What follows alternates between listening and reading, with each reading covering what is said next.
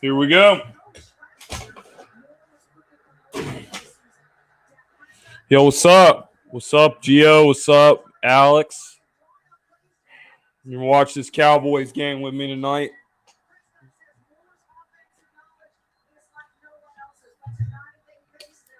Looks like they're just talking about the fucking game right now.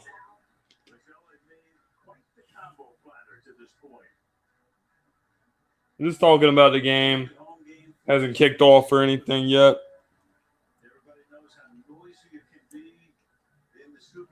Saints are gonna kick off. So looks like Cowboys will get the ball to start this game. Tony Pollard is back to return this kickoff. So how you guys doing tonight, man? Yeah, all the announcers picked Dallas to win, so maybe, I don't know, maybe that's going to motivate the Saints to get something done tonight. But we'll see, guys. We'll really see.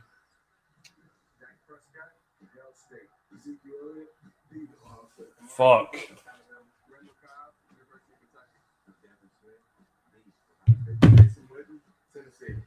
This Cowboys team is pretty good, man. I'm not going to lie, but Saints Stadium is so hard to play in because not only because it's a dome, it's so loud in there. There's just something weird about playing in these domes that makes it harder to play in than your average stadium. So Dak he completes a pass to Cooper. I don't know who that was. We watching 7 hours of Red Zone. Well, let me see. What did I watch today? I watched the Patriots and the Bills. That was the first game I watched. And then after that, I watched the Bears and the Vikings, and now I'm watching this game. I watched the ending of the Broncos game. The damn Broncos have one job. We really need them to beat Jacksonville so we don't have to deal with it makes it more difficult to get Ramsey if the team wins than, if they lose. So I don't know what the fuck's going to happen with that. So the Cowboys have a first down from the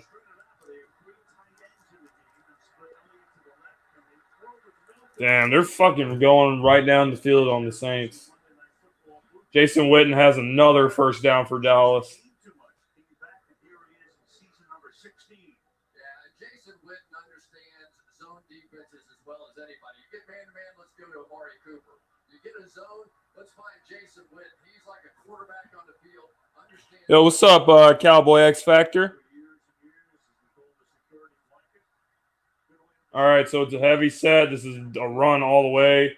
Zeke gets it, and he's tackled in the backfield. Saints are all over that play.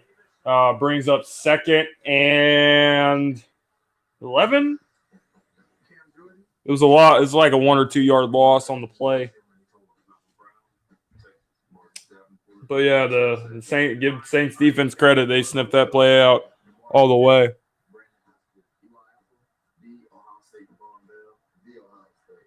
Yo, what's up, Cigar?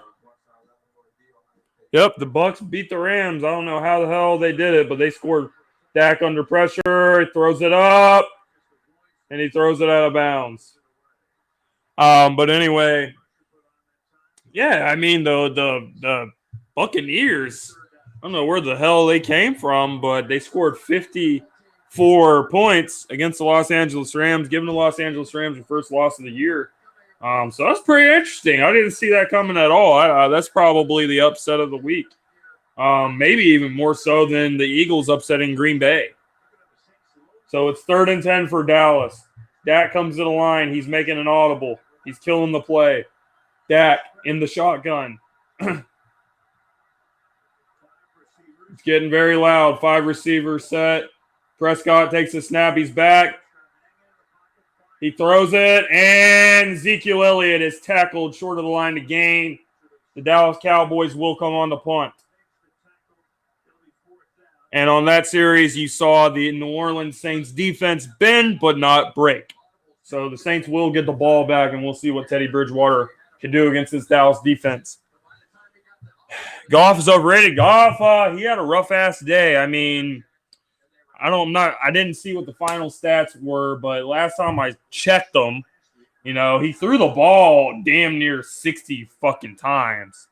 It seemed like he threw the ball like 60 times in that game. He threw 3 interceptions that I know of, unless he threw another one. Let's check that out real quick. Box score, Winston. Damn. Jared Goff almost threw the ball 70 times. 45 of 68, 517 yards, 2 touchdowns, 3 interceptions. So, yeah, that was pretty rough. They were behind. The reason why they threw the ball that much, they were behind the whole damn game. I mean, the Tampa Bay Buccaneers jumped out to like a 21-0 lead. Next thing you know, it gets late in the game. It's 45-27 with about 10 minutes left, and the Rams are able to score a touchdown and cut it like an 11-point game. And then Jameis Winston gets the ball back, and he throws a pick six, and it's a 5-point game after the Rams missed like an extra point or something. So the Buccaneers almost fucked it up, but the Rams defense was so putrid today that, they found a way to score over 55 points on the Rams defense. So impressive win for Tampa Bay Buccaneers. They're pretty much leading the NFC South. I think that's the case because I'm not sure if Atlanta lost today anyway, so I believe they're in last place. Carolina is 2-2, but they're 0-1 in the division, and I believe Tampa is 1-0 in the division because they beat the Carolina Panthers. The Saints and Falcons have not played any NFC South teams yet that I know of. So by default, I believe the Buccaneers are in first place, and who knows? I mean, with the Saints, with Teddy Bridgewater, Falcons not looking good. It's up to them and the Carolina Panthers to really decide who's going to take that division. So it looks pretty interesting to me anyway. Philly Ace, what's up, my man? What's up, Pro Gamer? What's up, everybody that's now coming into the chat? Appreciate you guys hanging with me tonight. We're watching the game, but we're just talking a little bit about what happened around the NFL today. Lions and Chiefs was a very close game. I did see that. I saw there was a touchdown that got called an incomplete pass, and I think later on that came back to haunt the Detroit Lions. So it was a very bad call that costed them. And here comes Alvin Kamara. Oh, that's not Alvin Kamara. That's Latavius Murray. What a shocker there. I mean, my first inclination when a running back catches the ball out of the backfield for the Saints is Alvin Kamara.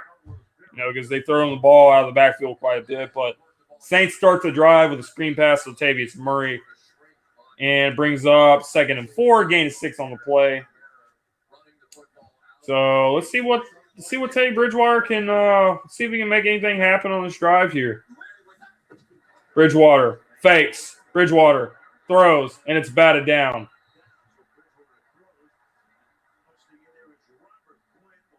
Robert Quinn got right in there to bat the ball down. So this brings up 3rd and 4 for the New Orleans Saints. What up, Tymir? Bengals versus Steelers tomorrow night. Yep, battle of the 2 0-3 teams. Probably not going to watch the game because that game there's no point in me watching that game at all. Really don't care about it. I don't have any Bengals or Steelers on my fantasy team. I just don't have any dogs in the fight. It looks like there is a false start against the Saints. Yep. So the Saints will back up 5, and it'll be 3rd and 9 for the Saints. We'll see if Teddy Bridgewater can find Michael Thomas on this play. It's probably who's going to be looking for. Maybe Jared Cook. He's also reliable.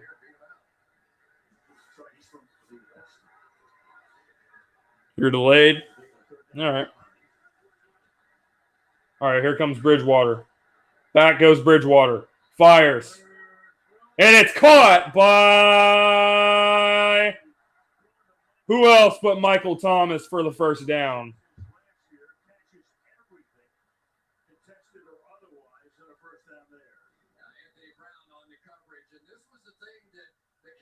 It was a good route by Michael Thomas. Yep. Great catch, too. Really a good throw as well. I mean, Teddy, you got to give credit to Teddy Bridgewater. He really trusted trusted Michael Thomas just to make that play.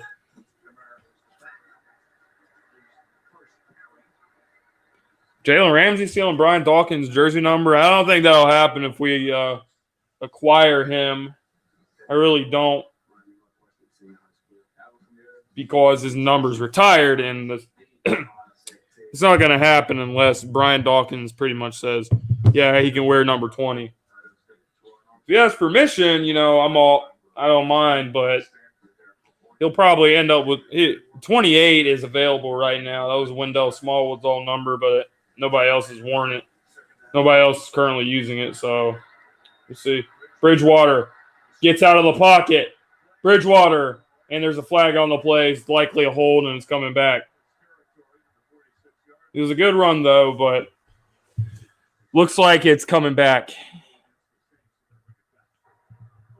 Better still Ronald Darby's number. Yep, it is a hold, and it will come back. What am I willing to give up for Ramsey? I don't give a damn what they want. What do they want? I'll tell you what I'm not willing to give up for Ramsey. I'm not willing to give up Zach Ertz or Fletcher Cox or one of our valuable star players on our team. All right? But if they want a young player with some upside like a Sidney Jones, he's had his rough patches this year, but he's also had some good moments this year. So I would be all right with giving him up and, some draft picks. Two firsts and Sidney Jones, or 2 firsts and a third, 2 firsts and a second. It just depends on what we got to do to get this done. And I actually do have an update on that, so I'm gonna go ahead and read you guys what I found out about the Jalen Ramsey situation. All right, this is what I found out earlier today. So an NFC team upped their offer, and it was 2 first-rounders in addition to a mid-round pick swap. Oh, intercepted. Right through his hands, and right through the receiver's hands, and the defensive back was just there at the right time. Give him credit for that, though. But anyway, the Eagles, we don't know for a fact that it's the Eagles, but I'm pretty confident that we were this team that did this. So an NFC team offered 2 firsts and a mid-round pick swap. So probably a swap of fourths, probably switch fourths, and the Jags get 2 firsts. But the Jaguars declined that trade. But what I will say is the Eagles probably made that offer, and that's a good sign because that means the Eagles are actually, they're willing to keep pushing for Ramsey. So we'll see if the Eagles continue to try to pry Ramsey out of the Jaguars' hands. this week. I'm looking tomorrow and Tuesday mainly to see what happens. I mean, even if it's not Ramsey, the Denver Broncos lost to the Jaguars today. We really needed the Jags to win. I mean, we really needed the Broncos to win, so the Jags would fall to 1-3 on the year. But hey, I mean, if Broncos are 0-4, hey, if Chris Harris Jr. is available, he's 30 years old. I really think he can still play at a very high level. I think he's still play at a Pro Bowl level at the corner position. I would be okay with, giving up a mid-round pick for him. I think we can get Chris Harris Jr. for a fourth-round pick or something. So that's something to keep our eyes on. And there's these corners on bad teams. The Eagles only have 3 corners on their roster currently, so we'll have to see what the Eagles are going to do this week to get more help at the corner position. Yep, the Vikings. I was watching that damn game, as a matter of fact. I was telling people, man, I didn't talk a lot about it, but started today. I watched the Pats game, the New England Patriots and the Buffalo Bills. Really, the Patriots only won that game because there was a blocked punt. The Bills' defense pretty much shut Tom Brady down, shut the whole offense down for New England. But their offense couldn't score, and who else but fucking Matt Barkley had to come in for Josh Allen, who left the game with a head injury. Then I watched that Vikings game, and, Kirk Cousins couldn't do a damn thing. I mean, they got yards in garbage time, and I think they got a field goal or something. So they lost 16-6. But at one point in the game, the Minnesota Vikings only had like 55 total yards. Trying to see. Yeah. At one point in the game, they only had like 53 total yards, but they ended up with like 182 yards passing, 40 yards rushing. So they had 222 total yards, which is not that many in a league where the league is catered for the offenses. But Kirk Cousins looks like fucking vintage Kirk Cousins fumbling the ball. I was thinking Minnesota was a pretty good team that we got to deal with in a couple weeks. We play the Jets at home, and then we go to Minnesota. But if any indication what happened in this game is how you stopped the Minnesota Vikings offense, then I think we got a pretty good chance to go in there and get a nice win. Dak Prescott takes off, and he slides. And there's a flag on the play because somebody barely touched Dak Prescott's fucking knees. Can't just let guys play football anymore. Stupid fucking call. Anyway, I think we can go into Minnesota and win that game. Just slow down Dalvin Cook.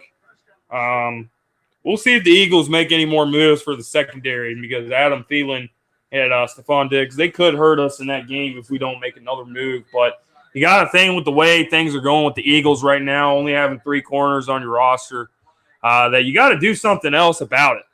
You can't just stand pat with 3 guys on your roster because what are you going to do when a guy, or if God forbid someone get hurt. I don't want Rasul Douglas to get hurt. I don't want Craig James to get hurt. I don't want Orlando Scandrick to get hurt. But one of these guys gets hurt, you're down to 2 corners. God forbid 2 guys get hurt. You got 1 corner on your roster, and you're forced to have Malcolm Jenkins move from safety to corner, and that's just bad. That's just bad. And Avonte Maddox, he's got a concussion. He's got a neck injury. No telling when he's going to be back. Cravon LeBlanc and Jalen Mills not expected to come back to the field until week 8 at the latest. So are you really going to sit pat? Damn it. Jason Witten gets another damn first down, but how can you be okay with just having 3 corners on your roster? It's too risky if someone gets hurt again, which is very likely, as we've seen this season, as we saw last season. So I got to think the Eagles are going to try to do whatever the hell they can do to get Jalen Ramsey. And if they can't do it, they can't get Ramsey.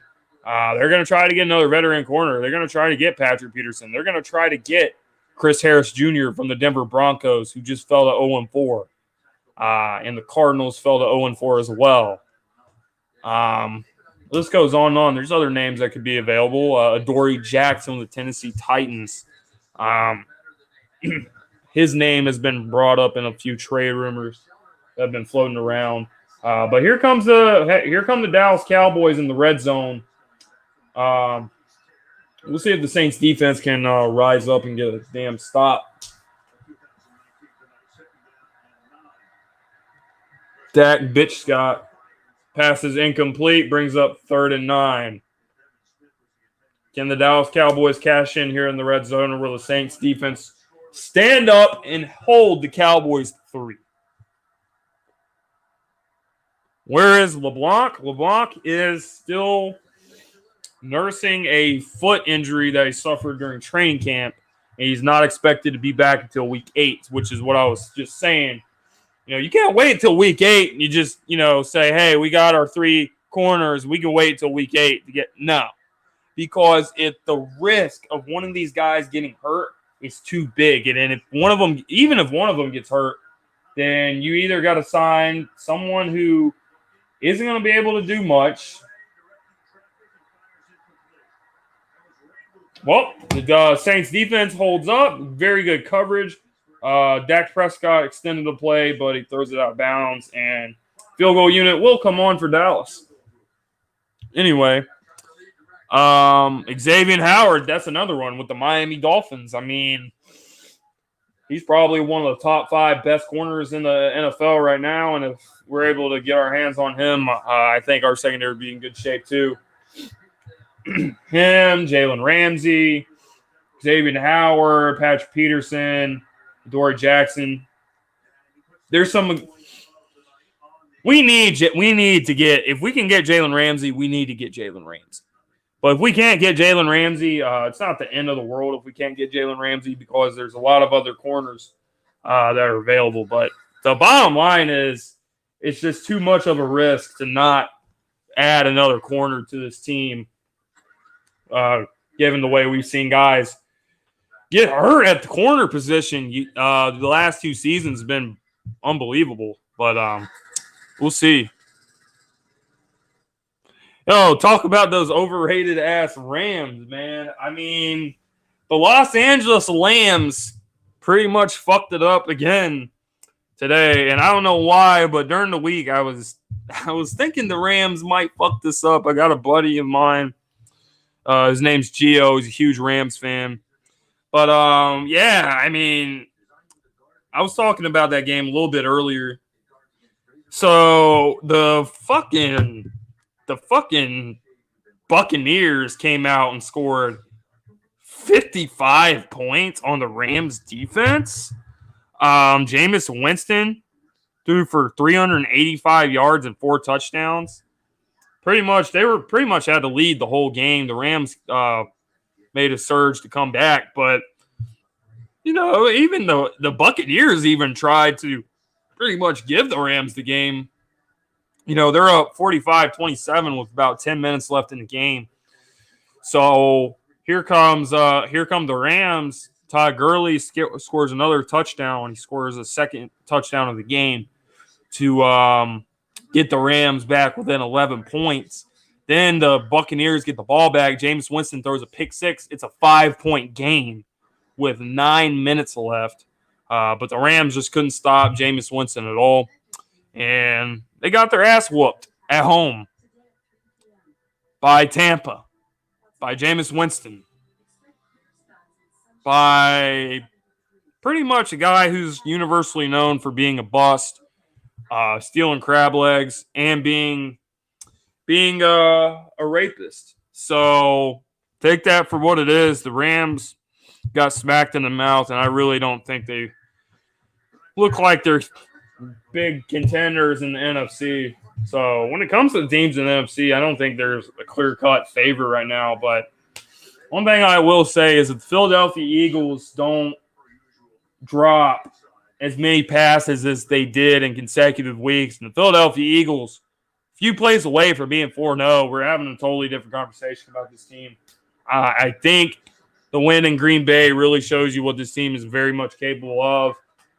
Really, Carson Wentz, I'm not going to give Carson Wentz too much of a hard time for that game on Thursday, but he missed a throw to Alshon Jeffrey after the Eagles defense stood up and stopped Green Bay. 4 straight passes on the goal line, stopped Aaron Rodgers. Really, Jordan Howard had some big runs after that, but he just misses Alshon Jeffrey. If he doesn't miss Alshon Jeffrey, this throw he makes 9 times out of 10. This Eagles offense could have put up 40 points on a Green Bay Packers defense who's averaging, pretty much 12 points a game going into this game. So that just tells me the Eagles run the football. They keep getting the ball to Miles Sanders. We can talk all night about Jordan Howard, but Miles Sanders, you got to give him some credit too. Had some big time runs, had a 30-yard run, really showed off some explosiveness, had a big kickoff return as well. Really good at catching the ball out of the backfield too. But you get Miles Sanders the ball and you get Jordan Howard the ball and you keep establishing this run game. You got speed with Miles Sanders, explosiveness, and then you got power with Jordan Howard. So it's a perfect balance there in the Eagles' backfield. You continue to run the ball. If you get Deshaun Jackson back on the outside to bring that speed and really make these defensive backs play honest. You got your 2 tight ends in the middle. You got Ertz and Goddard attacking the seams. You got Alshon Jeffrey attacking the intermediate stuff, 50-50 ball monster, makes all the tough catches. Made a lot of tough catches for us in that game against the Green Bay Packers. He wasn't 100%. He clearly wasn't. You could tell that he wasn't. But nonetheless, Alshon Jeffrey, he made some good catches for us in that game, and that's pretty much what he brings to the table. And then you got Nelson Aguilar in the slot, and when he doesn't have the pressure on him to be the best receiver on the team, which was the case for 2 weeks, he can play pretty well. So looking at this Eagles offense, they can commit to the run game. Teams are going to have a very, very difficult time slowing them down. Alvin Kamara explodes through the hole and gets a big gain, and it's the Saints' first down, and the Saints are in business. So that's pretty much what I think about that game.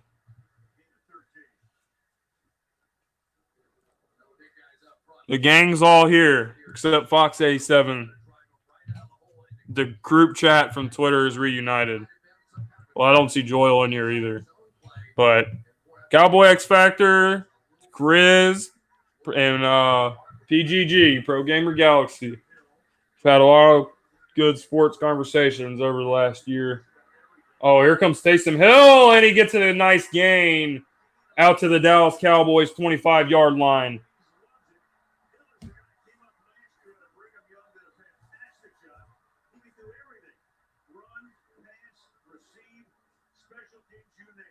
Taysom Hill still fucking sucks. He's supposed to be the Saints quarterback of the future. But he's still fucking trash, but at least he has some athleticism, and he's good for something. He's like a Walmart. I don't know what the fuck you would call him. I've never seen a quarterback used as a gadget like that. I was going to say a Walmart Tim Tebow.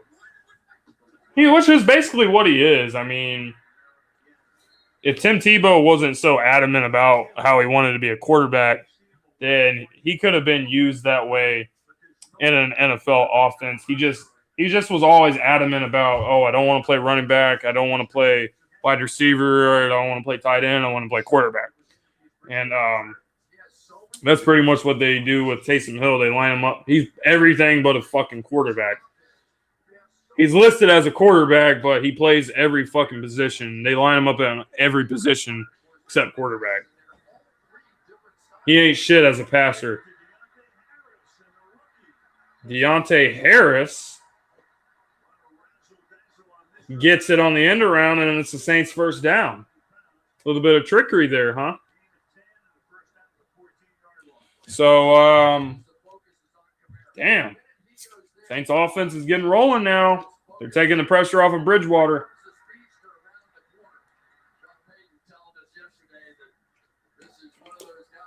The Saints are able to win this game somehow. It's going to be huge for the Eagles. The Eagles, we get the Jets next Sunday off of an 11-day rest, possibly getting Deshaun Jackson back for that game. Meanwhile, Green Bay, who's coming off their first loss of the season, is going into Dallas. And Aaron Rodgers is all too familiar with Jerry World. You know, he's made a lot of big plays in Jerry World. So Saints are able to get a big upset win here. The Eagles could be tied with Dallas by next Sunday with a 3-2 record in the NFC East. You know, it really could happen. And then the Eagles have some other games you got to win, though, before going into Dallas. You got the Jets. You got to go to Minnesota and get a win there, and then you go to Dallas and then Buffalo. So you got 3 road games in a row against some good football teams. So, yeah, I think the Eagles are going to find their stride. And if the Saints are able to win this game, it'll make our job a lot easier to win the NFC East. But if they don't, it's not the end of the world.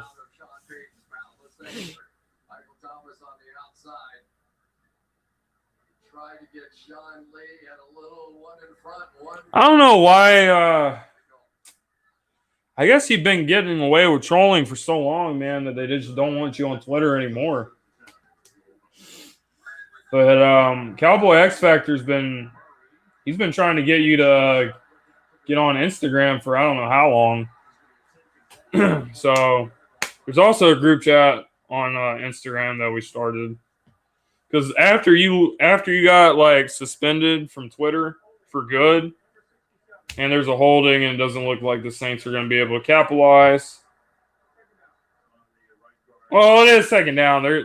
They could punch it in somehow, but yeah. But back to what I was saying, you know, the Twitter chat pretty much went to shit after you left. Because nobody laughed at all the jokes and the memes and shit that I sent. Like, I made a damn post on my posted a video about I've been giving Gangrene David a lot of shit lately since we're playing the Jets. And he keeps saying, you know, how, oh, well, you know, Philly Jim, that Sam Darnold's going to be pretty motivated going into this game. You know, this is his first game back from mono. And I'm like, why the fuck would he? First of all, why does he have to be motivated coming back from an injury he got from kissing a nasty-ass bitch who God knows where her fucking mouth's been. I mean, God knows where what kind of shit's been in her mouth, you know? But he's that's where you get motivation from. I've just been giving him all sorts of shit for it, so I posted a damn video.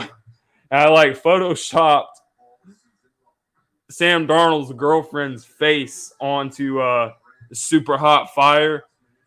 He was this guy who got famous on YouTube because he's like, oh, I'm not a rapper. And he's like, I'm about to end this man's whole career. And it's like Sam Darnold's girlfriend's face is on there. And it's like, this is how Sam Darnold's girlfriend was because she wanted him to pay more attention to her instead of pay attention to being an NFL quarterback.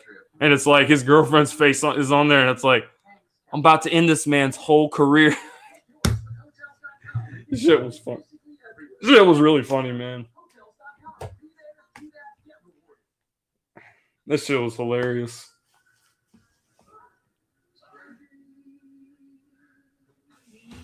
I'm about to end this man's whole career. This shit was so funny.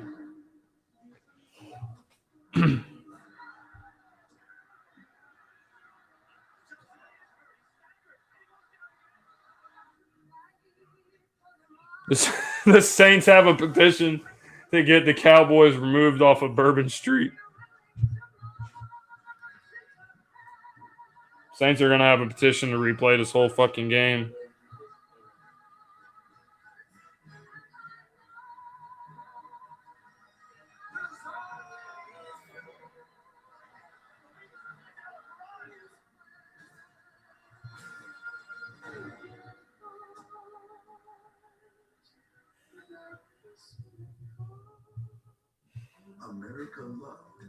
Jesus. The Broncos fucked us over, though, man. They really needed to win that game for us. We might still get them, though. We might. It depends. Jaguars can stop being fucking assholes about it. He doesn't want to play for him, man. Just let him go. He's not going to re-sign with you. He doesn't want to be there in Jacksonville. Get some draft picks. You need more picks. You need to build your team more in the draft. So, fuck the Jaguars. I mean, shit. We fucking gave you guys Nick Foles, and this is the gratitude you guys showed to us. Dumbass Jaguars. If you are addicted to the game of football, the study itself becomes really significant in this post-money. Fucking Chris Collinsworth, man. I hate the sound of this guy's voice. Ramsey motivated the Jags. Well, Ramsey has extra motivation, blah, blah, blah. By the way, if you guys haven't subscribed yet, please hit that sub button. On the road to 1K. I'm almost there. Subscribe to Joey Shake 72. That is my boy. Great Eagles video maker. We do our preview shows every Wednesday for the Eagles. This week we're having a special guest on Wednesday night on my channel. Guy I was talking about earlier, Gangrene David, Jets fan. He's going to be on to give his Jets perspective on the game. And over on Joey's channel, we have the post game immediately following the games. Every week, so make sure you guys are there for those as well. Just want to put that out there while we got a quick pause, and we got a 3-3 ball game right now. Just shut the fuck up, Crit. Ugh. Guys, I fucking hate Chris Collinsworth with a passion, and Joe Buck. Yeah. I was about to run through a fucking wall. I was about to slam my head in a fucking door because I just can't fuck. Joe Buck sucks the life out of me when I'm watching a football game. Chris Collinsworth is just so fucking annoying. Like, his voice is just, and the shit he says is just, ugh.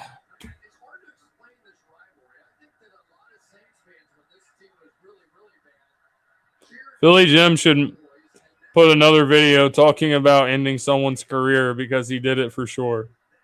Yep, we all know what X is talking about. He's talking about ranting Philly fan, a.k.a. Mr. It's time for y'all to get destroyed. I'm going to destroy you. I'm going to be honest with you guys. All right? Me and Joey were trolling. We were just joking around with him. We went to his chat and we were like, hey, Mike Scott is a Philly legend and don't you forget about it. And blah, blah, blah. And Joey was like, dude, stop getting mad and acting like EDP. Then he fucking lost his mind. We were just fucking with him. It wasn't anything like that serious. We were just joking around with him. He goes and makes videos about us and he's like, oh, I'm going to kill you. I'm going to break your neck. Hope your mom gets molested, blah, blah, blah, blah, blah. And then he comes back And then I took the trolling a step further, and I made like a Mike Scott highlight video. And in the beginning, I had like all the clips of like RPF getting mad about Mike Scott. And he's like, if you guys want to fight, you're going to get a fight. I'm going to win this fight. So I made the Mike Scott video, and Joey also made a video about him. Oh, shit. Number 11, whoever the hell that is for the Saints, has made a big play. But anyway, after we put those 2 videos out, he pretty much didn't make them. He pretty much hasn't made a video since then. So, in other words, I'm about to end this man's whole career. In other words, I ended this man's whole career with the help of Joe Shakes. We ended this man's whole career. Done. Haven't heard from him since. He also said he was going to break my neck because I exposed him for being a Philadelphia 76ers hater. And my neck, as you guys can see, is fully functioning, and it is not broken. Also, he said it was time for us to get destroyed 2 weeks ago. As you guys can see, I'm still not destroyed. Joey Shakes is still not destroyed. We're not destroyed. So, still waiting on that destruction. Hasn't happened yet. So, we're good. Protect the girl of your dreams.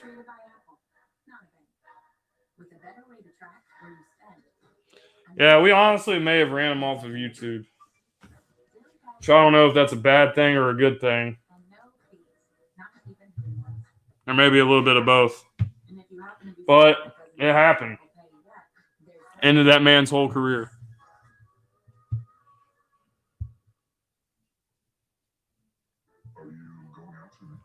Oh, yeah. That was when Grizz took a few days off. He didn't know what the hell was going on. But, it's whatever, man. It's like, why does he get mad over shit like that? Like, we're just fucking with him. He doesn't know when people are joking. And if you tell him, like, you're just joking, he's like, why would you joke with me? I'm an Eagles fan, blah, blah, blah. So? And it's like, you can come to our live chats and you can put all kinds of stupid shit in our chats. All kinds of, like, depressing bullshit that no one wants to hear about, you know? And bring it into our chats and shit. All right? But we can't, like, go in here and fuck and just, you know, fuck around just to fuck with you. Just to have a little laugh. I mean, you do shit that we don't like. We do shit you don't like. Don't be a fucking pussy about it. He was a pussy about it. We roasted him. Made 2 videos. Done. Career over. Never heard from him again. Oh, screen. Damn, all they do with Teddy Bridgewater is throw fucking screen passes. Dallas should have known that coming into this damn game. Teddy Bridgewater ain't gonna beat you with his arm and shit. This is what they're gonna do. Quick pass, quick pass, quick pass, screen, quick pass, and try to run the ball as much as possible. And that's their game plan. It's pretty easy. All right? They're trying to make it easy for Bridgewater, but this vaunted Dallas Cowboys defense apparently doesn't know what the fuck they're doing. Shit, the New Orleans Saints actually could have the lead if it wasn't for, like, a dropped pass. Went through the hands of Teddy Bridgewater's receiver, got picked off right in Saints territory. So it set up Dallas with an easy opportunity to get some points. And there's a fucking hold, 10-yard penalty, so that play's coming back.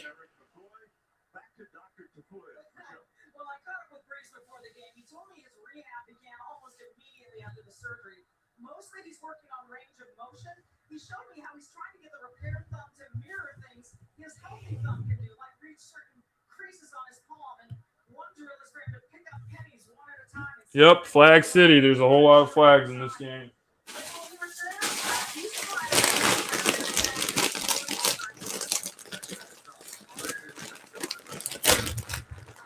Bridgewater back. Bridgewater out to the flat to Michael Thomas for a gain of 5 or 6, maybe. Brings up second down.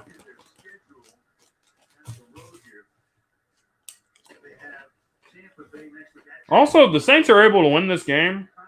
Game 7. Saints are able to win this game. If Teddy can just win them a few games, they're definitely going to have a chance to win the NFC South because the NFC South is really not that damn good at all. I mean, you got the Panthers and the Bucs and Falcons are. We should feel embarrassed for losing to that fucking team because they're horrible, man. They look like one of the worst teams in the NFL. They got their ass whooped by Tennessee at home. And Michael Thomas is making his presence known, makes a catch for another first down.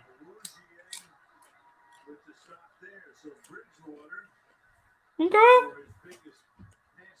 All right. Gain of 21 on the play.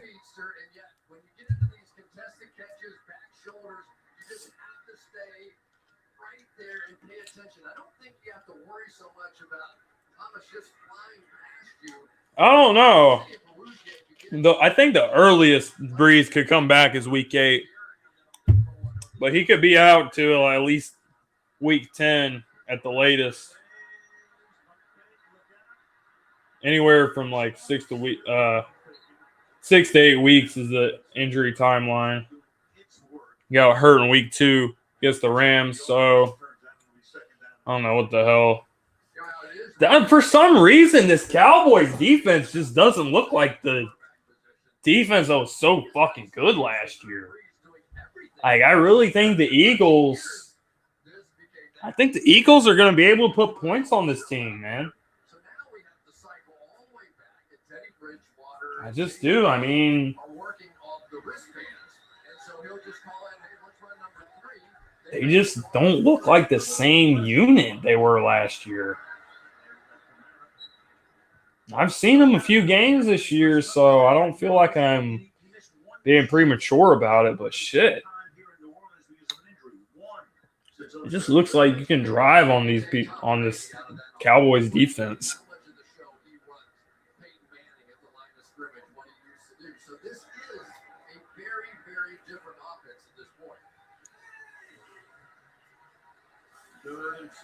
Third and 7 for the Saints.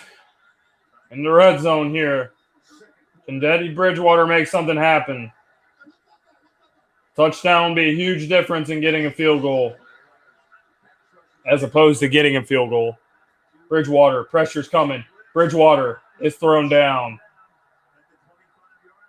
It's a sack. And the field goal unit will come back out for the Saints. The Saints got to do something about this whole not being able to.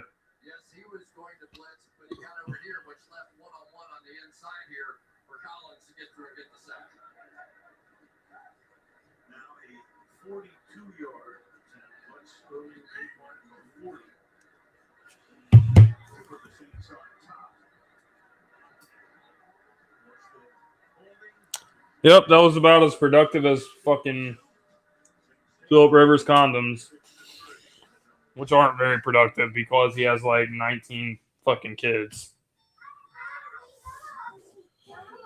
Ugh.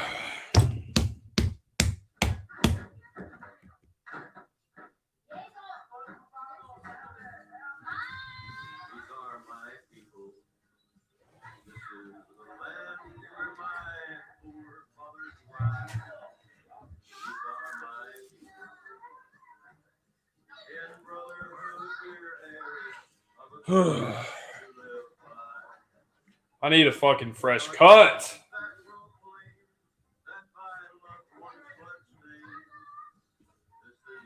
Might go get one pretty soon.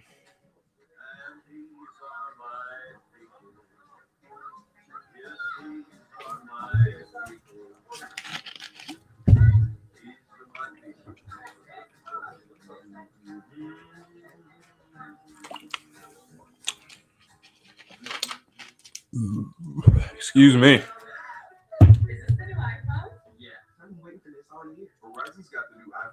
Seems pretty fucking racist to me. They protect They protect Drew Brees.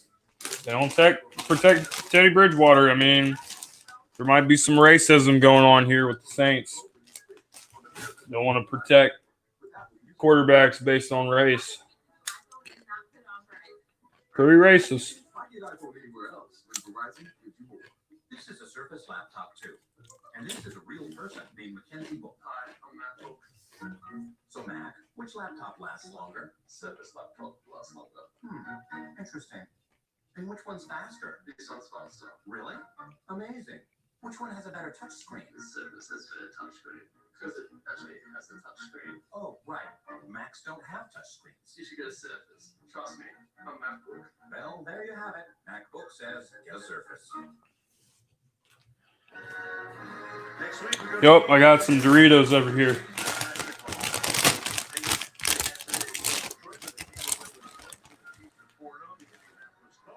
Not bad.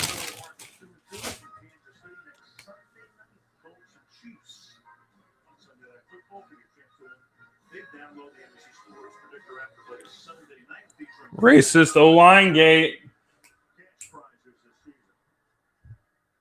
Pretty fucking racist. What the fuck, Teddy? You got to get a touchdown there, man. All right, here comes the Saints. They're going to kick off again.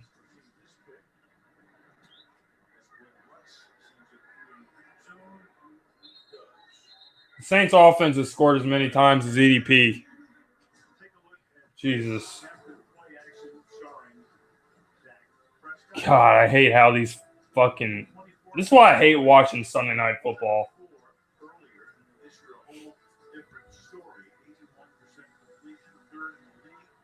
Ugh, hate listening to this shit.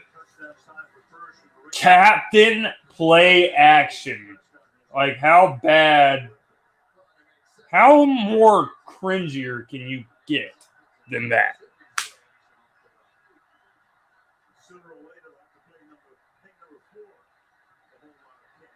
They haven't drank a Coke since 2013, huh? Damn, Zeke is getting... Damn, Zeke has an ugly-ass face mask on. I don't know what the fuck that is. But anyway, Zeke is not really doing that much.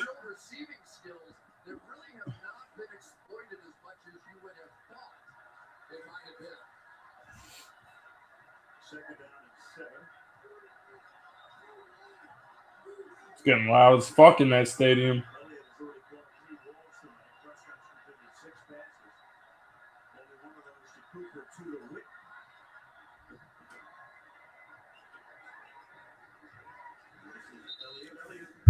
Not sure how many yards rushing he has so far. Haven't really been fucking writing it down, but it's 3rd and 4 for the Cowboys. Damn, Zeke has 7 carries for 18 yards. Shit. I got to give this Saints defense credit, man. They're playing better than I expected.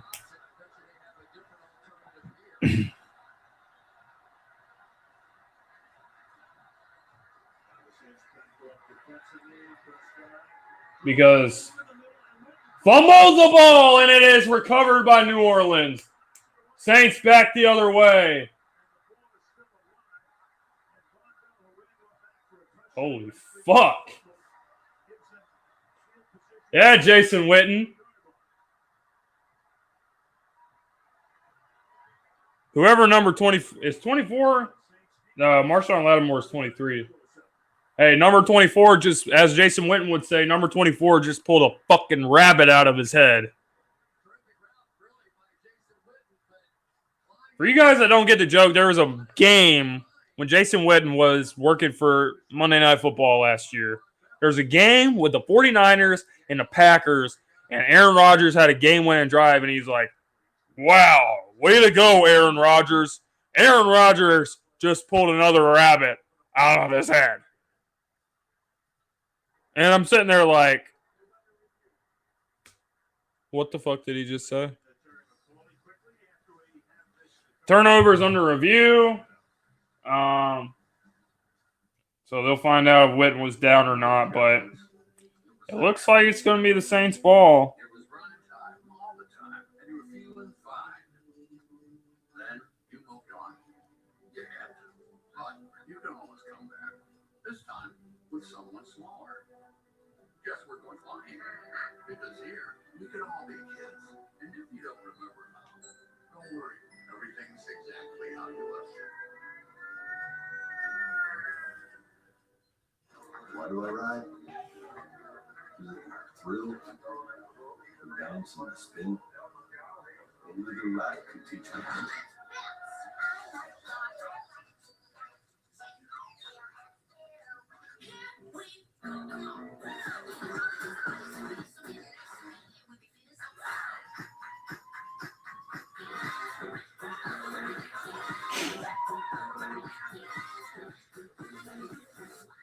There's a company that's talked to even more real people than me. JD Power, 448,134 to be exact. They answered 410 questions in 8 categories about quality. They actually are demanding for him to get to retire. Except for Cowboy X Factor, he's probably not. So I've never seen him do that. But generally, yeah. Your great grandmother faster than Witten Sparks? Hey, brother, I don't put it past you. Jason Witten is slow as shit. Number 24 just said, give me that. Punched that shit out, scooped it up, and ran back the other way. See if Teddy Bridgewater can fucking finally capitalize and actually score. Teddy Bridgewater is pretty much scoring as much as damn EDP tonight, which is not scoring at all.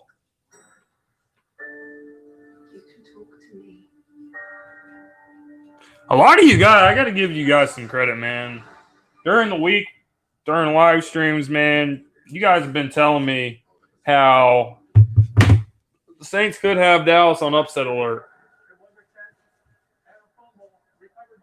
Oh, that ball is definitely out. Yeah. Oh, shit, he's down by contact, though, so the run back doesn't count. All right.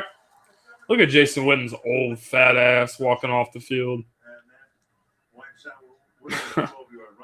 Get your old ass off the field, Jason. Bitch ass. Come on, Teddy. Let's do it, baby. Let's go, baby.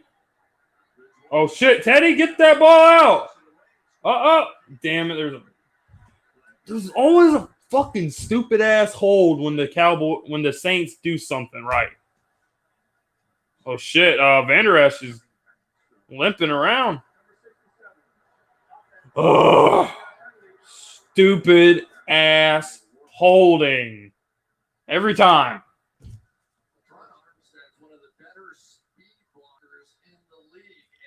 Knowing Jerry Jones, he's probably sending fucking cash to the refs. Yep. That should have been a fucking... With the way roughing the passers are called today, you would think Cowboys would have got called for that shit. But no. Come on, Ted.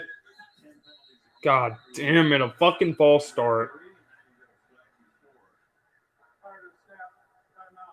Oh, timeout.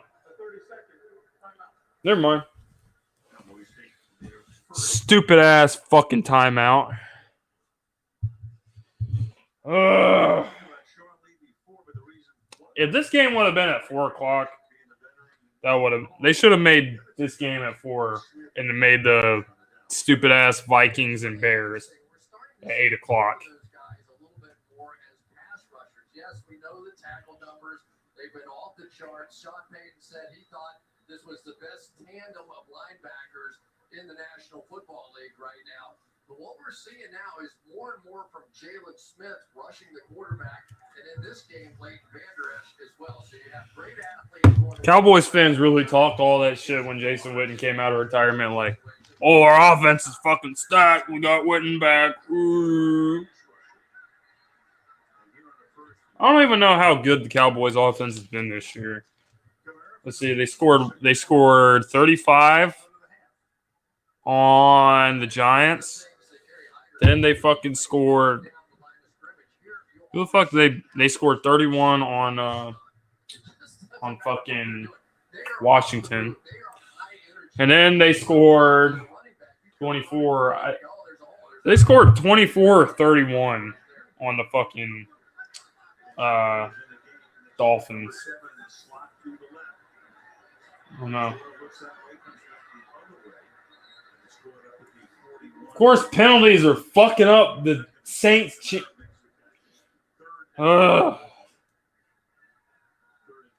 Penalties are fucking this up for the Saints, man.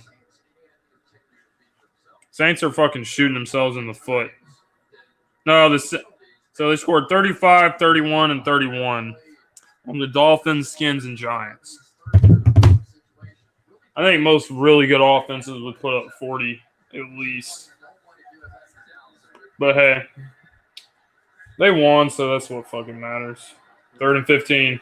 Bridgewater. Why are you throwing it behind the fucking sticks so much?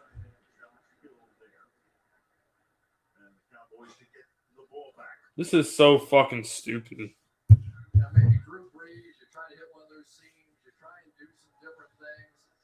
But I think that right now, you're sitting there, the New Orleans Saints, you're up 6. This play calling is fucking dumb. This game was like last year, low scoring, becoming a bit of a field position kind of game at this point. That they have to eliminate some of these early down penalties. It's killing them on 3rd down. Final score last year 13-10. Yeah, that's more than the kick. They got Randall Cobb, the all-time Packers back there. Line drive wobbly to Cobb will bring it back from the 9. Back up to the 23-yard line. A mini scuffle ensues with 4.5 to go to the half. Still 6-3, man. This game fucking blows. More real people than me. J.D. Power, 448,134 to be exact. They answered 410 questions in 8 categories about vehicle quality.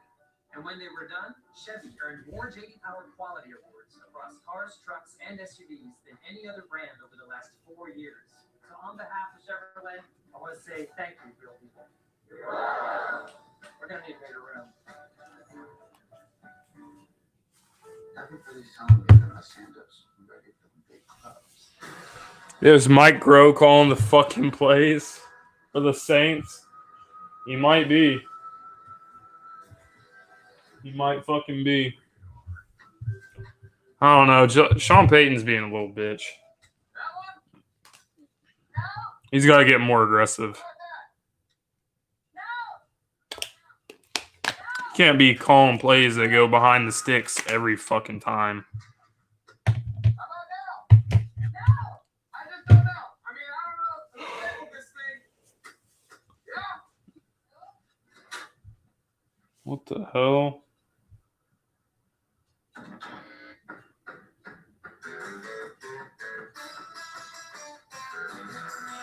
Marcus Lawrence ain't doing shit in this game, though. That man went missing ever since he got a contract extension.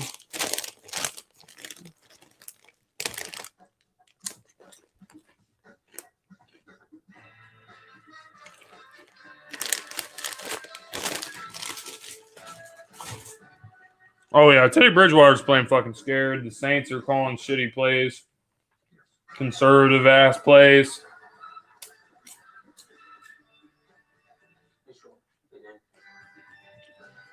They need to fucking do something, man. Yep. Marcus Lawrence has never sacked. He's never had a sack against the Eagles in his career. Lane Johnson fucking owns him.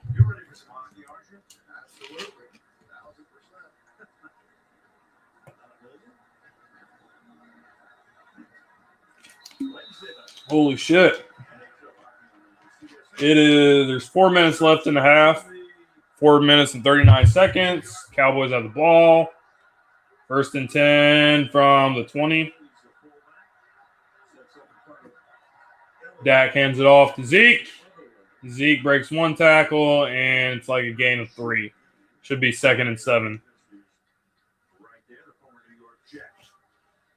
Good hustle out there by Malcolm Brown. Zeke is not getting that. The Saints are doing a good job shutting down the running. Like, there's lanes for Zeke to run through, but they're not open very long. It's like they open up, and then the Saints are like right in those gaps. Shotgun formation for Dallas. Fakes to Zeke. And gets it to Blake Jarwin for a gain of 8 or 9. 3rd and short.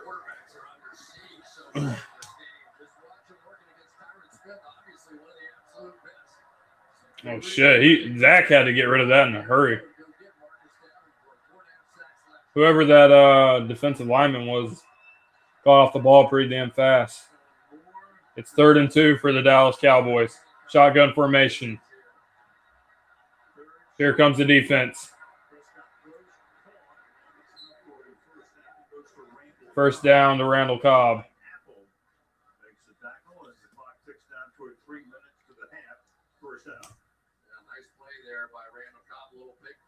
The Saints do get the ball, though, to start the second half, which is good.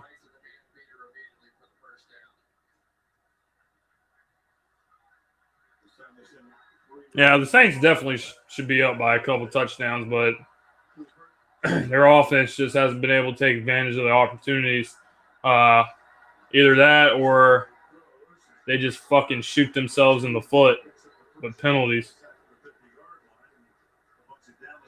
Amari fucking Cooper. Ha-ha! Get your ass back, Amari. Offensive pass interference. Back that ass up.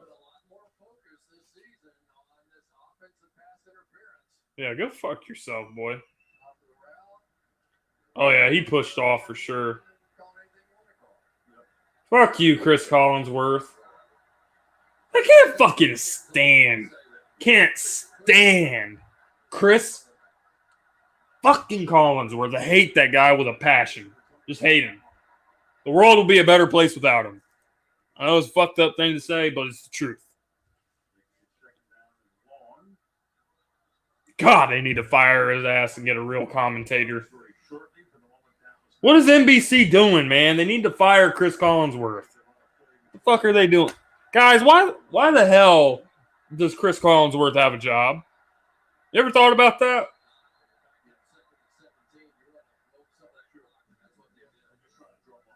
Faggots.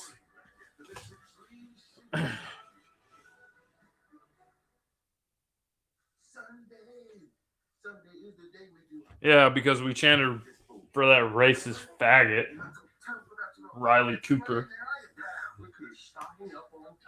Well, you know, gotta do laundry on football leg. Silent stuff, huh? It's Kevin, right? You know, that's not my name. Comedy is hard. Thanks a lot, old man. You're welcome. Supporting actor. Has been. Never was or will be.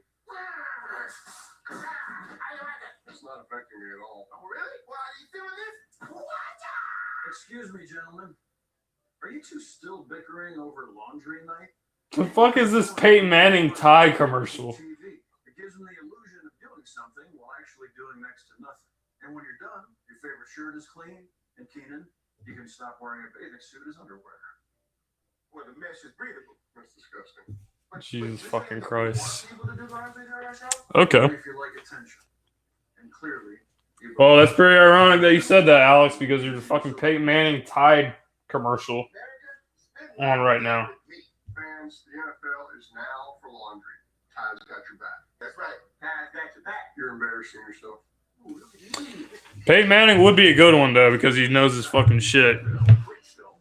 I always thought it'd be a hell of a fucking commentator.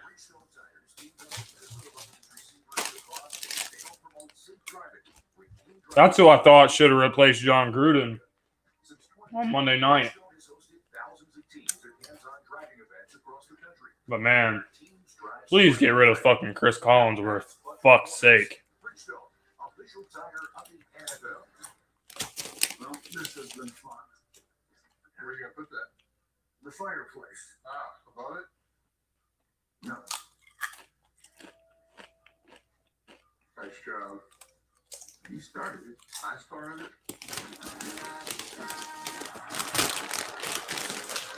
Yeah, Peyton Manning's good at making commercials. He's definitely pretty funny.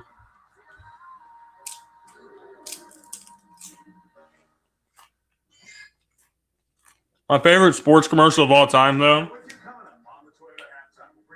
they did like a Foot Locker commercial with NBA players a few years ago. I forget what player it was, but somebody called Tim Duncan, and it was like, yo, Tim Duncan, the new Jordans came out, blah, blah, blah, blah, blah. And Tim Duncan is on the phone, and he goes, oh, wow. I just knocked over a plant in my house over excitement. And then he just grabs the plant, and he turns it over like this, and he puts it down. And I don't know why, but I thought it was so funny. He's like, oh, I knocked over a plant because I was so excited. Tim Duncan's hilarious, man. It seems like Spurs get, like, players that are quiet. Like Kawhi Leonard never talks. Duncan never fucking talked. But shit, that commercial was funny as hell, though. I just poured this plant over because I was so excited. Oh, yeah, Peyton Manning was one of the fucking best quarterbacks ever. He was a fucking stud. 3rd and 8 for Dallas. Can the Saints make something happen before halftime? We'll see. Protection's good. And he is short of the first down. Will Dallas go for it here?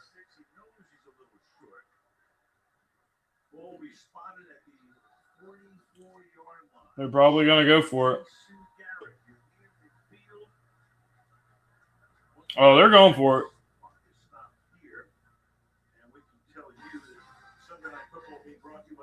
Well, shit. We'll see.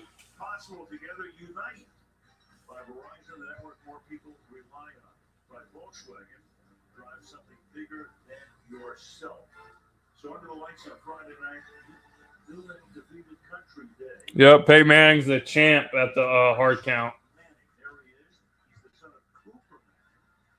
Oh, they're showing fucking Peyton Manning's son. Ooh.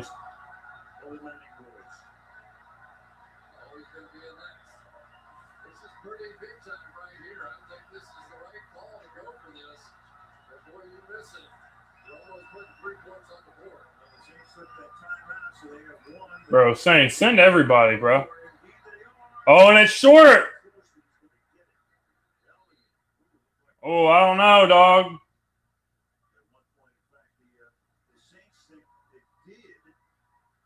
I don't know, dude.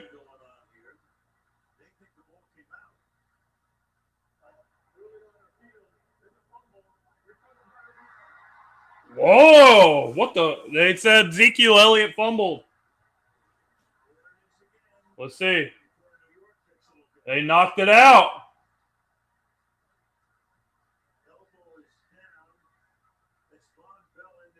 I don't know. I don't know.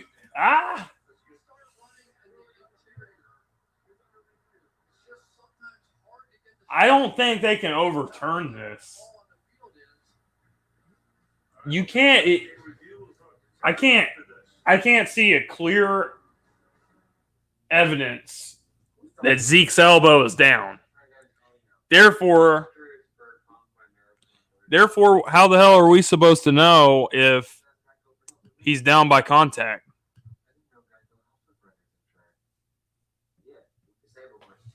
Oh, you have Zeke in fantasy?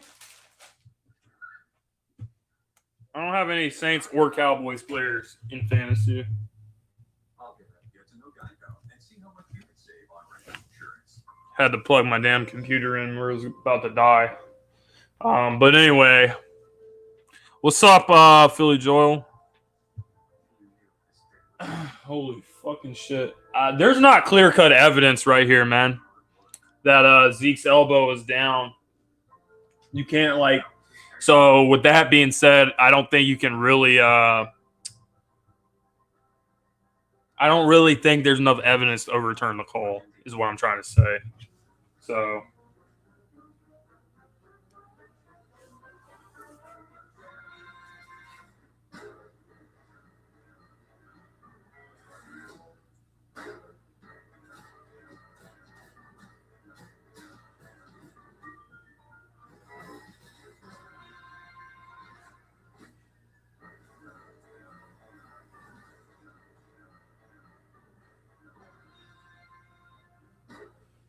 I should pull in not a part of cumin, the coriander, mix it in with that fresh lime juice and that cilantro, and it just brings out those flavors.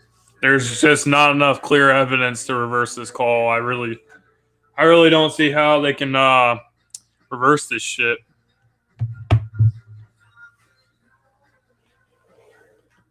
Philly Joyo!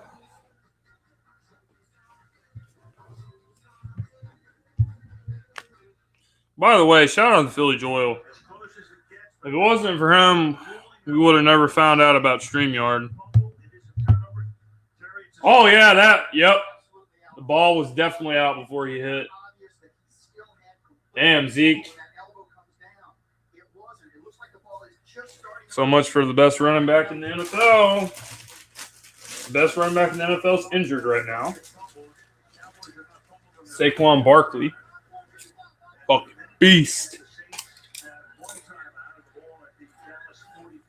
Jordan Howard wouldn't fumble like that.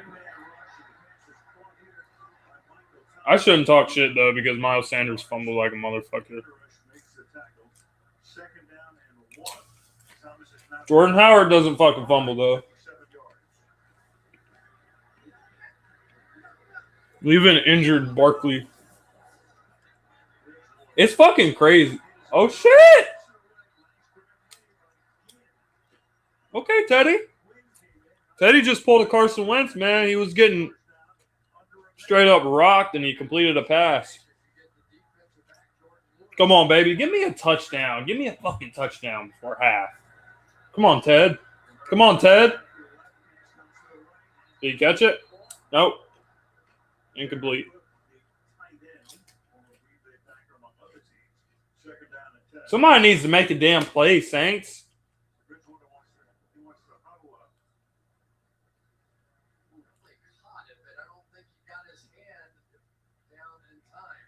But for the Cowboys, it's been a rough go. Two of their better players, right? Ezekiel Elliott and Jason Witten. Damn, Zeke's not doing that much in this game. I'm actually playing against Zeke in fantasy. So if this continues, I may pull off the upset. Oh, shit. Somebody needs to fucking help Teddy out, man. Get open, do something.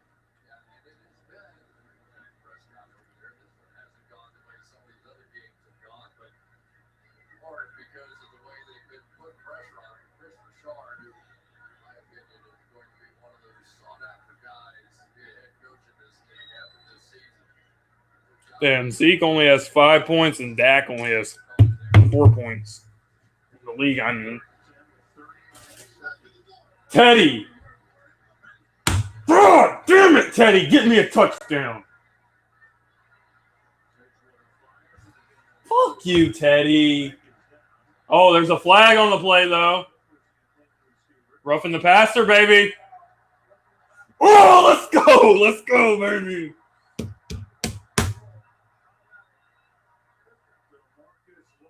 Fuck you, DeMarcus. That's what you get for being an asshole to that kid that was a Giants fan. Fucking ass wipe wouldn't sign an autograph. Yeah, boy. Oh, that's so fucking. He went right at his legs too. Fuck you, DeMarcus Lawrence. I can't wait to see Dwayne Johnson throw his ass in the turf. Here comes Teddy. Teddy, complete. Ted Ginn Jr. Damn, Ted Ginn Jr. is still playing. He's old as fuck.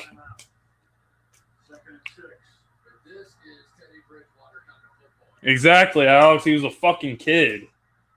Teddy, get their ass on the line, bro!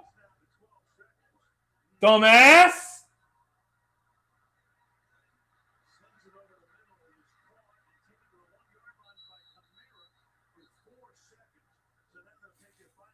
There's a fucking stupid flag on the play.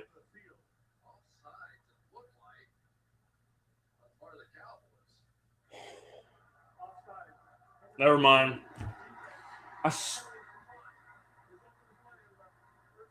Where's the ball at? Is the ball at the 1 yard line? Dumbass fucking Saints can't line up. I think Sean Payton's going for the touchdown. Teddy, I swear to fucking God, dude. I'm going to be pissed if you fuck this up, man. Because you can't get the goddamn team lined up. All right?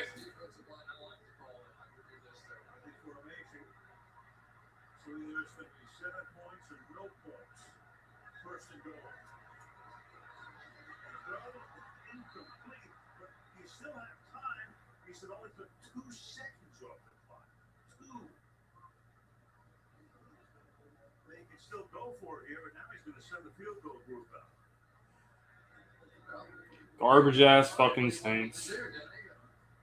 At least they get the ball to start the second half, though.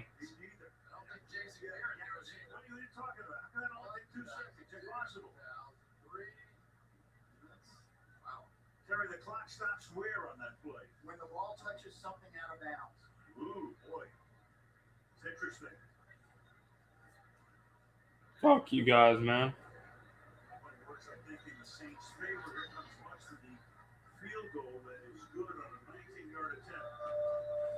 Let's go back with the clock. And again, as Terry just said, it stops when the ball hits something out of bounds. So you've got the clock with the 2-1. Just did it. All right. We come to halftime and we check in with Mike Tirico. So fucking dumb, Teddy Bridgewater. Can't get a goddamn offense lined up. So you waste time.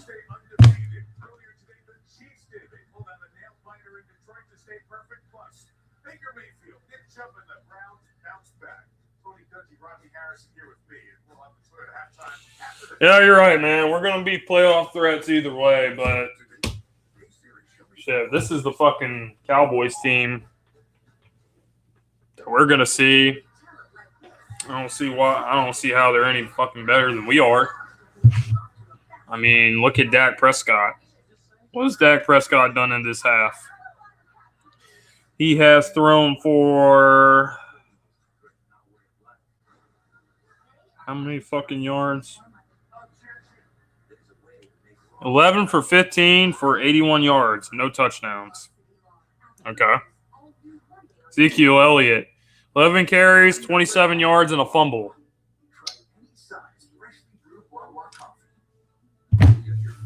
Not all that impressive, guys. Really not. Oh, shit. All right, let me read some of your guys' shit.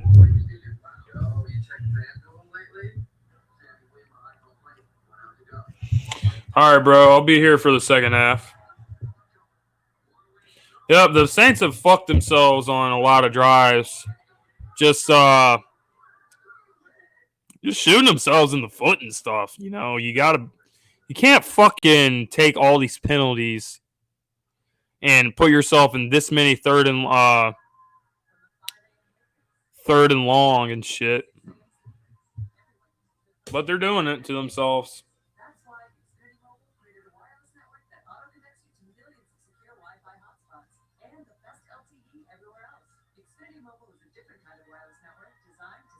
money. Save them $400 a year on your wireless bill. Plus, get $250 back when you buy a Sprint phone. Call the Google store today.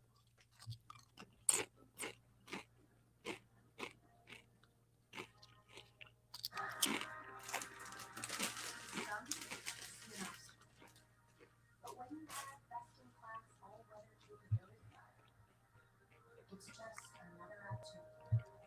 Jeep Cherokee. Hurry up to Jeep Adventure Days for a great deal. Right now, we'll call our WFCA lessees can use the 2019 Jeep Cherokee for $199 a month.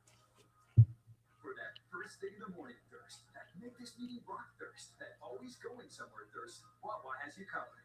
Hot, cold, fizzy, handcrafted.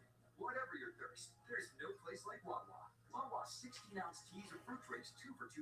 NBC 10, the official station of the Philadelphia Eagles. Channel on it. Fire for the anthem.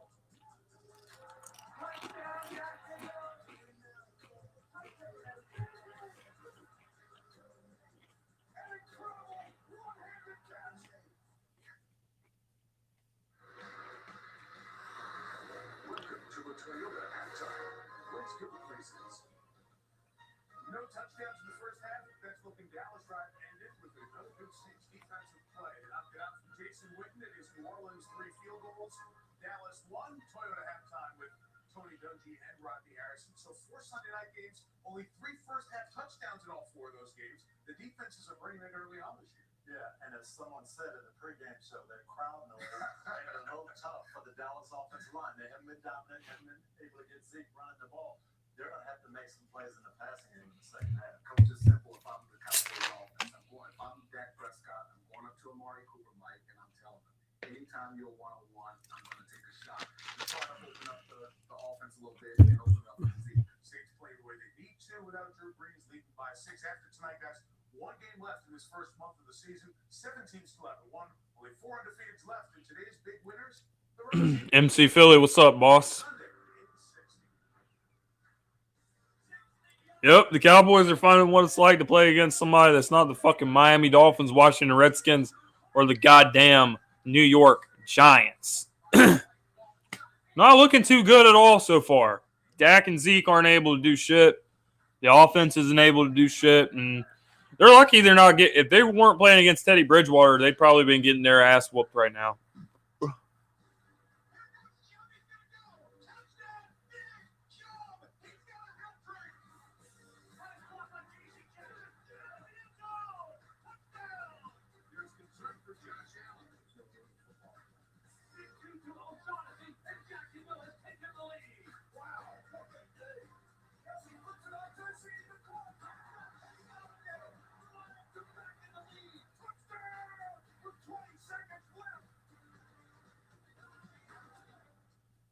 And we will see the Chiefs next Sunday night against Indianapolis. I want to go back to the Rams. Jared Goff threw 68 times, tied for 3rd most in league history.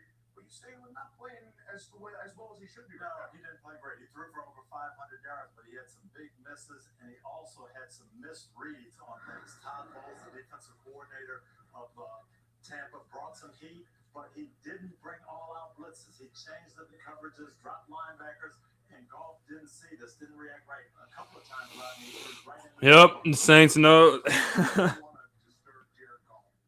This is what it's like. This is what it's like when you got to play somebody that's not the goddamn Miami Dolphins. So get used to it, boss. You got some tough teams you got to play. They got to play Green Bay coming off a loss next week. So Saints steal a win here. Trubisky landed on that left shoulder, and it is injured, and he was out for the rest of the game. He returned in the second half on the sidelines, wearing a sling on the injured left shoulder. After the game, Coach Matt Nagy said he thinks it's not season-ending, but he'll know more in the next 24 to 48 hours. If Trubisky can't go, the Chase Daniel show continues for the Chicago Bears. Bears go to London to play the Raiders, then have an off week. When we come back, speed is the subject of our Sunday Spotlight. But first, the game is on with Toyota's 2020 GR Super.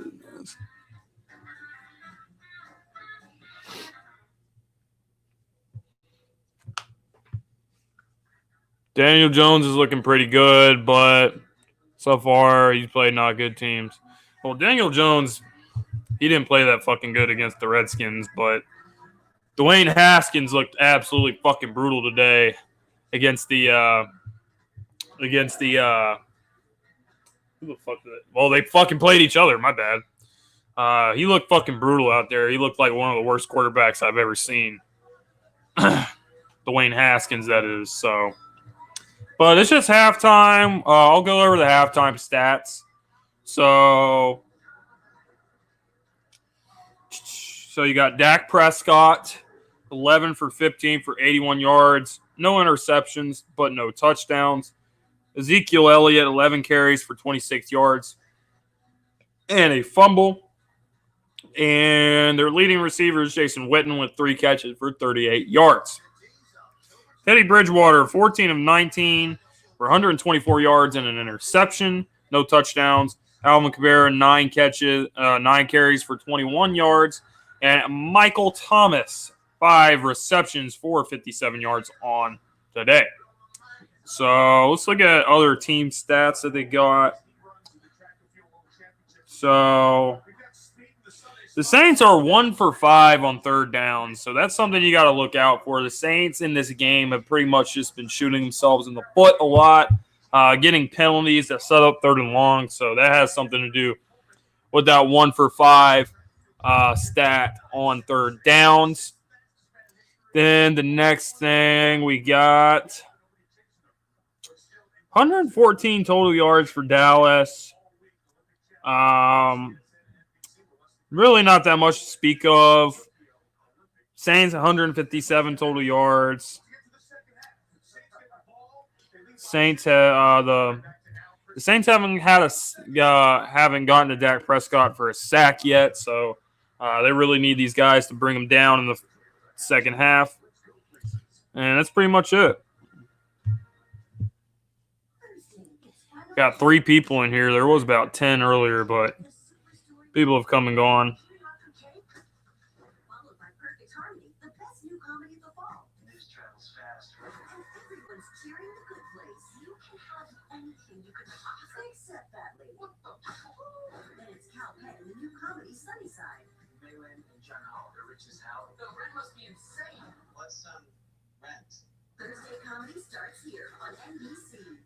It's an exciting time at Kia with great products. And with 12 IIHS top safety picks, you'll find the Kia that's perfect for you. Hurry in to Kia's summer clearance event and lease the 2020 Sportage LX for $169 a month. TV just keeps getting better. How you watch it does too. This is Xfinity X1, featuring the Emmy Award-winning voice remote.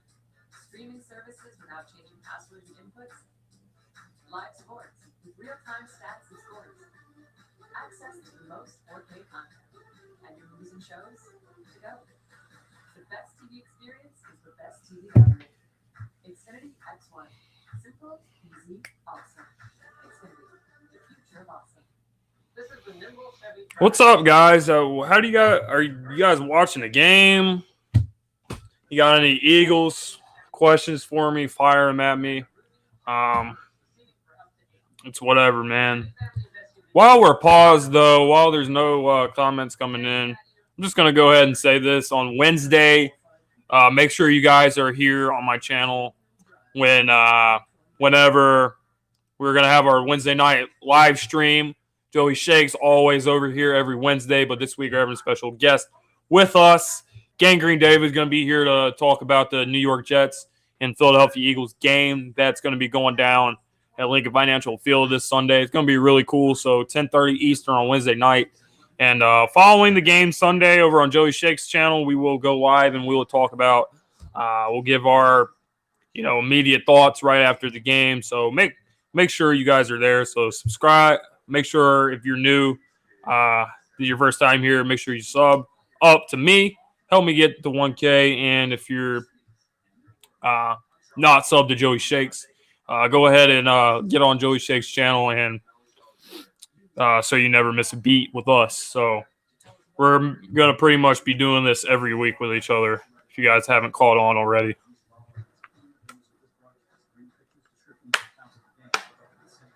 Yep, he's having the Porzingis effect on New York Giants fans.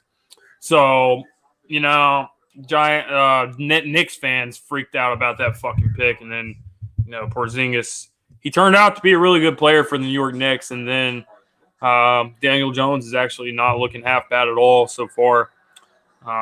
Threw some interceptions today, but still played pretty well, more than well enough for them to win. So.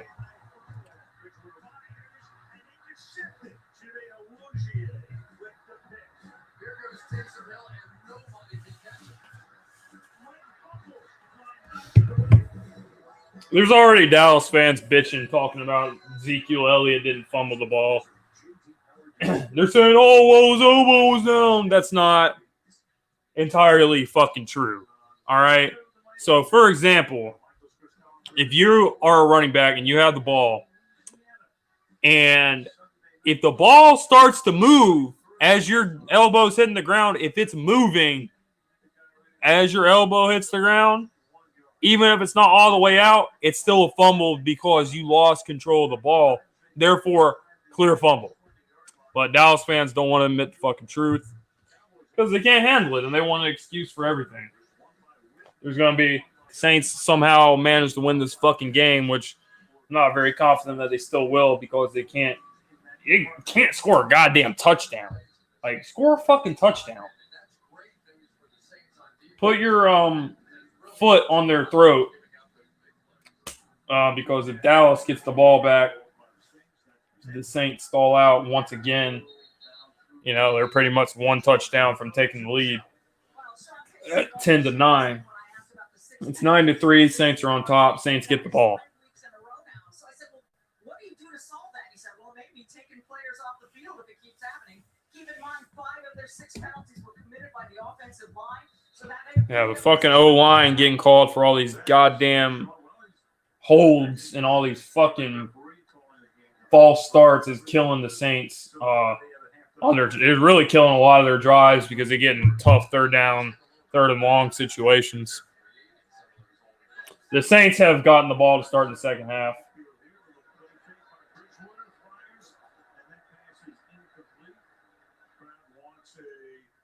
All right, incomplete pass. Good coverage. Speaking of pass rushers, how about Robert Quinn? His second game, this little rip move of his has been given all kinds of problems. De'Tron Armstead on the outside, he is able to maintain his speed as he dips and rips around the edge. And then just when you see Armstead start to set up outside, here he goes, inside. Constant pressure on Bridgewater. Bridgewater takes the snap. He's back. Fires. Caught by Michael Thomas for a gain of 7. Should be 3rd and 3 for the Saints. Good for a gain of 9 yards. Gain of 9. Excuse me. 3rd down and 2. 3rd and 2 for the Saints. You are, I guess, is what this is now when you're talking about Teddy Bridgewater. If you're going to throw it short, throw it to your best guy. And when you're talking about going short, that's Michael Thomas. He's made some nice plays. The man's been held in check tonight. He's in the backfield, toss it to him. Around the corner he goes, and he's going to get stopped. Boy, they did a job on him last year in Dallas, and they're doing another job on him tonight. It's Leighton Vander Esch going step for 3 and fucking out for the Saints. Eric McCoy is going to try to catch him. He just can't cut him off. Vander Esch a little too fast at this point. Great angle by McCoy. Just couldn't get there.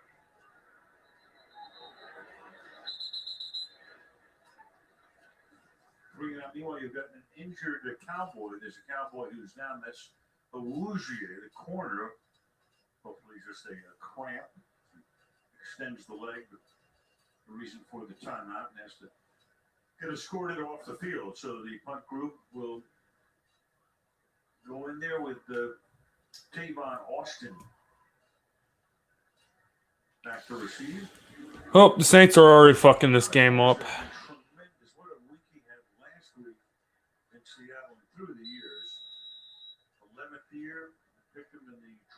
Sean Payton's favorite ref is reffing, huh? Who is it? The fucking guy from the NFC Championship?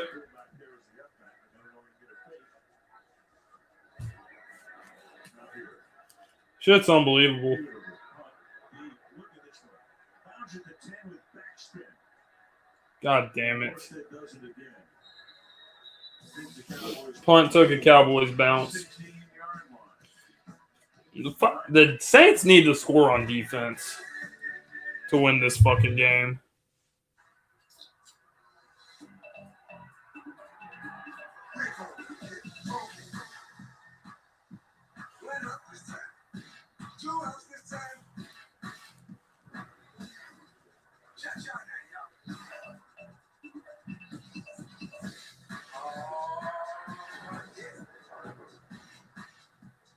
Turn it out.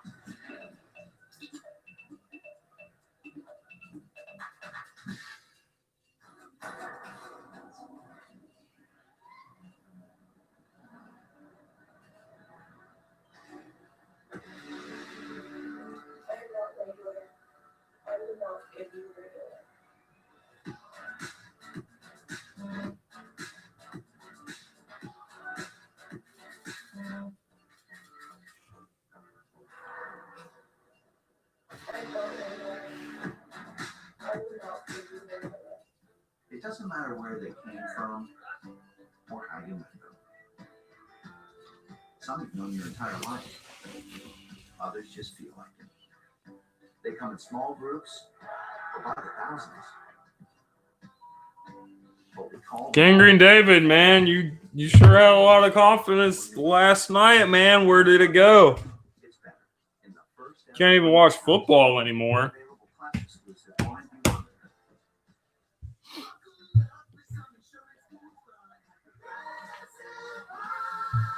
Good to see you here, though, man. We'll say that.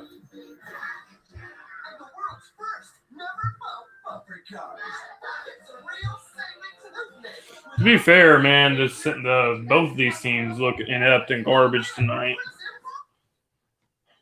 But if Drew Brees was playing, the Cowboys would be getting their asses blown out right now. It would be like 28-3 instead of 9-3. Marshawn Lattimore needs a pick 6 for them to even be able to score a goddamn touchdown.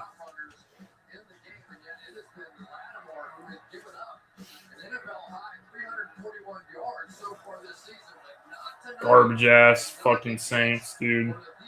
Saints, you have one job, man. Do the fucking job. Play action. Dak Prescott goes back. He fires.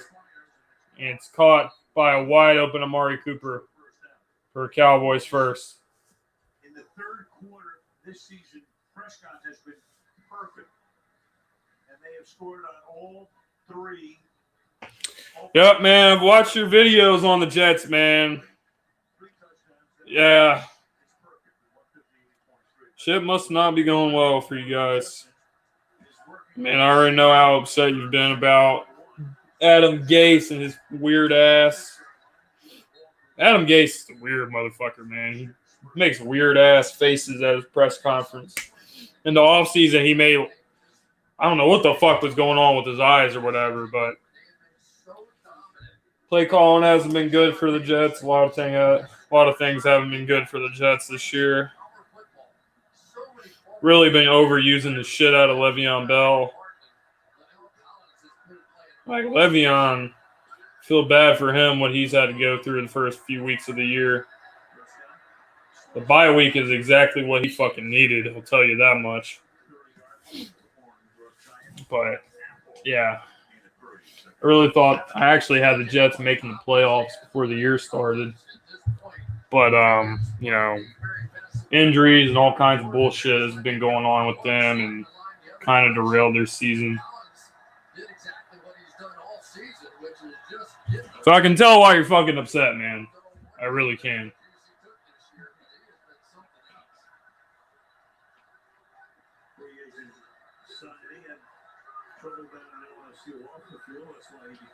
Yep, you guys have been hit with injuries, man. Trust me. And Eagles fans, if nothing else, man, we fucking know. We know how it is to get our players injured. We had players dropping like flies and shit. So we know, man. There's been a lot of shit happening with the Jets.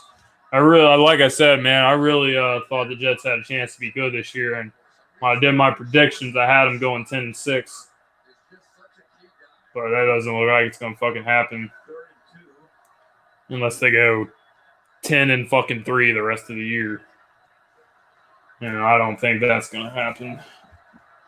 Prescott takes a snap, he's back, and it's incomplete. And there's no flag, and it'll bring up 4th down, Dallas. And there's a flag. This one is against Dallas. It would be the first incompletion that Prescott has thrown in the third quarter this season. They're saying. They grab and turn him on the break. That was the only thing I could see. The fuck is it? Well, the official holds his left wrist and he's just going to point in that direction. Pass interference, number 56. Defense. Pass interference on the Saints. First down for the Cowboys. What the fuck are y'all talking about? Let's take a look at the replay, Chris. Saints might be able to challenge this if it's bullshit. There it is. Hooks it around, significantly hinders him. Never mind. That's fucking pass interference. Oh well.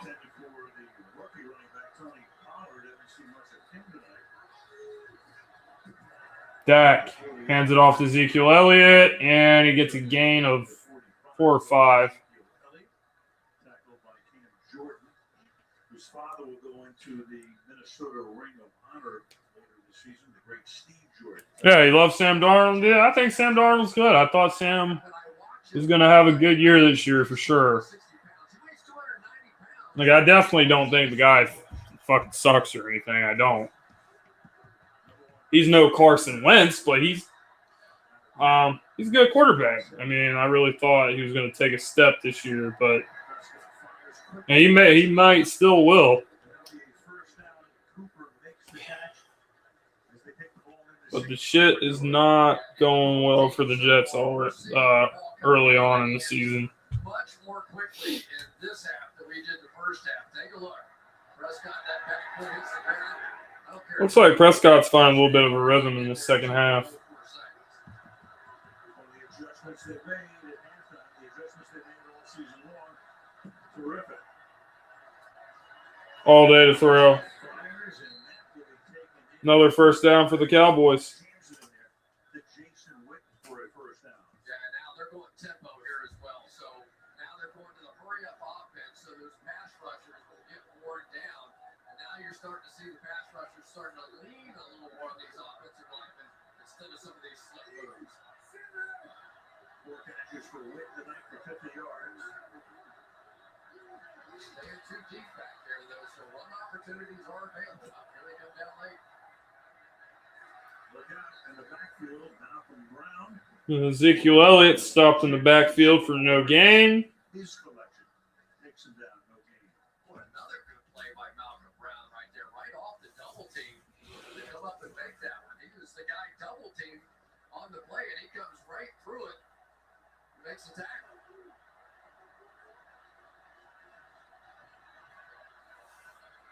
Second and 12, loss of 2.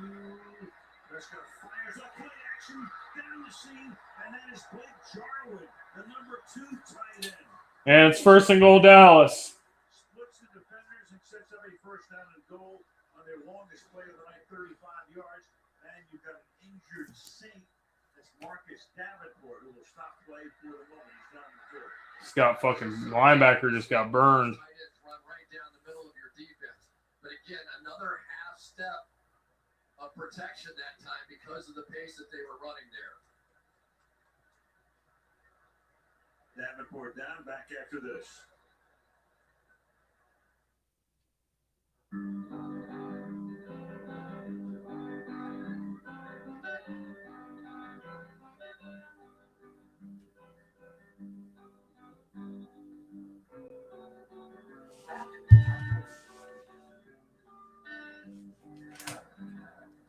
RPF is better than Kirk Cousins.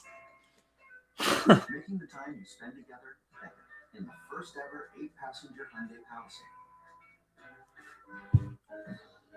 Here, I got a treat for you guys.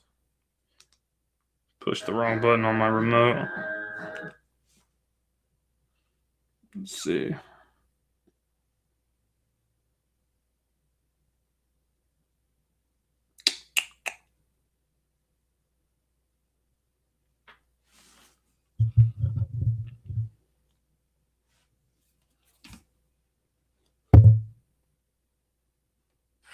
Now it's time for y'all to get destroyed. Oh boy. Philly 500 last night said we needed to get. He told me and Joey last night that we needed to get a T-shirt that says, "Now it's time for y'all to get destroyed." I can't do it right. I can do fucking camel toes really good. Let me see if I can pull something up for you guys.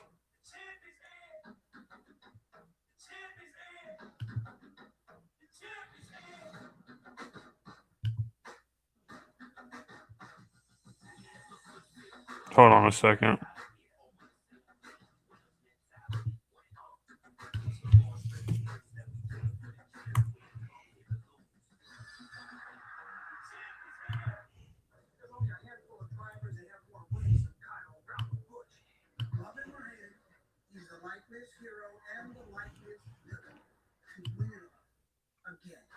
The NASCAR playoffs from Dope. The best racing is now.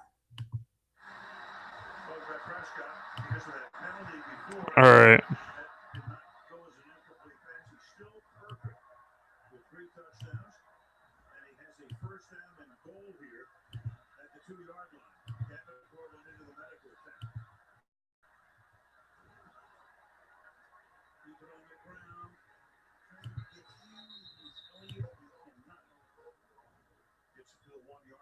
Second down and goal. This is just a much stouter defensive interior than what See, Joey Jim is obviously you're trying to do it there. Come on, I ain't stupid. Y'all were deliberately trying to piss me off. You still, however, have ill will feelings towards me. Fine. From a couple months ago, fine. You two faggots are just what I thought you guys were. White boy, honky motherfucking pussies. Okay? White boy honky motherfucking pussies. Touchdown, Cowboys. I feel like you know what the hell you guys are trying to do. Trying to get me pissed off. They talk about my scalp. I wasn't even fucking talking about it. But you guys wanted to fucking bring it up, didn't y'all? Y'all knew what y'all were doing. Guess what? Y'all made the biggest mistake of your lives. Because now you're fucked. And now I'm going to make your lives live in hell. Make your lives a living hell. Let me tell y'all fucking white boy something. Tell you something, you fucking white boy. I lost everything I lost everything I had in life. I have no problem ruining yours. I have no problem ruining your life. Because that's exactly what I'm going to do. That's exactly what I'm going to do. Y'all piss me off. Y'all piss me off. Now it's time for y'all. Now it's time for y'all to get destroyed.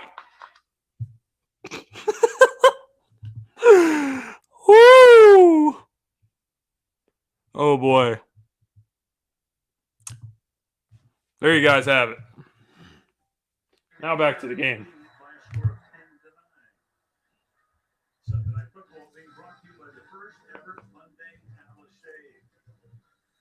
Rand Philly fan dissed you.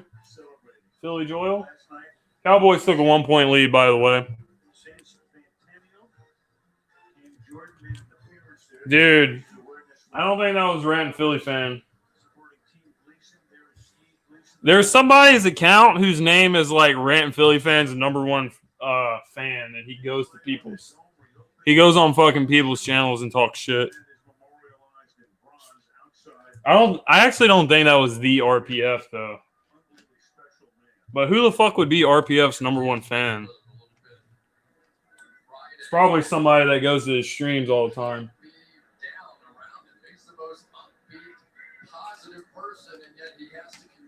All right. Philly Giants. Let me tell you something, Philly James. You can't go around here talking to us like you got the wisdom of the fucking gods and shit. All right? Hold on there a second, boys. I got light me a menthol.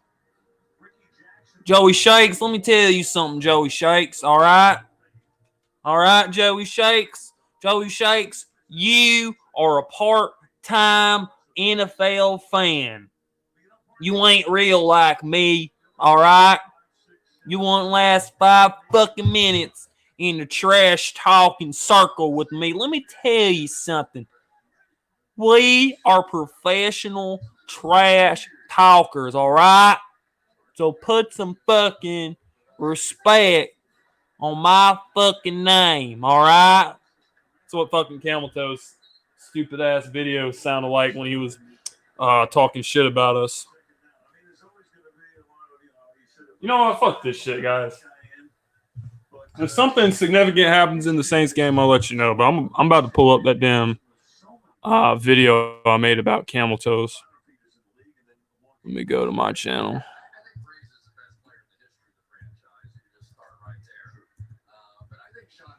All right, boy.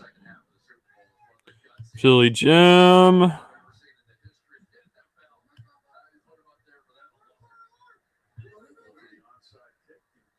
See if we find it.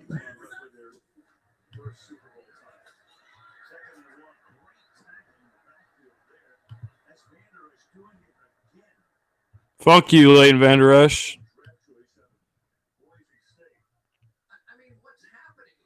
Here we go, baby. Camel Toes is a hard ass, and I don't want any smoke from him. All right, Billy John.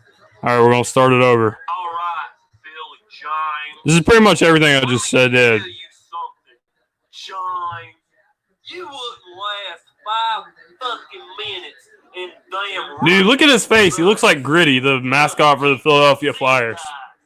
We're the toughest, baddest motherfuckers on the motherfucking internet, all right? Bootleg Ed Sheeran. 5 seconds with us. We'll last 5 fucking seconds with us, all right?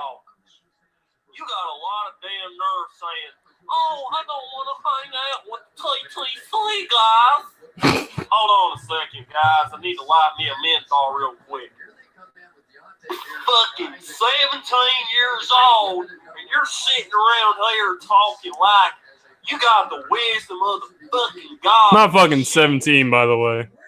Shut your ass up. 23 fucking years old. I've got my ass beat talking trash on here. Good throw and catch. Put some damn respect on my fucking name, all right? I might show you guys a couple more videos. All right. I'm going to show you guys this Carson Wentz video I made. All right. Oh, shit. That was when I got pissed at Aguilar. Oh, God. I was about to fucking kill Nelson Aguilar after that Detroit Lions game. But I'm going to show you the Carson Wentz compilation of when he said huge. Like, he said huge in his press conference like 1,000 times. That's huge. Huge for me. Huge for me. It's huge. That's huge. It's huge for us to get it rolling for sure. And that way we get into something. It's huge. It's huge. It's huge. Huge. You know, the difference between going 2-2 and 1-3 is huge. Yeah, it's huge. Yeah, this weekend will be huge. That's pretty much it. Oh, dude. Here, I'm going to show you guys the fucking... Okay, this is the last one I'm going to do, and then we'll get back to the game. I'm going to show you guys the Sam Darnold video that I made. Hold on. This is a... All right, for the people that don't know the backstory, this is Sam Darnold's girlfriend's face on this guy's face. And for those of you guys that don't know, he got mono, which is like it's a disease that's pretty much spread through kissing. So his girlfriend has a nasty ass mouth, so she ended Sam Darnold's whole career, is my conspiracy. So he would pay more attention to her and stop paying attention to the game of football. I'm about to end this man's whole career. I'm about to end this man's whole career. Man, Gangrene David ain't gonna fucking like that, man. But I thought it was hilarious.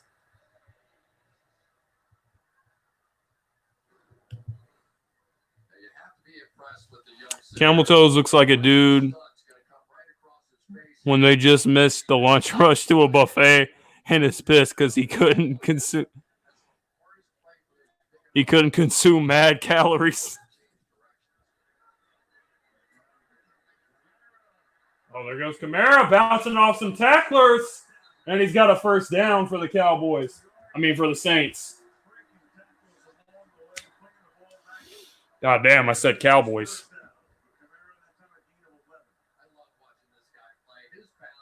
He broke some fucking tackles here, bro. Jesus, Chris Collinsworth, you fuck. How gay can you be, bro? This is why I can't fucking listen to Chris Collinsworth talk. He talks about players. Every time he fucking sees Saquon Barkley play, he's like, oh, well, Saquon, he has thick thighs. He just said Kamara had some thick-ass thighs, bro.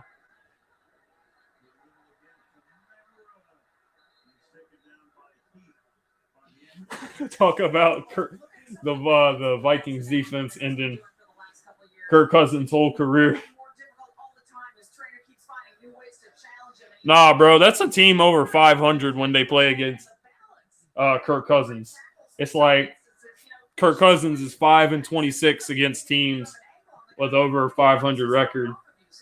I don't know. It's probably 5-27 now that they lost to the Bears. So it's like a team is over 500 and plays against Kirk Cousins. I'm about to end this man's whole career.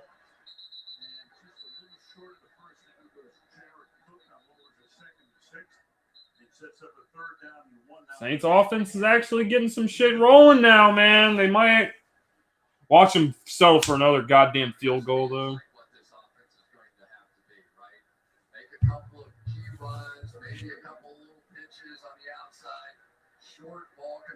Just time for y'all.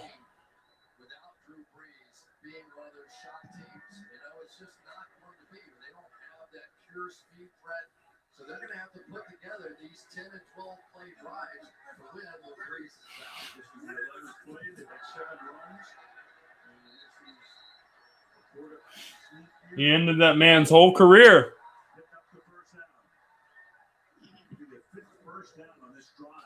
Oh, bro, the fucking Patriots are lucky. They're so fucking lucky Matt Barkley didn't beat them today.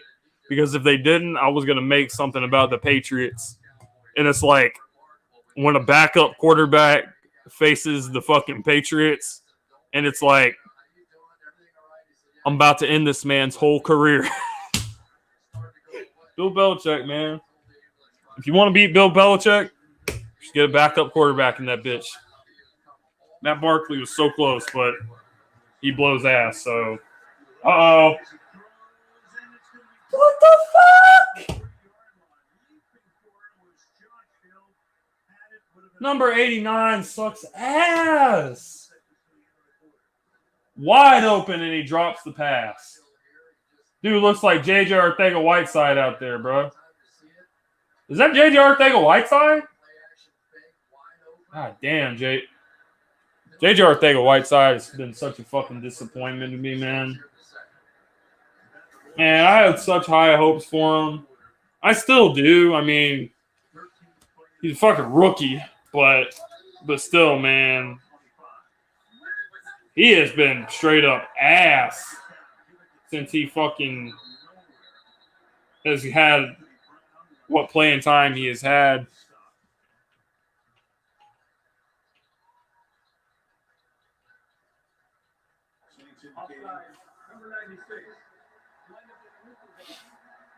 Aguilar's on the fucking Saints. Oh, there's an offside on Dallas. All right. Fucking Nelson Aguilar. Yeah, it was, because now it gets them back on schedule. Right now, 2nd and 10, you have to start. All right, after 3 quarters, your score: Dallas 10, New Orleans 9. Who's going to win this game?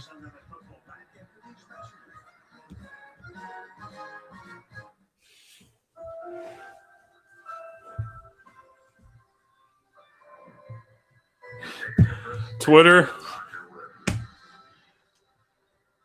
When Bacon Grizzler 69 makes a Twitter account. I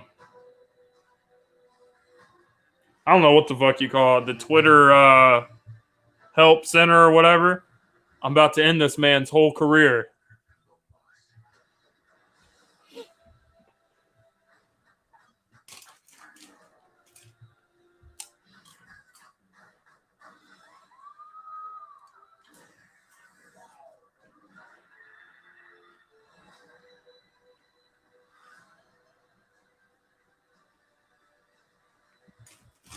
What else could I make a joke about ending someone's whole career?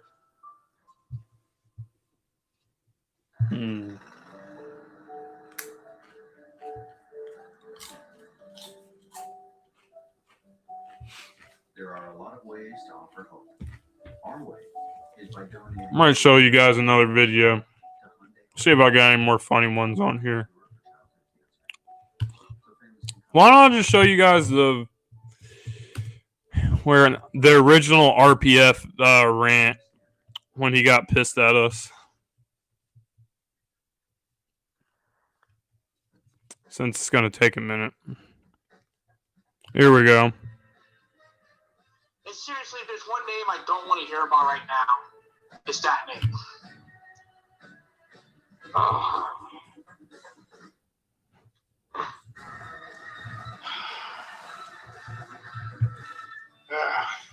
This is when it started. Can we please talk about anybody else but Mike Scott right now? Please.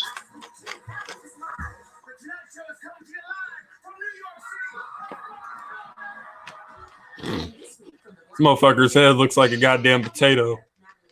Big ass potato. Mr. Potato Head ass. Good. Get a Mike Scott jersey, because I'm not.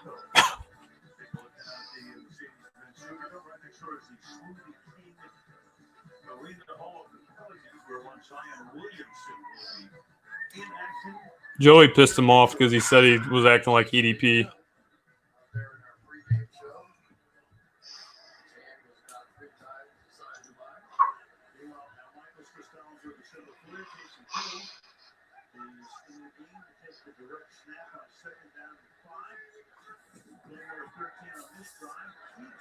God damn it. Stupid ass play call. The reason why he doesn't like Mike Scott. I'm not trying to act like EDP. What the hell are you talking about, Joey? You know, for some reason lately you've had a problem with me. I want to know what the fuck it is, okay? Now it's starting to piss me the fuck off. What's your problem? You think I'm trying to act like EDP? First of all, that's a fucking insult. Say I'm trying to act like EDP, but I'm the one who's positive sometimes. I keep it fucking real. I'm positive and negative. EDP's overly fucking negative. Why the fuck you saying I'm trying to act like EDP for? He's overly Yo, fucking Teddy! negative. You see me being overly fucking negative all the time? Nope. So Teddy just slid. Oh, my God, man. I'll kick his fucking ass. He kiss my motherfucking ass. Hold on. Bridgewater was giving himself up. He was a little short, and the flag comes in. And the officials now gather to discuss. So they got to call a personal foul here. The ball was on the 9, right, Jerry? It's the foremost point of the ball when. How about this, guys? How about you guys just shut up your ass before I fucking stuff it down your throat and kick your fucking monkey ass?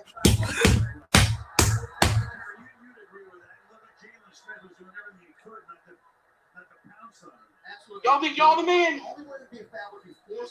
Fuck you, pussy honky motherfuckers. I'll fucking beat the shit out of both of you and fucking stuff it down your fucking throat.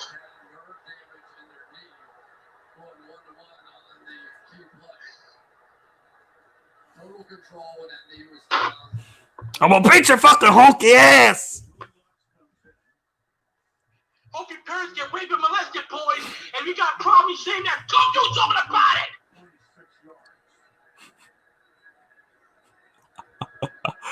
Woo! Fucking Saints kicking another field goal.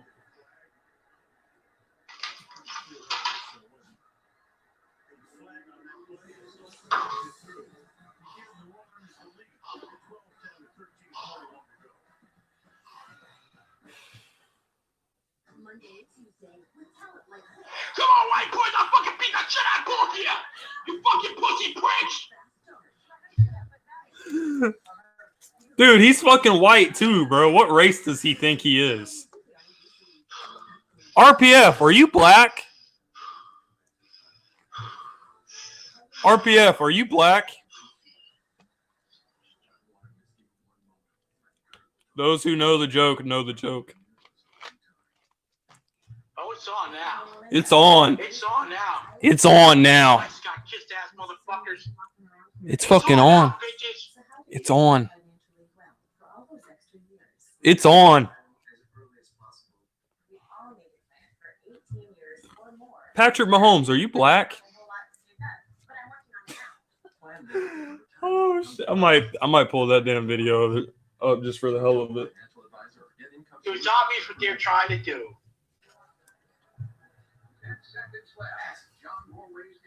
Yo, you checked FanDuel lately?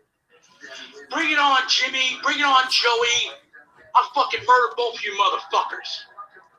The reason why he doesn't fucking like Mike Scott is because he tried to beat an Eagles fan's ass at the tailgate. Which he was just fucking defending himself, so there's no problem with it. Why do you think the guy wretched for? Bro, he was telling fucking... McCoy, MC. They ain't no troll accounts, motherfucker. He was fucking telling MC Philly. He was like, that's the real McCoy. That ain't no troll account. Scott. They know I hate my Scott. They come here and fucking try to troll me. Of all people, they ain't gonna fucking fly. They ain't gonna fucking fly. I don't want to talk about my Scott. I don't want to fucking hear his name. I want to talk about Eagles football or anything else but my Scott. I don't want to talk about my Scott. Keep in mind, he hasn't made a fucking video since then. I think he made one more video. But that was it. And he was responding to me. They didn't want to fight. They're going to get a fight. They're going to get a fucking fight.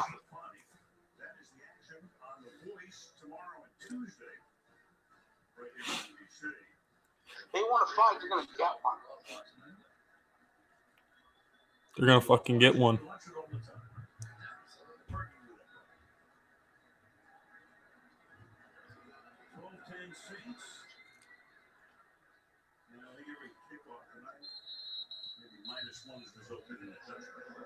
They're scared of me just like everybody else is. They really want to prove their manhood. Tell them Ridley Park, I'll fucking kill those motherfuckers. What he wants to do is he wants to turn that back shoulder, keep the elbow tight, but watch his hips. Get the hips moving first, so that arm comes straight up, and watch his left arm. It's going to stay tight. Talks about don't break that window pane behind you with your elbow. Keep it tight to your body and get that full rotation.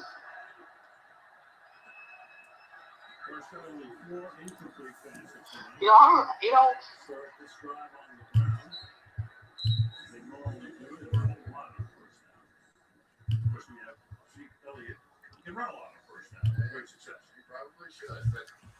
I think you guys get the fucking idea with Rat and Philly fan and his dumbass. So, still alive, never got killed, never got destroyed, and whatever the fuck else he said. Guy has no fucking life, so that's why he makes videos like that. But anyway, back to the fucking game. Cowboys have the ball at 2nd and 6. 13 minutes left in the fourth quarter.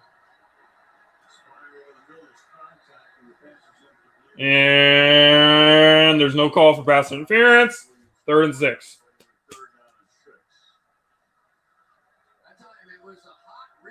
Look at Jason Garrett's dumbass. Arguing with the ref.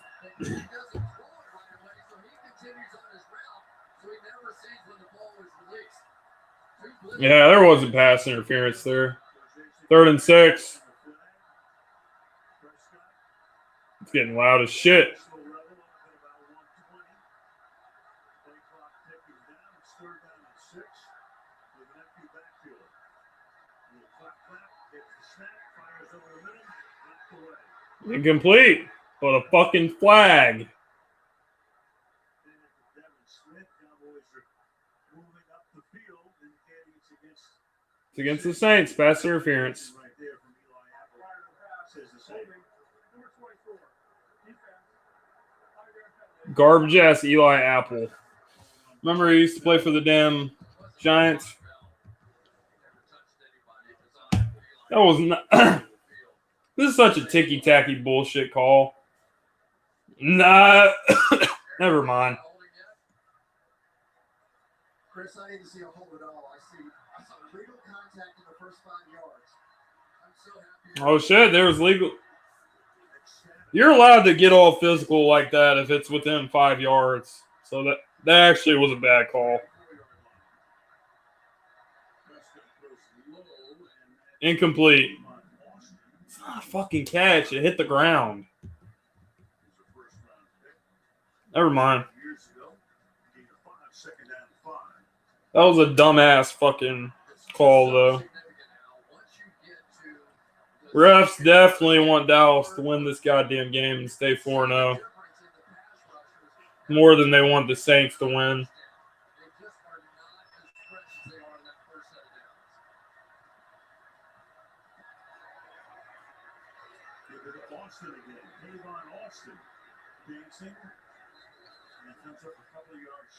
All right, 3rd down for the Cowboys. Can the Saints get a fucking stop?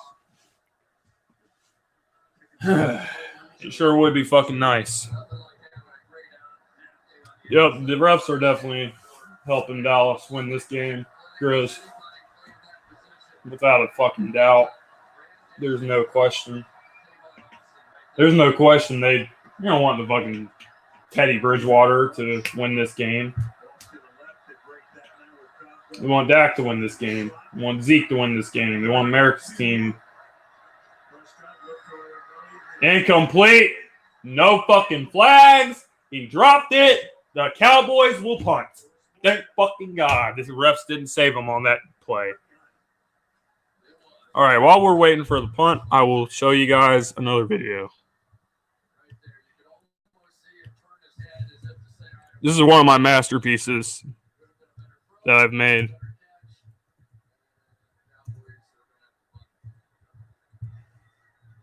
They're going to go to commercial break anyway. Carson Wentz. Are you black? Okay, hold on. Rewind. Go back here. Add to the stream. Carson Wentz. Are you black? It's one of my favorite fucking videos that I've ever made. This is Apple Card, a new kind of credit card created by Apple, not a bank, with a better way to track where you spend. This shit has me fucking rolling, man. Andy Reid. Do yourself a favor, my nigga. You feel me? Step the fuck down. And if you happen to be someone that doesn't accept Apple Pay, Look at his fucking eyes. Kansas City Chiefs head coach. Why, my nigga? You were on a. Why the fuck is he making a video in his house with no shirt on, but he has a fucking beanie? Patrick Mahomes' motherfucking career, my nigga. You feel me? First off, bitch, you can't have a motherfucking has-been. Well, scratch that, my nigga. You can't be a has-been if you were a fucking never was, my nigga. You feel me? So, do yourself a favor, my nigga. Step the fuck down, you goddamn never was, you trash-ass choking motherfucking head coach. You can't have a never was trying to coach a motherfucker that's already arrived. Look at his fucking eyes. You feel me? Patrick Mahomes, are you black? Because if you're black, you're already, you are fucked. You feel me? And I ain't come out with this Russell Wilson, Marcus Mariota shit either. You know what I mean? So, well, I take that back. Patrick Mahomes, my nigga, you might win a title, you know what I mean? Because you aren't completely black, you know, you can fucking pass for, Russell Wilson, little bit of Marcus Mariota, maybe. You know what I mean? I love how he has to fucking And specify what type of black. But step the fuck down, Andy Reid. Because Patrick Mahomes, if you're watching this video, you ain't gonna win a motherfucking thing with Andy Reid as your fucking head coach. And even if you do get to the goddamn Super Bowl, that fucking piece of shit is gonna blow it. Trust me, my nigga. Hey, my nigga, trust me, bitch. Nigga, let me go ahead and stand right here. Trust me. I think I know what the fuck I'm talking about. All right, I'm fucking done with this shit. I've had to deal with that fucking faggot coaching my squad. EDP is fucking crazy, man. All right, back to the game, guys. So we got Saints up 12-10 with 11 and a half minutes to go in the quarter. And it looks like threw some fucking flag for holding on the goddamn Saints again. So it's going back up 10 fucking stupid ass yards. But damn, the Saints at least need to get another fucking field goal out of this drive. Easy to see when you start grabbing the jerseys. We talk about it all the time. When they grab the jersey and then the plane bounces the other way, it's really easy to see. You can't believe Randall Cobb dropped that pass, bro. He's got to catch, man. Corn on the cob's got to catch, bro.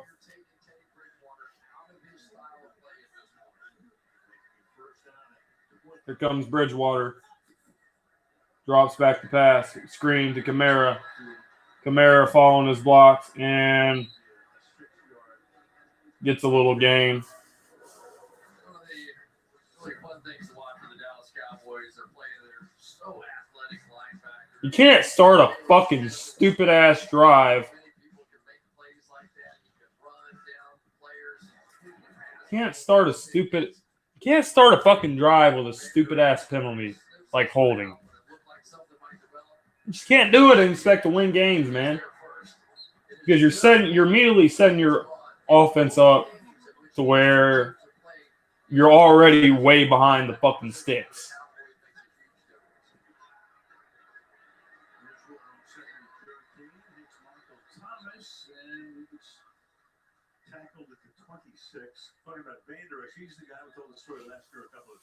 All right, so completion to Michael Thomas brings up 3rd and 4. Well,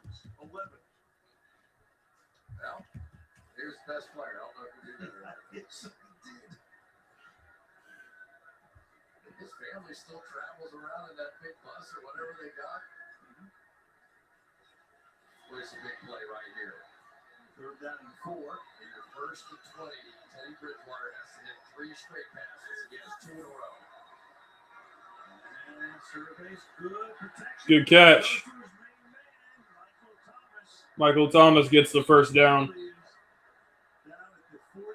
But there's a fucking flag.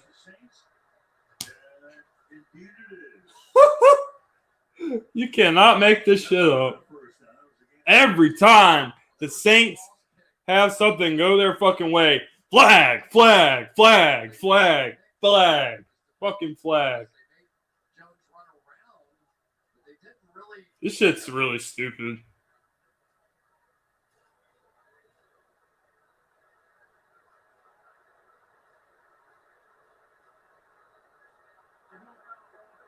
Never mind, there's no flag. They picked up the fucking flag. Jesus.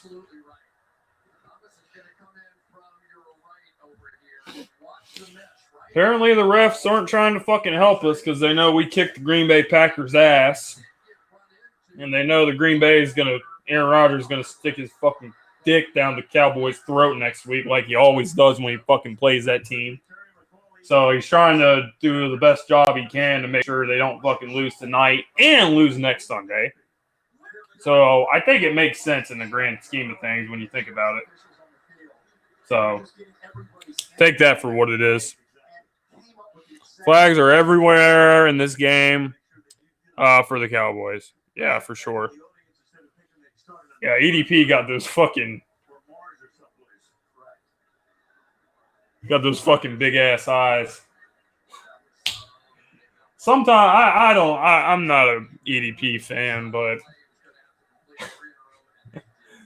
that guy is fucking entertaining, man. He can really entertain some people with his videos.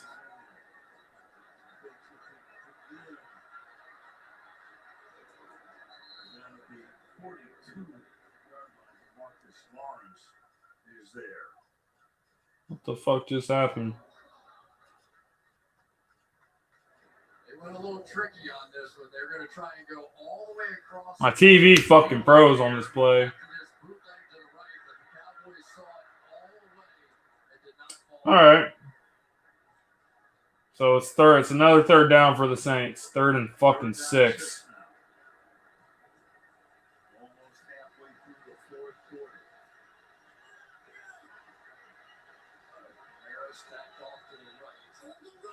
Dude, they need to fucking line up Kamara out wide. Use him as a fucking wide receiver. Him and Michael Thomas. That's what I would do. What if we spice things up a bit? Yep, my fucking TV froze too, fam. I don't know what the fuck that was.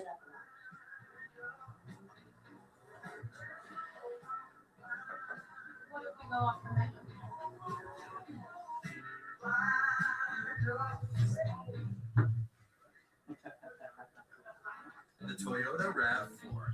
Toyota, let's go places. Corona Highline, they tell me I can't keep track of all these rule changes. Well, there's one game day rule that will never change. Lines and Coronas. And they'll probably change that one too. No, they won't. Oh, hey, I'm sorry. I'm just kidding. I had you do that. Cool down. Define your game day beach. Take what? Look, I know this isn't Madden, but let's make the best of it. I thought this was a football video game. I'm watching football video game. It's who has last sports 20. Jesus. It's not about playing. It's about hey.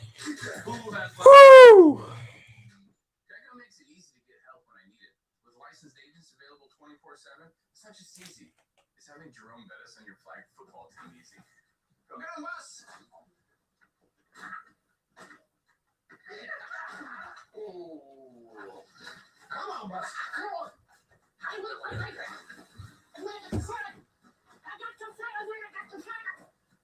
It's Geico easy. With licensed agents available 24/7.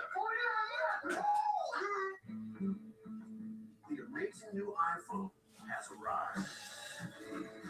And so it's T-Mobile's newest signal. No signal goes farther or is more reliable. So you can get more out of the new iPhone. Better battery life, new ultra-wide camera. Now on a network that goes farther than ever. Get up to 50% off the new iPhone. And if you're 55 and up, you also get 2 lines unlimited for just $55. Only at T-Mobile. Here we go, Keith. 3rd down right here. Trying to stay unbeaten. Yep. Really wanted in Green Bay the other night. Giants win today. Washington 0-4 in the South. You've got the Saints on top for the moment. Carolina with a big win today. Tampa Bay shocking the Rams in LA, and Atlanta goes to 1-3 after their loss today. Bridgewater took a hit. And that's part of the reason we called the timeout. In addition to a big 3rd and 6 call here, he needed a little time to regather himself. 3rd and 6. Here we go on a 3rd down and 6.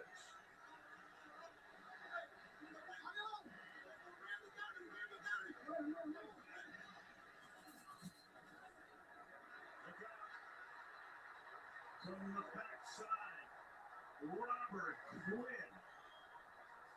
Boy, are they happy to have him. All those years with the Rams, then to Miami and get him in a trade. Huge sack, 10 yards. I don't know what happened to Tron Smith here, but he's slow. You got Damn, motherfucker got sacked. Huge sack. You could tell Armstead just never heard the snap count. Damn, the offensive line sucks ass.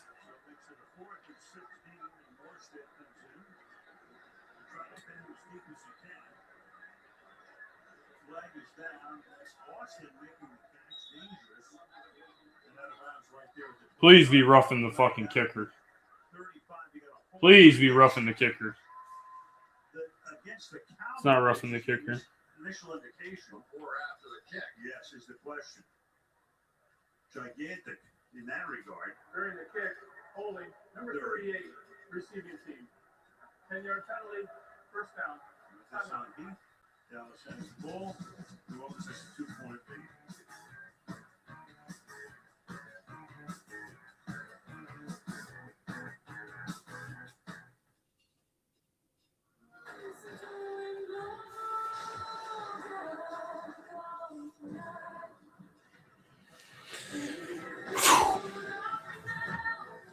Oh well, fuck it. Cowboys still have to. They still gotta get in field goal range to win this game.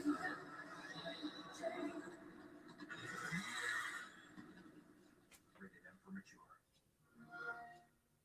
Play it with Xbox Game Pass Ultimate. I'm for truth. No matter who sells it. I'm for justice. No matter who it's for or against.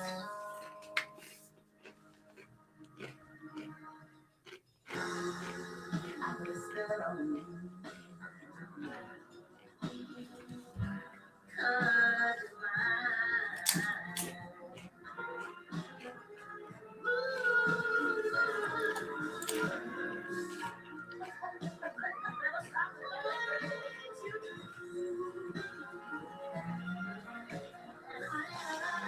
Brighter than ever, Pearl.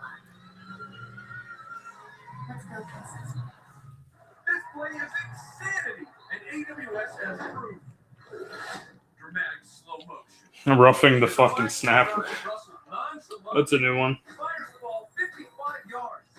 Receiver separation, spooning. Catch probability, a scant 29%. Oh, how did Russell get that ball in there? Precision. Next Gen Stats, powered by Amazon Web Services. AWS is out. We hope you'll treat our house as your home. I'm sure you and Jericho will form an instant bond. I can't wait to meet him.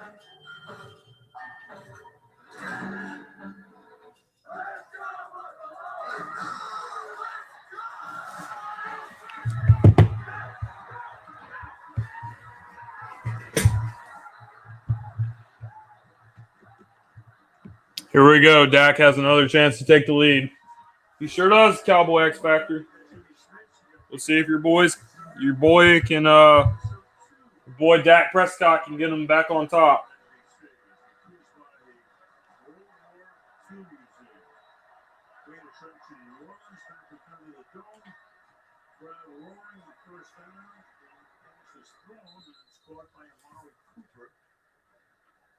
About a 6 or 7 yard gain before Lattimore makes the tackle. Interesting. Kellen Moore, the offensive coordinator. His dad was a great high school football coach. His favorite phrase was setback, comeback. It doesn't always work perfectly. When it's going wrong, what are you going to do? What's your adjustment? It's time for one right now. Elliott started the ball 6 times in the sack for 10 yards. Here he goes. Tackled in the backfield. Brings up 3rd and short for the Dallas Cowboys.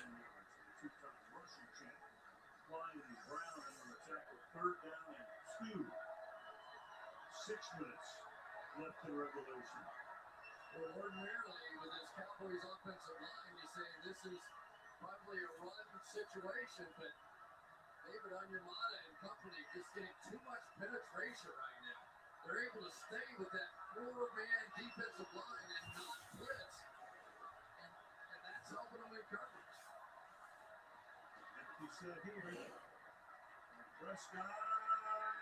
Gets out of the sack. Incomplete.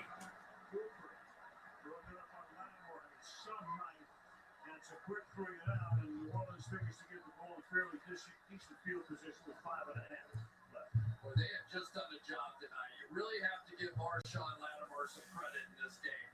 That was good protection. He had plenty of time. That was good fucking coverage. That shit looked like it. I thought it was going to get intercepted. I thought it was close to being picked by Lattimore, but good play nonetheless. 3 and out Cowboys.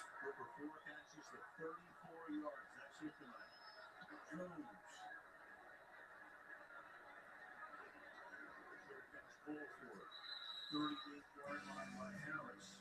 Saints go back to work with 5:22 left.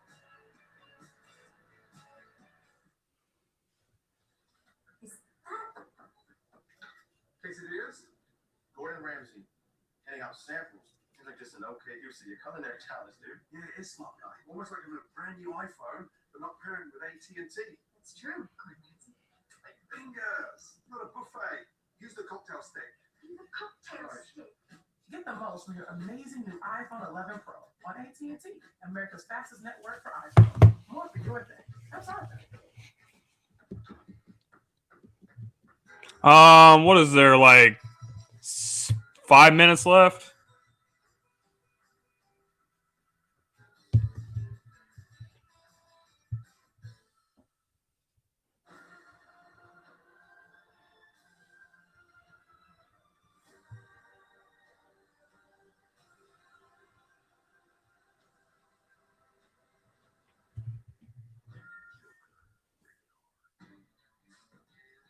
Whether your house fits 6 or 60,000, you want to do it right.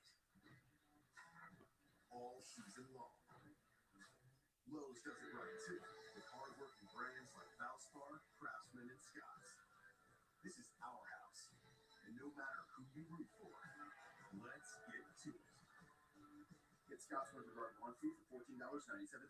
Do it right for less. Start with Lowe's. When a victim's lost her memory, We're gonna figure that out together. a controversial new technique Can we try something? could jeopardize the whole case. I thought I could trust you. Screw you. Ariel and the guest stars on an all-new SVU Thursday on NBC.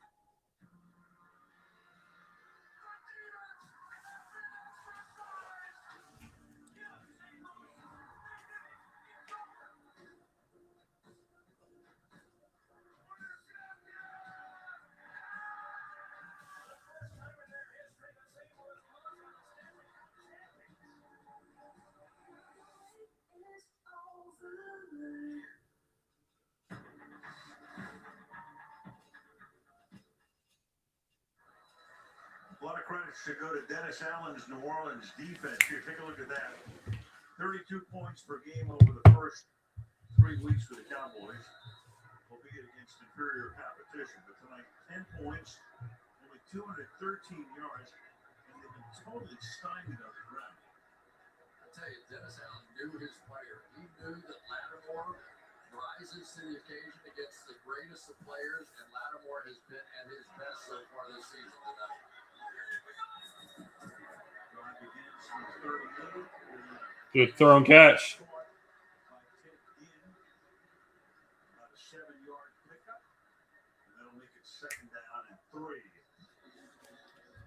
Now it is time. Chris Richard's defense has done just a fabulous job. This run and hit style of defense with Ron Marinelli and Chris Richard, starting back with Tony Dungy, with Pete Carroll from USC, used to come to Tampa and learn it down there. Now it's spread to probably 5 teams in the NFL. They need to run and hit now. Comes up about a yard shy, and now all 3rd downs become critical, especially in a situation like this where you're trying to not only pick up the 1st down, but milk that clock as much as you can. So it's 3rd down and 1 right here. The dream scenario 3rd and 1. for this offense, you don't do anything. You don't kick a field goal, you don't score a touchdown. You take a knee at the end of the game, and you still have control of the ball. The Dallas Cowboys never get the ball back. So 3rd and 1.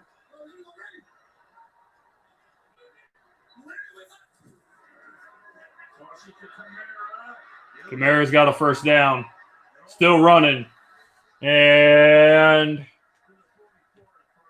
1st down to the 44-yard line.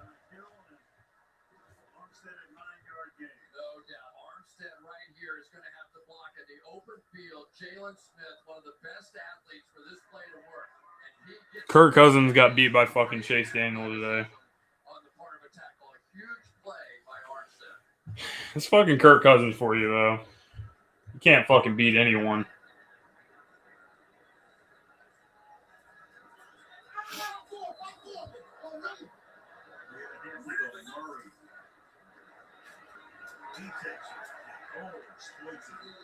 the 39-yard line. Second down and 5. One of the big goals for an offensive lineman is to take their block beyond. It's 12-10 Saints with like 3 minutes and some change left. Yet he's able to move him 2 gaps down, and by doing that, created that running lane. Second and 5. Under 3 minutes now. Hey, spot, go, leave me already. What was that? Another third down and 1. Camaro takes the ball to the 35-yard line. I don't think there's a chance that Sean Payton does anything but go for it twice if needed here. Possession is everything at this point.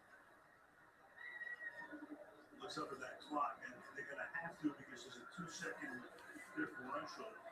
Run a play before the 2-minute line. 3rd and 1.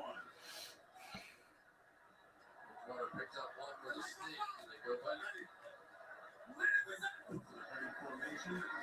They're going to stick it to Camara, and he'll pick up that. They're fucking smashing Dallas in the mouth. This reminds me of what we did to the Green Bay Packers, like just Jordan Howard coming downhill and punching these Green Bay defensive linemen, punching these linebackers in the fucking mouth with some physical play. Alvin Kamara not really known for his downhill running, but he's had some tough runs down the stretch here in the fourth quarter. And who knows if the Saints can somehow put this game on ice, score a touchdown. Whew. All those Cowboys fans that were talking shit, not Cowboy X Factor. We know he's a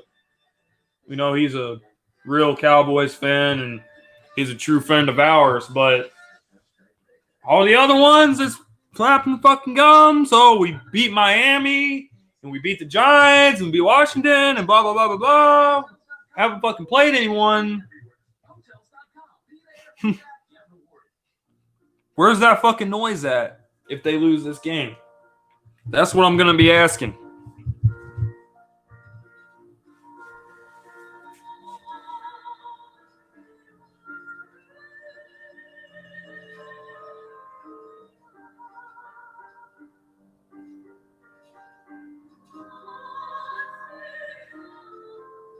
Free one-day delivery on millions of items.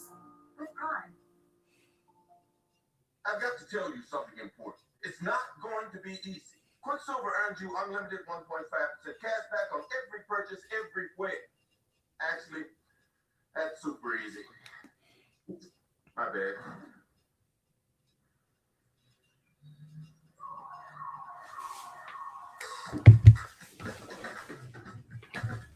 One city is your fairway. And there's no such thing as out of bounds. The only thing better than the perfect shot. You can't do shit, man. They can't fucking do shit if Zeke doesn't. I mean, dude, all this talk about Dak Prescott MVP talk.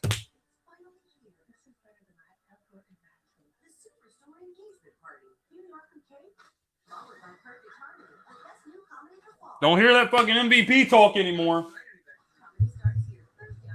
Don't hear it. Where is it? Where the fuck is it? Oh, boy. Cowboy X Factor. I love you, man. I love you, man. You've been supporting me on my channel for I don't know how fucking long. You've taught me how to do things like screen recording, all kinds of shit. But I've been hearing it from your fan base, since the season started. And if you guys lose to Teddy Bridgewater tonight, I'm going to fucking unleash on these stupid-ass fans. You're the smartest Cowboys fan I've ever fucking met. Ever. I wish you were still on YouTube. Because I want to have you on my channel. You can talk to me and Joey whenever we play the Cowboys. That would be awesome, but you're the man. But the 90% of other Cowboys fans are fucking dumbasses. And they're going to feel my fucking wrath if they lose to Teddy. So, hopefully it doesn't happen.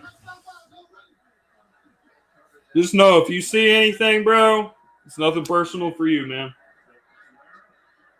Make a man miss, dude. Hey, that's okay. Just stay in bounds, baby. Just stay in fucking bounds. Make those bitch-ass Cowboys use all their timeouts. Oh, shit. Someone got fucking hurt, too. Who's number 25 on the Cowboys? Yo, X Factor, who's 25 on your team, bro? Woods? Woods is coming off the field, man. Yep, our peers can be crazy. Your peers can be crazy. But, man, you got a lot of crazy motherfucking peers, man. Our crazy peers are just dumbasses from Twitter. Plus a certain somebody that we know. Couple certain somebodies we know on YouTube. Other than that, you know, I think we're a pretty knowledgeable fan base. Fuck you, Zeke. You fucking Ewok. Man, these motherfuckers, these Cowboys, they look tired, man.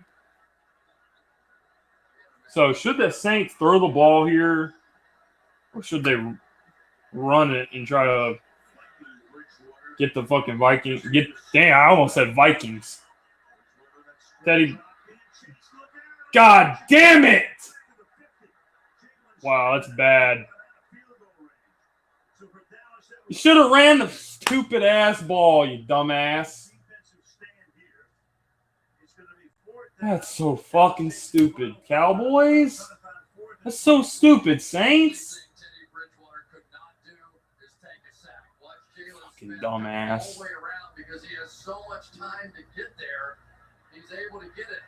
He just walked right around the whole offensive line. This offensive line sucks. Great. Great. Defensive play. What a time for that defensive play on the part of Chris Richard and Ron Marinelli's bunch. And Bridgewater is beside himself. He knew he could not take a sack there. From 3rd and 8 to 4th and 24. Morrison comes into punt. Randall Cobb sets up inside the 10-yard line. So Dallas has no timeouts. Oh, well.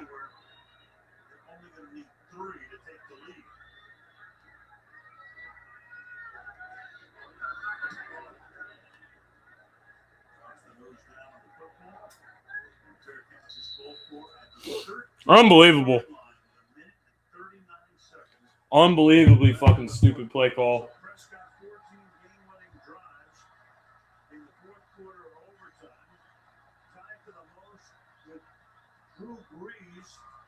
Since his first season, 2016. So the crowd now will try all it can do to jam the signals as this drive starts back at the 13.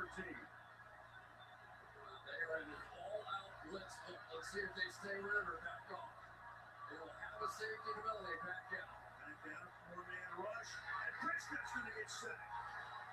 They sacked Dak Prescott, though. First play, that helps him out. Oh, Tyron Smith is down. That's a big hit for the Cowboys offensive line. Uh-oh.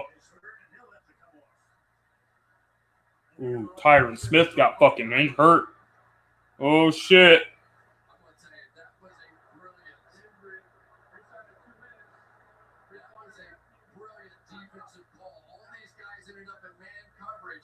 So that meant Connor Williams, who is the least of their guys up there, was forced into a one-on-one situation against David Onyemata, who made the play. He has been making huge plays all year. There, you see Tyron Smith go down at the end of the play. Last year, in the game between these two teams, Prescott got sacked 7 times. They still won the game. Tonight, that's the first sack of them tonight. Smith comes hopping along. So 11-yard. It's 12-10. Saints are on top. 2nd and 21 with 1:15 remaining. Cowboys have no timeouts.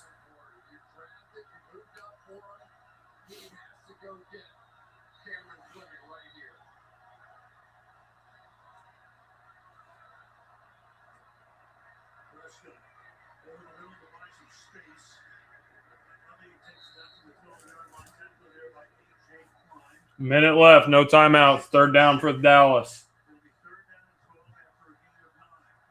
3rd and 12. And the Saints hold off the Cowboys here.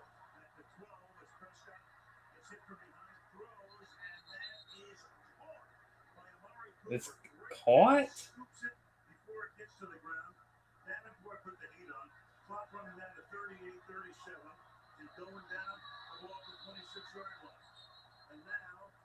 I think they're challenging that play. Or they're reviewing the catch. I don't think it was a catch. I think it hit the turf.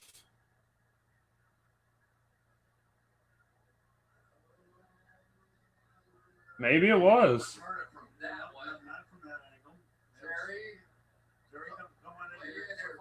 So far, this is going to stand. Yeah, it's going to stand probably. It's not clearly lose the ball and it hits control and hits the ground. So You got the catch. I'll give him credit for that. I don't know how he felt that backside pressure from Marcus Davenport, but he took 2 steps to the right, which saved his life and saved that play.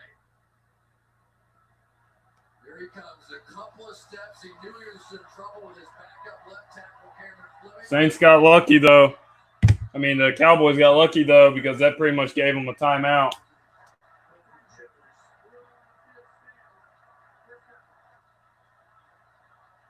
So they get 14. 3rd down and 12. 34 seconds. It's ready to wind the clock here. 26 on the play clock. 34 on the game clock. And Prescott steps up, and then as soon as he throws, and that's going to be a forward pass. And incomplete. Yeah, I mean, the officials are looking at each other. What are they going to call this for right now? They're conferring. You had no stoppage of play. The Saints think they have a touchdown. I thought his arm was coming forward, but you'll have to see this. All right. Here it comes. Yeah, but the whole question now is it the backward pass? Is clearly not. I mean, 2 yards in front of the line of scrimmage. Early on the field is an incomplete pass. Second down. Yes, right. Incomplete. Damn, that was fucking close, though. That was so close. Yeah, the official putting his palms up. Everybody's looking around. What do we do with whole New York? 2nd and 10. From the 26. Three-man rush here. Prescott. Deep down the left side. And Incomplete. What a fucking stupid ass flag.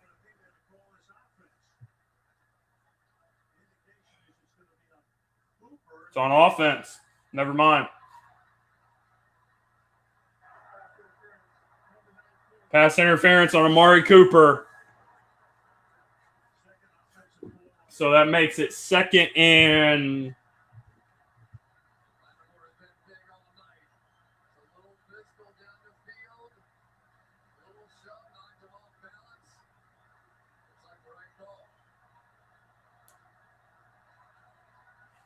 Cowboys fans are going to say, no, that wasn't the right call, blah, blah, blah. It makes it 2nd and 20. It's 25 seconds left. Cowboys have no timeouts.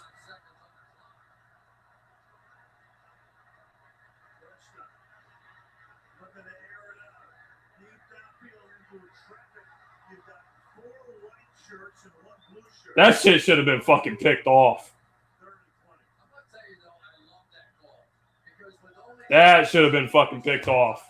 One of those guys has to pop that ball in the air and tip it to one of his teammates to end the fucking game. There's fucking 4 motherfuckers over there. That looks like the Super Bowl when we had our whole fucking team guarding Rob Gronkowski on the final play.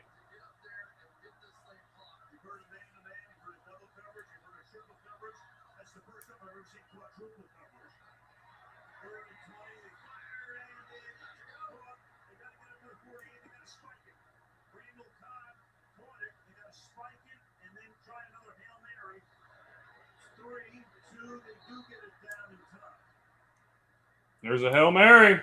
So now you're not going to be kicking a 70-yard field goal. You have one more Hail Mary opportunity here. All right. Last year, 162-yarder. What they're really dying for is a pass interference score. Yeah, because then you get another snap. You're right. 32 yards on a third down. If the Saints lose like they did against the goddamn Vikings, I'm going to be sick.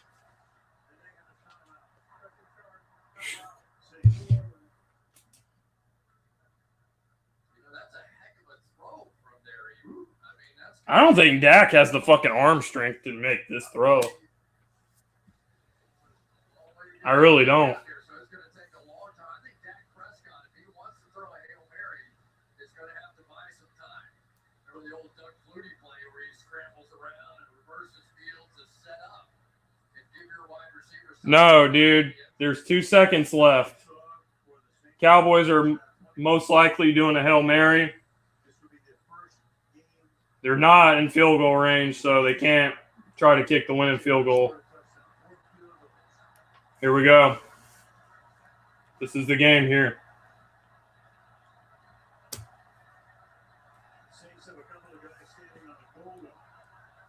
Jesus, they're doing the fucking stick defense.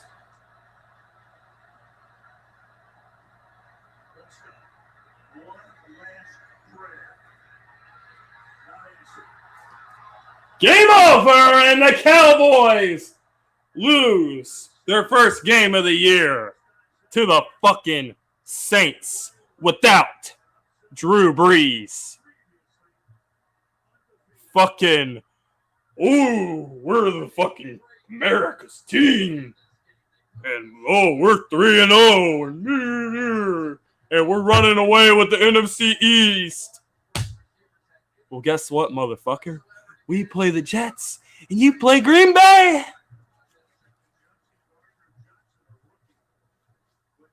Woo! I wonder how many fucking people are going to say Dak Prescott is a choker. You don't say how, what's his name? And Dak Prescott has such a weak-ass arm. That shit, even if he wouldn't have got hit. All right. I got a special guest for you guys. Gonna hop on and talk some football with us.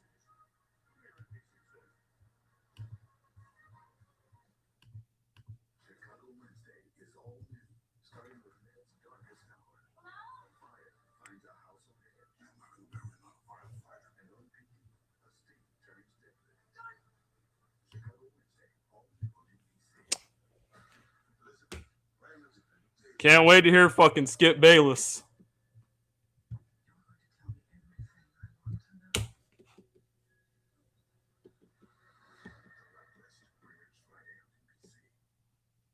Good game to the Saints. Cowboy X Factor, always a class act Cowboys fan. But Dak is not clutch. According to Dallas fans, Carson Wentz ain't fucking clutch. So if that would have been Carson Wentz, they would have been making fucking jokes about him. So that's why they can go fuck themselves.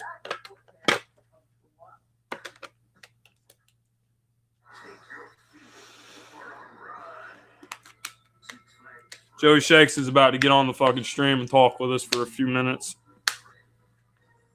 / however fucking long we're gonna be on. However fucking long we're here for. God knows how long that's gonna fucking be.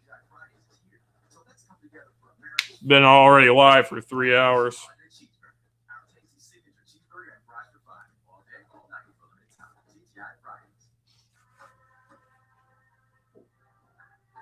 Cowboys fans want Kellen Moore fired.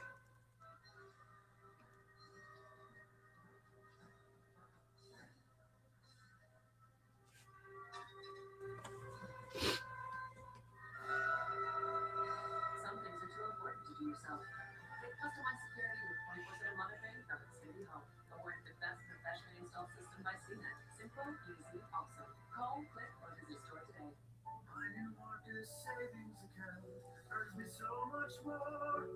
Another silent victory against my neighbors on next door. Green Bay is gonna kick their ass next week, man.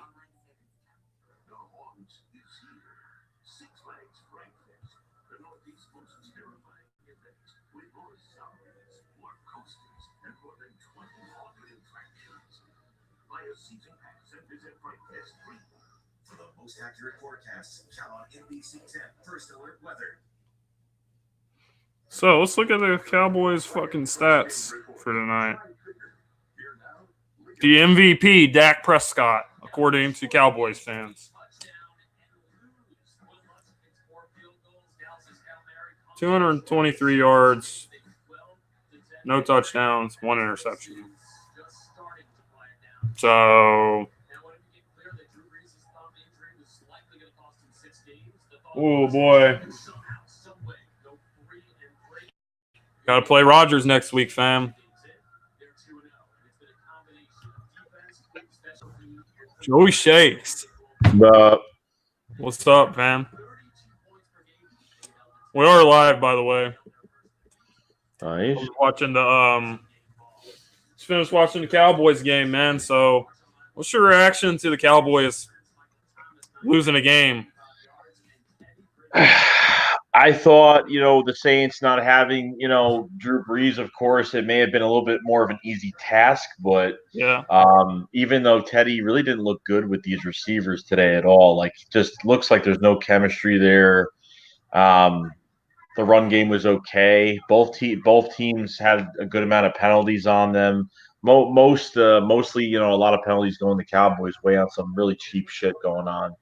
Oh, for sure. But Cowboys not really on the ball there, the last minute there. But I don't know. I really wasn't wowed by it too much, but I don't know. This didn't really show me, that the Cowboys are that legit, but right. Still some things they need to work on. Yeah, I really would have to agree with you. I think the Cowboys are a good football team, but I don't think they're fucking world beaters by any means. And the Eagles getting that big win over Green Bay, I think we're going to turn our season around and start rolling. So, Dallas, while we have the Jets, Dallas has to play Aaron Rodgers and Green Bay coming off of a loss. So I think they got a tough. I think they got their work cut out for them. And Rodgers always plays well in Dallas, and that defense has played a lot better. Other than they got completely gashed on the ground by us. So I'm looking at a pissed off Green Bay team, and I think this division could be tied up by this time next Sunday. Yeah, I really wasn't too impressed. I thought I would have seen a lot more from Dallas today, but I know they're they got that rookie. I know the Saints had that rookie center in there. Even Armstead had a big. Armstead, the left tackle, didn't do too well today. Irvin was pretty much doing a pretty good job getting around him, and Teddy was just sitting there. And there were certain times where I thought he was going to get lambasted, but was able to get the ball out quickly here. Sometimes, but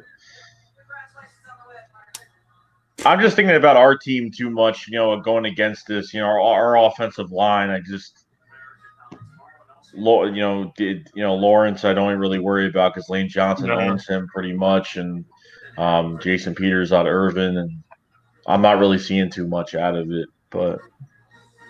Yeah, I mean, when you talk about this Cowboy, and we don't play him until a couple more weeks, but talk about this Cowboys defense. The things that really leap out to you are the two young linebackers. They got two studs. Really known for their sideline speed and really being able to cover really well.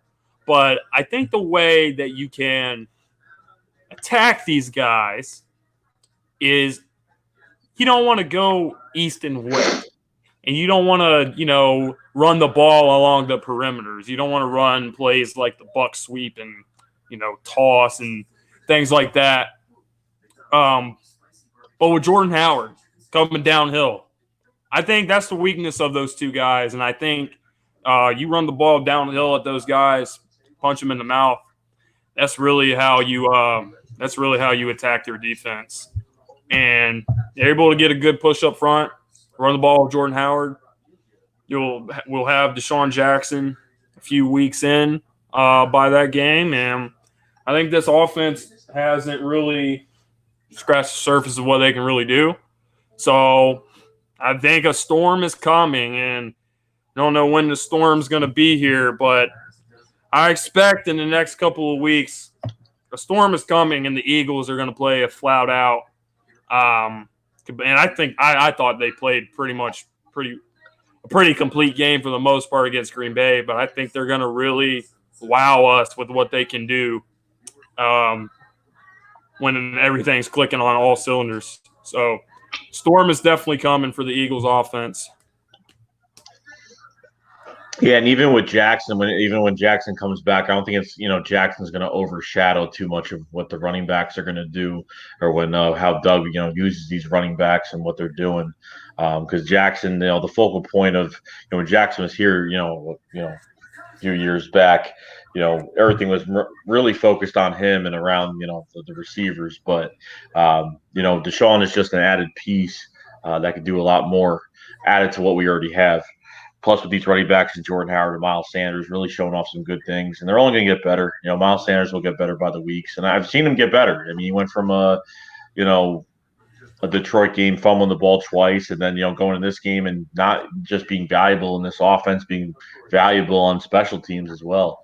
Not saying like he's not the fastest guy I've seen in special teams. Like I guess it looks slow, but he's got those quick steps that can get around people and stuff. So once he has that lane, he can get up there. But I mean, our special teams as well. We haven't really been successful on special teams since our last probably touchdown on special teams was with Josh Huff, kick return wise at least. Probably that Vikings game is the last game I think was the last touchdown I think we've had.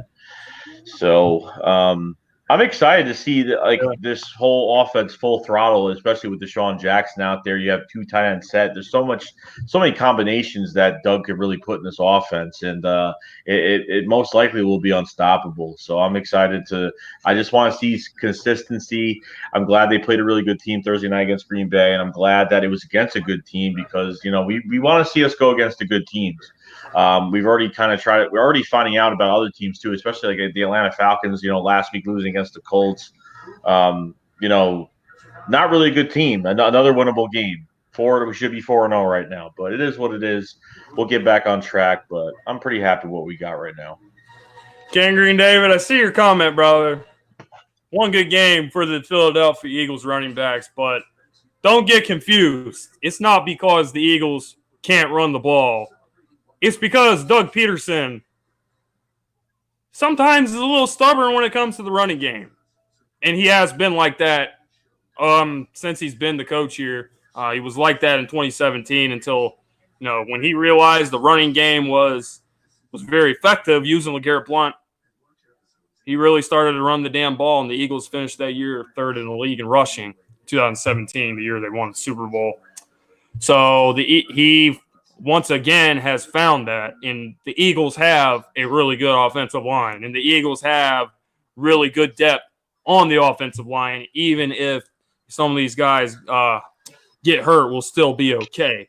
I pretty much think we can pretty much be 3 deep at left tackle with Peters and Andre Dillard as well as Big V. Big V even had to step in for those two guys in the Detroit Lions game, and actually played pretty good against the Lions. So this offensive line can open up huge holes. It's just a matter of is Doug Peterson going to keep using him. And I think after a game like that, I can't see him not using him. The only problem with Doug Peterson is when you have a quarterback that's really, really talented like Carson Wentz, it's like you have a Ferrari. And when you have a Ferrari, you know, you want to drive your Ferrari. And that's why with Doug Peterson, he gets pass happy and he wants Carson Wentz to throw all these passes. But the offense is way more effective when you run the ball. And when you have a solid running game that has to be accounted for, defenses have to account for it. And you got a bunch of firepower, a bunch of guys who can catch the ball and make big plays. Deshaun Jackson and Nelson Aguilar and Alshon Jeffrey and Zach Ertz and Dallas Goedert, these guys can flat out gut you in the passing game. And when you have a running game like we put on display, it's going to be a huge problem for offenses. So, I mean, it's going to be a huge problem for defenses having to deal with that constantly because you never know who's going to hurt you. If you double team one guy in pass coverage, if you double team Zach Ertz, try to take away Carson Wentz's security blanket, and you leave Deshaun Jackson on an island, he's 9 times out of 10, he's just going to flat out outrun your guy on the go route, and Carson Wentz is going to drop that ball right in the bucket just about every single time. So a lot of matchup problems. And as far as, you know, one good game or whatever, same thing happened in 2017. It took Doug Peterson a few games to realize, hey, we shouldn't pass the ball every single play. It's more effective when we mix things up. And it takes a lot more pressure off of Wentz. And we can rely on the strength of this team. And the strength of this team is the offensive line. The offensive line is our strongest unit. So when you lean on the offensive line, you're going to be able to make things happen. And that's pretty much where I stand with that. Yeah, no, even like you go talk about the running backs, especially like 2017, like, you know, we didn't get the run game going until week 3, you know, the opener against the Giants. We didn't get the run game going at all. And last year we were down on running back so much. We had the, you know, between Adams and, you know, using Adams, using Wendell Smallwood, you know, we're just trying to find something really to happen. And once Doug finds that sequence, like when something starts to work, you know, he usually sticks with it. It's not going to be one of those games where the running backs had a good, you know, I'm not saying that the running backs have to have a good game every game, but I'm saying like we might pass more than run one game, but we might run more than pass or pass more than run. It doesn't really matter, but it just depends on personnel. It depends on the team you're facing. It depends what mismatches you have. It just depends. But you always, you know, the Eagles have always been a balanced team on both sides. So the running backs, I think Doug found that identity last week and what really works. And then, you know what, we start getting guys back and even more things are going to open up, more things are going to work, you know, and if you get Deshaun back, more defensive guys are out of the box. You know, a lot more guys are getting attention, and you know these running backs will, you know, have a field day out there and have a lot of openings. Not even just the weapons of all these other positions, but having Carson Wentz as a weapon of its own, where he can extend plays and sense pressure, and he's not the, you know, the easiest guy to take down in a tackle either, because we've seen what he did versus Atlanta, you know, tackling his lower body, still throwing a ball and making a completion. You know, even last game against Green Bay, you know, almost getting tackled and coming back out and throwing a ball that, you know, should have been caught. But you know what?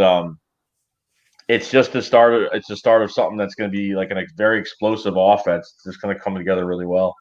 Yeah. All right, I'm going to bring Gangrene David on because he wants to come on. So I'm going to bring him on and see what he has to say.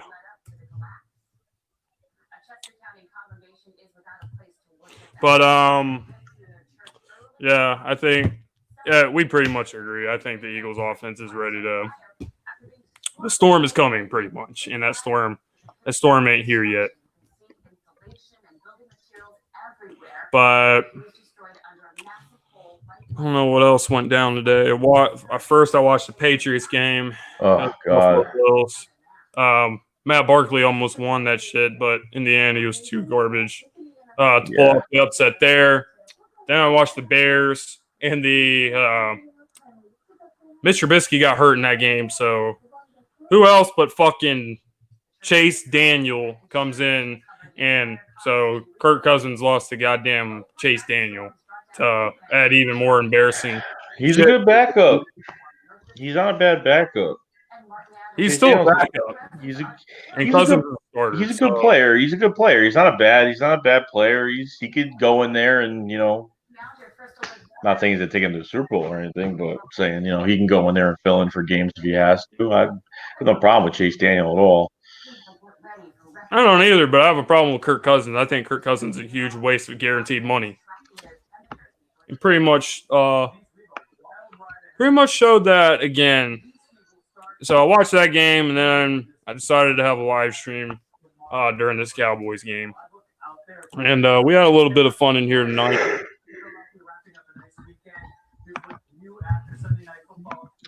Let's see here. But one thing I forgot to mention about this Cowboys game was, man, the New Orleans Saints. Shout out to their run defense, straight up shutting down Zeke. Zeke couldn't find any holes to run through at all. Finished with 18 carries for 35 yards and a touchdown. And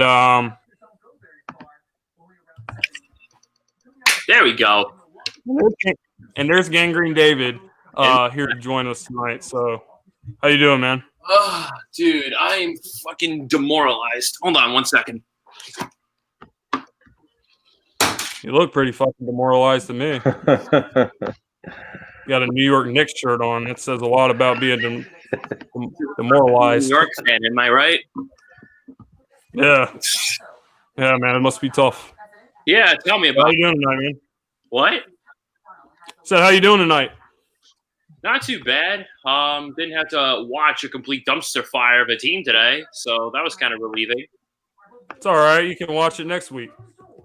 Save it. We got to save it. We got to save it. We got to save it. Save it for Wednesday.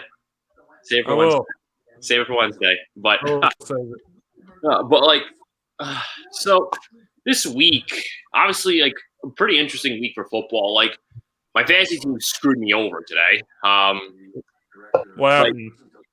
In my Yahoo league, Josh, I didn't know who I wanted to start at quarterback because Josh Allen was my best bet at that point because my two quarterbacks were originally Sam and Breeze, but one's out with a hand injury, and of course the other one's out with the kissing disease. So I had to pick up Josh Allen, and I started him against the Patriots, and I was pretty much stuck with him.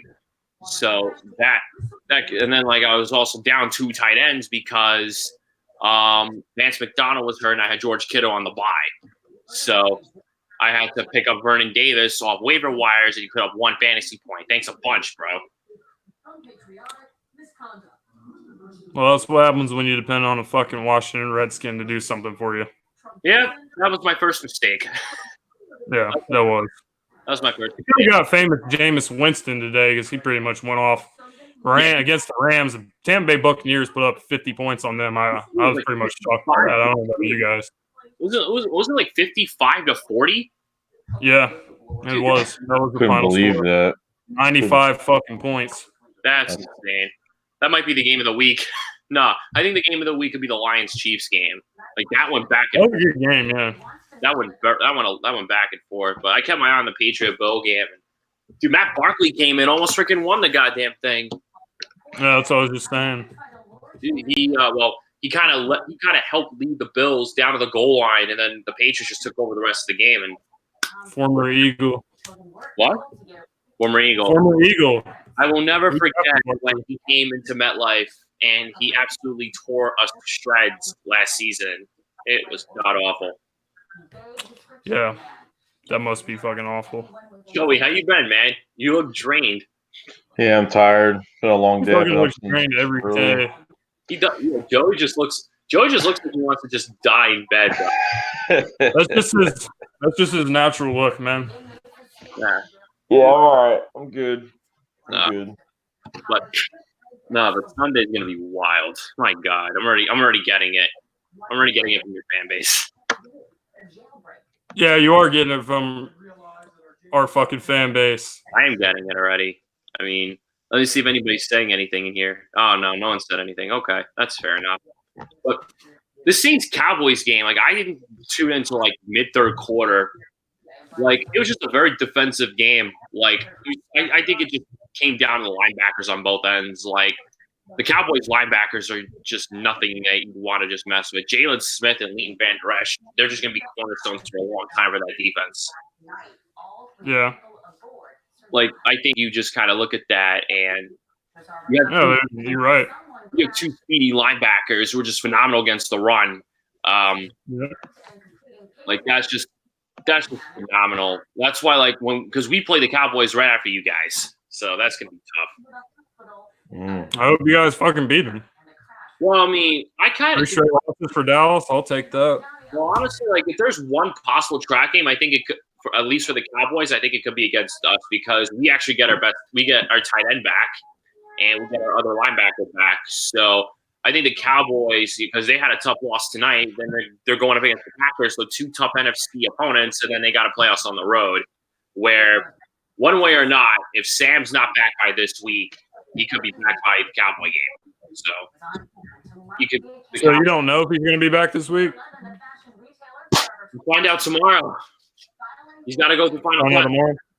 He's got to go through the final tests, and once we find out, then we'll know that for sure. Because I can't bear to see him for that third string quarterback. I can't. I don't want to see Luke Falk again. I'm tired of it. So if Darnold doesn't play, it's going to be Luke Falk, right? Yeah. Phew. Laugh it up. Okay. Oh, I don't need to laugh it up. I've seen worse. What? You've seen worse? I mean, I've seen worse. We used to have your boy Mark Sanchez starting for us, so we know. We know. Mark Sanchez. I remember that. That was a long time ago, though. No, like I want Sam to come back. Who would have expected the dude would have gotten mono for crying out loud? He gives us the best chance to win, as far as I'm concerned. I don't know, but one thing's for sure. This fucking girl had been putting his mouth in some dirty ass places. If you got mono. How do you know it's a chick? Because he told me. Is Sam Darnold fucking gay? I don't know. Is he? No, he could have got it from a man. I don't know. No, he probably got it from somewhere dirty, though. He probably got it from some dude who ate up. He probably got it from dirty utensil or something like that. Because if I went out to eat, you got it from a utensil. Well, I mean, mono's basically transferred through saliva, so he probably ate another man's saliva. Who knows? We don't know how he got it. I'm sorry, I can't keep a fucking straight face. We don't even know how he got it. He probably ate some utensil. No, bro, you just casually were like, he got it from eating another man's saliva. It's the first thing I threw out there. All right, this is a preview of what's going to happen on Wednesday. I think we're going to have a pretty good show. It's going to be fun. I cannot wait. But I should be home by work. I should be home from work by the time you guys start, so it should be perfectly fine. Yeah, that's fine. That's fine. I don't expect a very heated. I don't expect like a heated debate because like there's really not going to be much to talk about. But what happened to Tyron Smith? We'll see, man. We'll see if there's a heated debate or not. There won't. Nah, I mean, like some shit might go down, man. I don't know yet, but we'll have to wait and see about that. At the end of the day, it's all it's all football talk, not it's football talk. Not any nonsensical personal attacks. So absolutely not. Like at least it's football talk. Like I can do football talk debate, no problem. Like, yeah, all night. All night. But, we have Thursdays off, so you're lucky.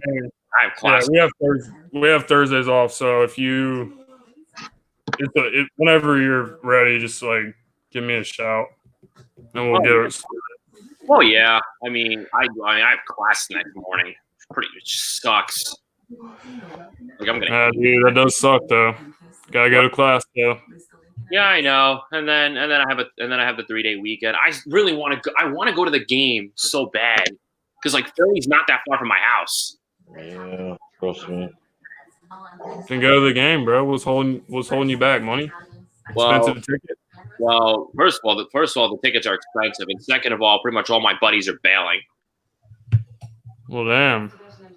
Well, I mean, one buddy said that he'll look at prices, see if they go down. I don't think they're going to go down at all.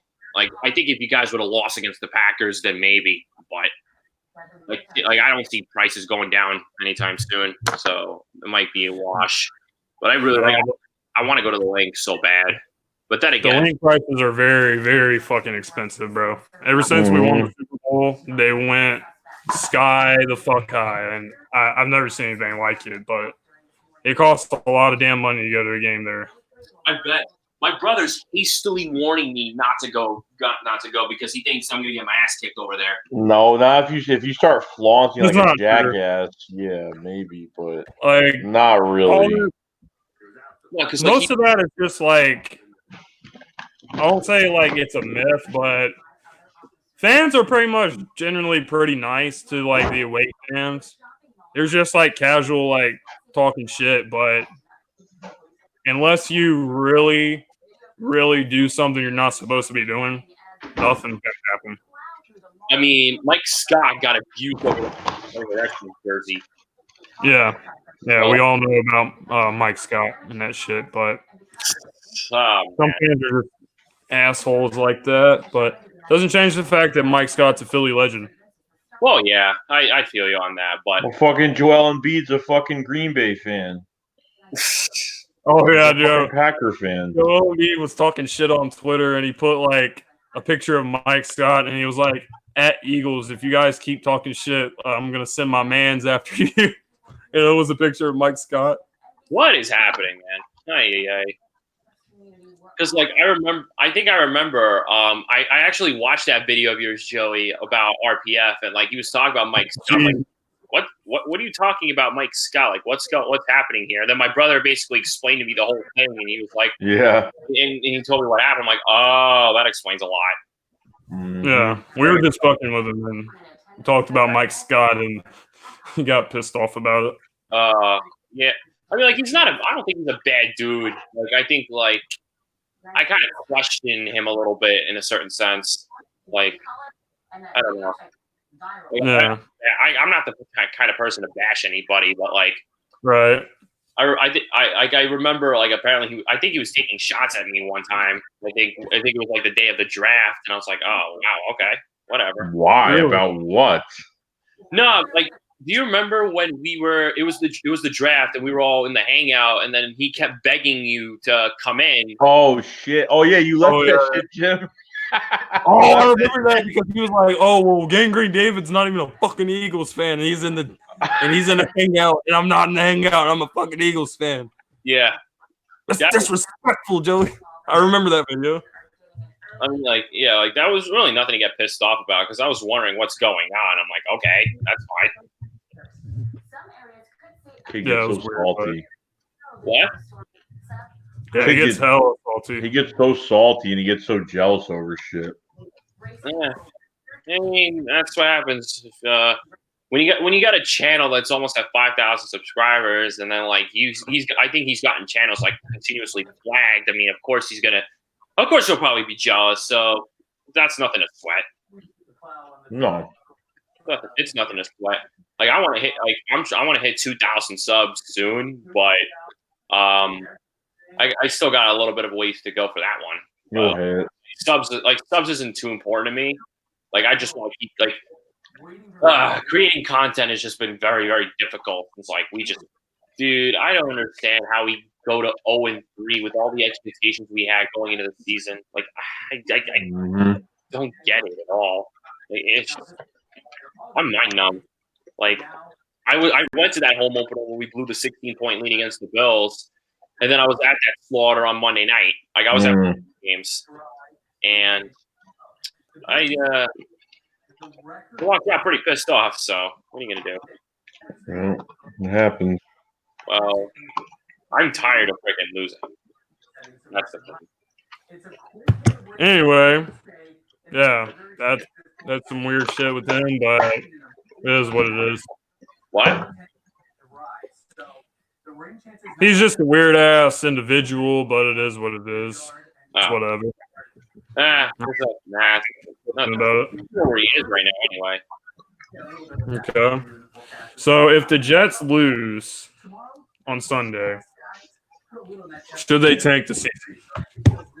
I don't believe in tanking the season. Like, at this point, it's not about. I don't care. It's not about playoffs anymore. Like that's long gone at this point. I just want to see Sam come back and still take that potential leap that we wanted to take. Like a lot of fans were expecting him to take that second year leap, just like Carson Wentz did, or just like Jared. Yeah. I just want to at this point, I want to see Sam continue to grow, especially since Joe Douglas is going to probably get an entire offseason where now he can utilize cap, and he can utilize a draft, and hopefully we get an offensive line, we get a pass rusher crying out loud. And if he's a scouting kind of guy that I saw in Philly and I saw in Baltimore, then you could say that this guy could be the potential candidate who could live up to that potential best candidate to put Sam in position to succeed. Because that's what I really want at the end of the day. I want my quarterback to succeed because I love the dude. The dude's very talented, and I think he could be a phenomenal quarterback and prove a lot of people wrong. But just Adam Gates got to wake the fuck up. That's just a problem. Yeah, man, that's what I was going to say next was I think when the Jets were doing their coaching search, I was pretty much shocked that they got Adam Gase. Yeah, I was really shocked. I was beyond shocked. That is not the guy I would want being my fucking head coach. I just don't think he has it as a head coach. I don't think players like to play for him. Jay Ajayi, he was with the Dolphins. He had a lot of issues with Adam Gase, and then came over to the Eagles. And when he was with Doug Peterson, there wasn't really that much. We didn't hear any problems about Jay. So I think there's just something weird about Adam Gase. I didn't even want him. I wanted Mike McCarthy. That's who I wanted. Yeah, that's what I thought was going to happen. That's what should have happened. I would have. I would have much rather. First, you could say whatever the hell you want about how he fractured his relationship with Aaron Rodgers. First of all, he groomed the hell out of him. Second of all, that resume speaks for itself. I would much rather have a coach that has went to the playoffs numerous times, especially with guys that the Packers have drafted pretty much over the years by themselves. Like they barely attack free agency.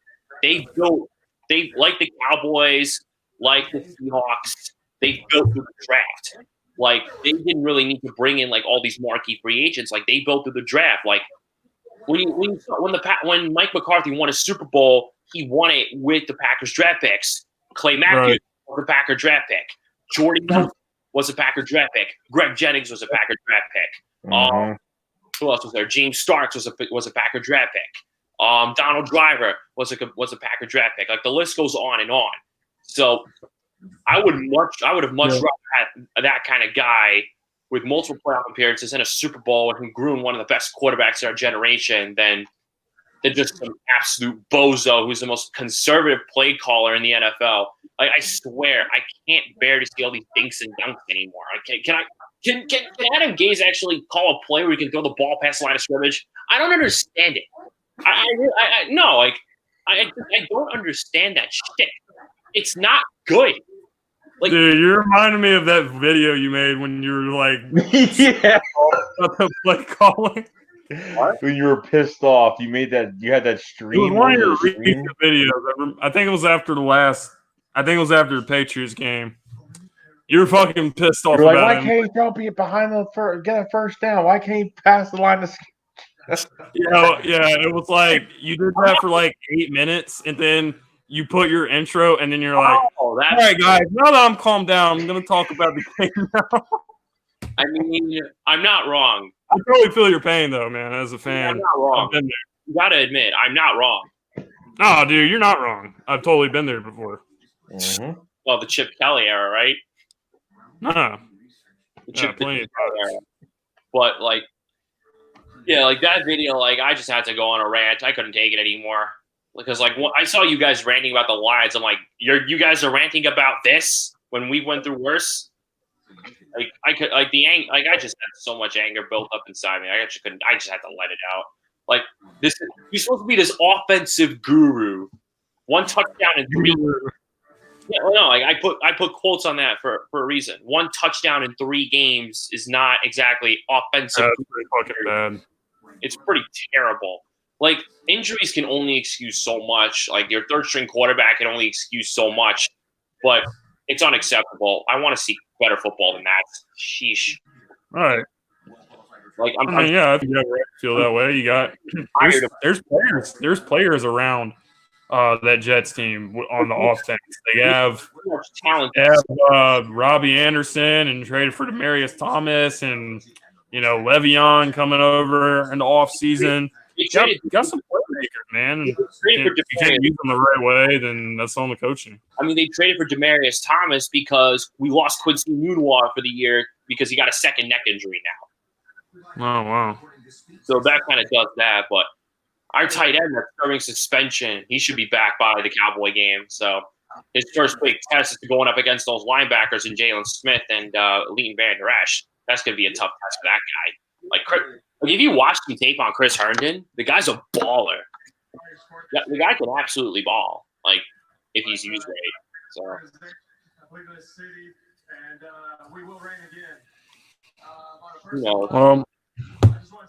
Makes a lot of sense there. Tell me about it. But I've been demoralized the last 3 weeks. You guys are 2-2. What's next? What's next? We're gonna get rolling, and we're gonna go on a winning streak, and we're gonna take the NFC East, and we're gonna see where we stand in the standings, and try to make. I think we're gonna make another run at another title. I think the Eagles kind of found themselves the other night, finding this run game. And you get Deshaun Jackson back on the outside, that speed. It's hard to contain, and then you got Jeffrey on the other side, and when Aguilar isn't depended on to be, he's the best receiver on our team, he actually can make some damn plays. And you got 2 tight ends that are both 6'5", both of them freaky athletic, can go up and make some big-time plays, attacking the seams in the middle of the field, Ertz and Goddard. And then you got Thunder and Lightning in your backfield with Miles Sanders being the Lightning and Jordan Howard being the Thunder. One of them brings speed, one of them brings power. One of them is explosive, and one of them can flat out punch you in the mouth. Well, and when it gets late in games, people do not want to get punched in the mouth. Well, one thing I kind of thought about Jordan Howard always is like I always thought he was just a short down back and nothing else. But Jordan Howard is a great product to use in the red zone. That's another thing. Because like when you're down in the red zone, you're gonna want to have that power back. And Jordan Howard is that guy. I saw that out of him a lot with the Bears. Like he's a power running back. He's a power running back up the middle. He's a power inside runner when he's utilized in the red zone. So that's why like you just got a pretty decent red zone runner. Not decent, I should say pretty solid red zone runner for a 6th-round pick. So like that kind of something. Like I still want to see Jordan Howard. I want to see what Jordan Howard can do out of the pass. I know he caught that touchdown, I think, off the swing, but like I'd like to see the running backs get involved a little more for you guys in the pass game too. Like that's first of all, Jordan Howard's a little bit more than just a red zone running back. He pretty much is the third since he was drafted in 2016. He's third in rushing yards behind Ezekiel Elliott and Todd Gurley. So he's pretty much very, very, very much underrated as a running back, and he pretty much showed he could be a lead back. Catching a ball for running backs in today's league is very important. Exactly. But, I don't need Jordan Howard to be, I don't need him to play wide receiver. I need him to play running back. No, I think you don't have to split him out wide. But like, I think you utilize your running backs out of the pack, and that just makes your offense more unpredictable. Like that's why I like bringing Le'Veon Bell, and that's why I like bringing Ty Montgomery in, because what I wanted to see happen is I wanted to see I wanted to see guys like Montgomery and even Bell out of the passing game.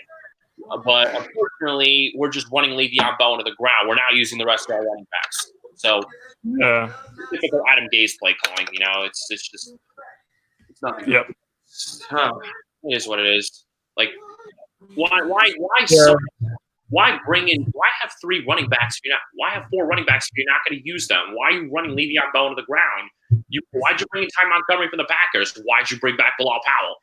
Use them. Use your guys. Spread the ball around instead of freaking throwing these dinks and dunks and running Le'Veon into the ground. It's just not going to work. Like our offense is so predictable to where I don't even know what Le'Veon Bell is anymore. Yeah. Our offense is too predictable. That's what we got to change going forward. Like if Adam Gase is that confident in his quarterback, he's got to start allowing him to spread the ball around by using his talent. Otherwise, like if you guys saw my video I did on Sam Darnold, I actually really explained this. I explained that in full depth. Yeah, I feel you, man. Le'Veon Bell's Le'Veon Bell, though. So he pretty much shared with other running backs when he was with Pittsburgh. So they're going to keep him on the field as much as possible. As much as we're running him into the ground, that dude has not lost a step. That dude has carried our entire team for the last 3 weeks. And I just give him a lot of credit. So if we learn how to spread the freaking ball around, then we have a better chance to start having better chance in the games. But apparently, Nitro Freak tweeted out, according to some source, that the Eagles open up as 14-point favorites against us. Oh, boy. I did not see that. That seems very realistic, honestly. You think it's unrealistic? No, I said that is very realistic. I could see that, but you gotta save it for Wednesday. Wednesday will be here. Because tomorrow I gotta find out if Sam's really cleared and ready to go. I'm just gonna be pretty much biting my nails and hoping to God I can't. I want to see him back so bad. What did you guys think of him coming out of USC anyway? What did I think about Darnold coming out of USC? Yeah, because a lot of people thought he could have been the potential number 1 pick in the draft, and Baker Mayfield. I think most people had him as the number 1 pick, but I don't know. Honestly, his season. I don't remember if he came out as a senior or junior, but he finished his whatever year he came out, his first year was better than his second year at USC, and the year he came out, I thought he kind of had more of a down year than he did the year before. He got sacked. He got sacked 29 times his second year, so that's going a little more off. So I don't know. I wasn't very high on Baker Mayfield. I wasn't high on Lamar Jackson. I wasn't high on Josh Allen. I wasn't that high on any of them, but I thought at least his rookie season he had some good moments. So especially the end of the year, he started to play well for the Jets. So he also went toe-to-toe with Aaron Rodgers. I think he could play good. What? So I think Darnold can play pretty good. He can, and I just hope Adam Gase actually have the confidence in him. Why are you gonna keep my biggest concern is our offensive line is gonna get him killed because our offensive line is absolutely terrible. And I know because I spoke about I gotta save that for Wednesday too. That's a take I'm saving, but our offensive line is just absolutely terrible. Dude, that Monday night game, Myles Garrett just absolutely ate our linemen alive. Damn. You just I don't understand why you're not doubling Myles Garrett if he's just absolutely destroying your linemen. And poor Trevor Siemian was just taking a beating and then he got hurt and then Block was taking a beating, and I don't want the same thing to happen to Sam because, like, I want to give Sam a clean pocket too. That's just another thing about it. No. Well, how good do you think your offensive line is? Terrible. They're terrible. Terrible? They're terrible. Like, does it look good on paper, but they're not putting it out on the field, or they're just playing bad? I think they're just playing bad. I mean, this is an offensive line filled with veterans. Like, we brought Ryan Khalil out of retirement. Jeez. I remember that.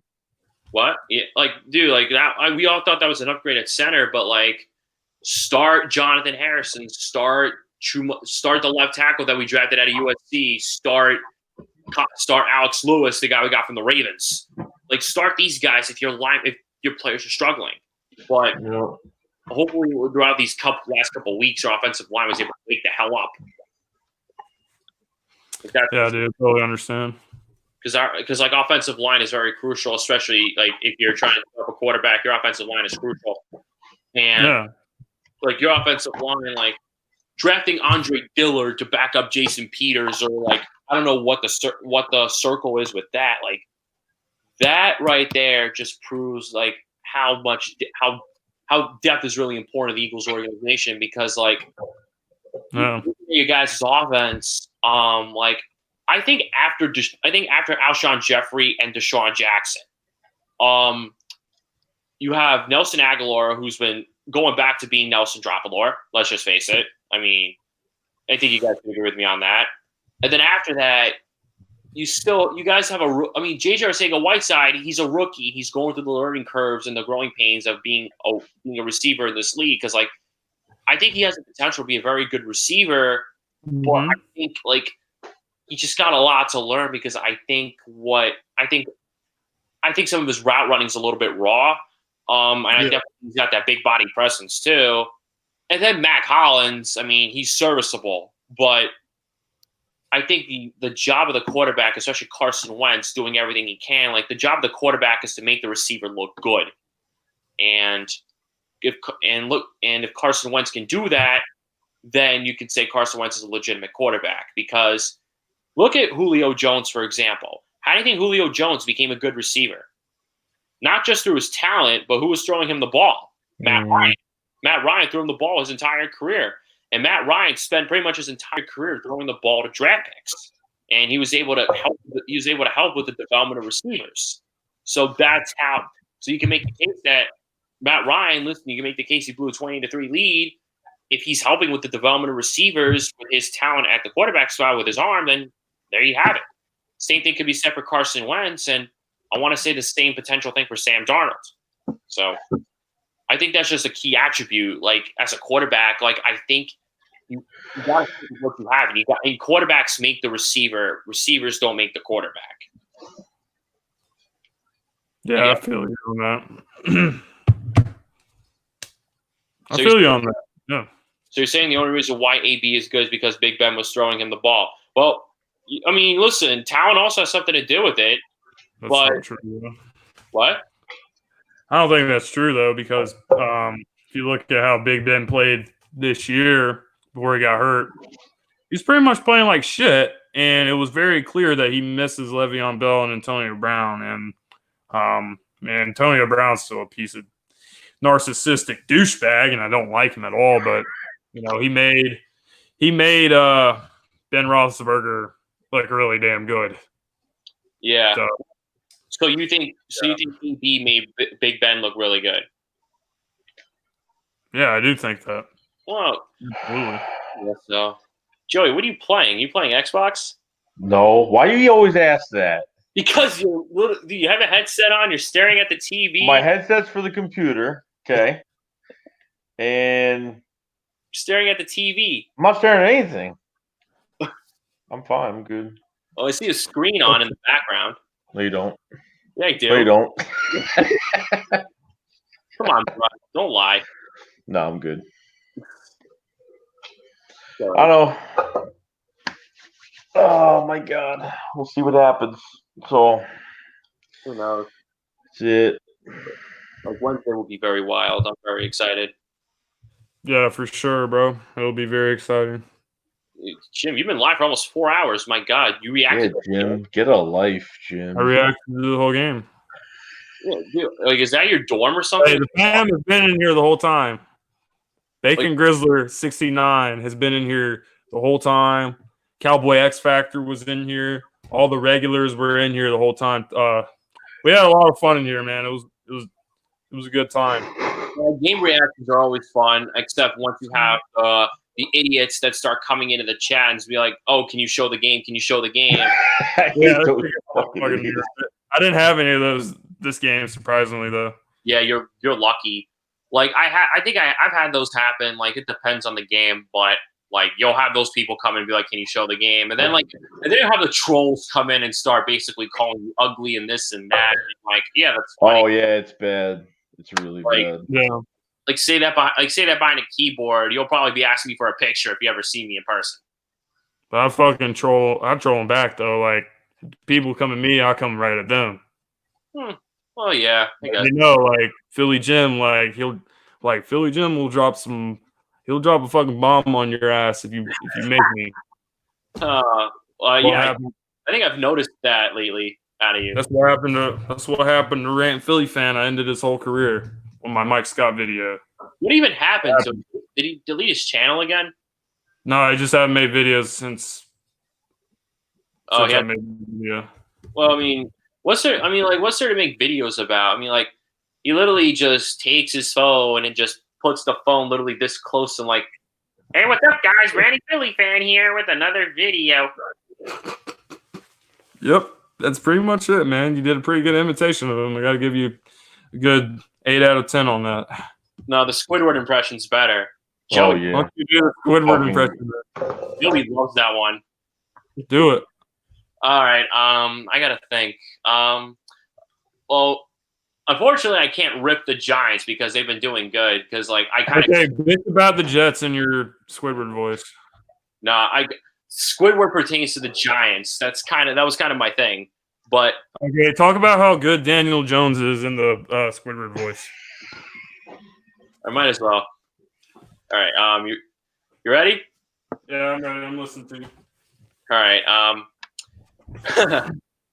Wow, it's been now 4 weeks into the NFL season, and yet Daniel Jones has had another good game because I can't root for Saquon Barkley because he's dealing with an ankle injury. Also, I know that sooner or later, Golden Tate will be back, and Daniel Jones will have yet another weapon, and I will no longer be a miserable Giants fan that sits in my house at Bikini Bottom and sticks to playing my clarinet, even though that I know that Daniel Jones will be just as good as my clarinet playing skills. Also, I'm just a lonely squid sitting behind the cash register at the Krusty Krab while SpongeBob and Patrick are staying up to Jets. And I know that Sam Darnold will come back from mono and light up the New York Giants defense week 10.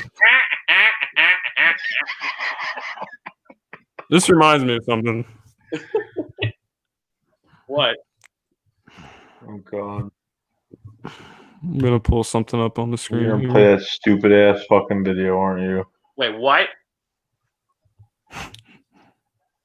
What is this? I made a fucking video about Giants fans reacting to the Daniel Jones pick. Oh yeah, I saw that. Video. It's not even fun to watch anymore because he's actually been playing pretty decently. Yeah, he actually has, but it just shows you how I love that video. fucking wishy-washy Giants fans are.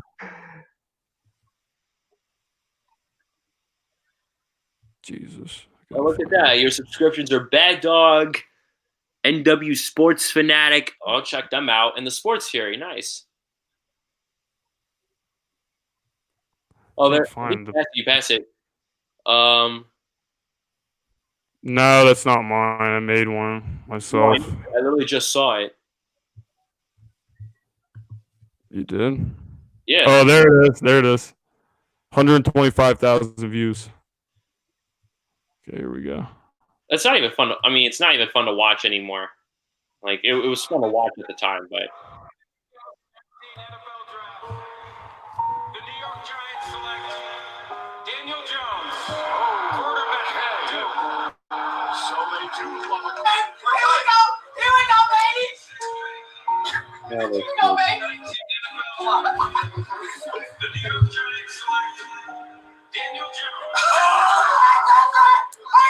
Kid's wearing a Landon Collins jersey. Pulled up his shorts.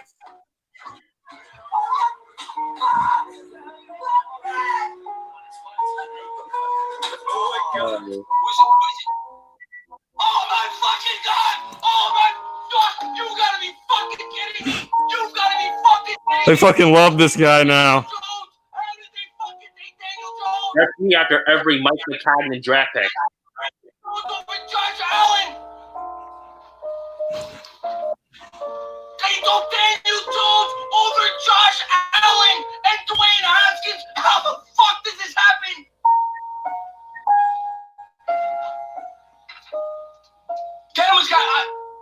Gentlemen should be fired. I'm sorry. This is inexcusable. How do you beat Daniel Jones over Josh Allen? They fucking love Danny Dimes, though. Oh no! This old man is my favorite. Bad Dog is my favorite. Oh my god, that's the worst possible. But at least they gassed it. This guy has the weak arm. What are they taking a guy with a weak arm for number 6? Oh. I don't believe it. He cares about his sister. He goes, who cares about his sister?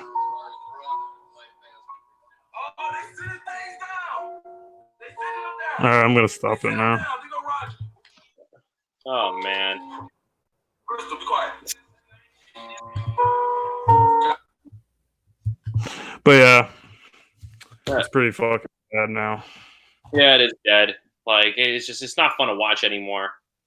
But one thing that's funny, I love how, you guys know who Ron Effect is, right? Yeah. Who?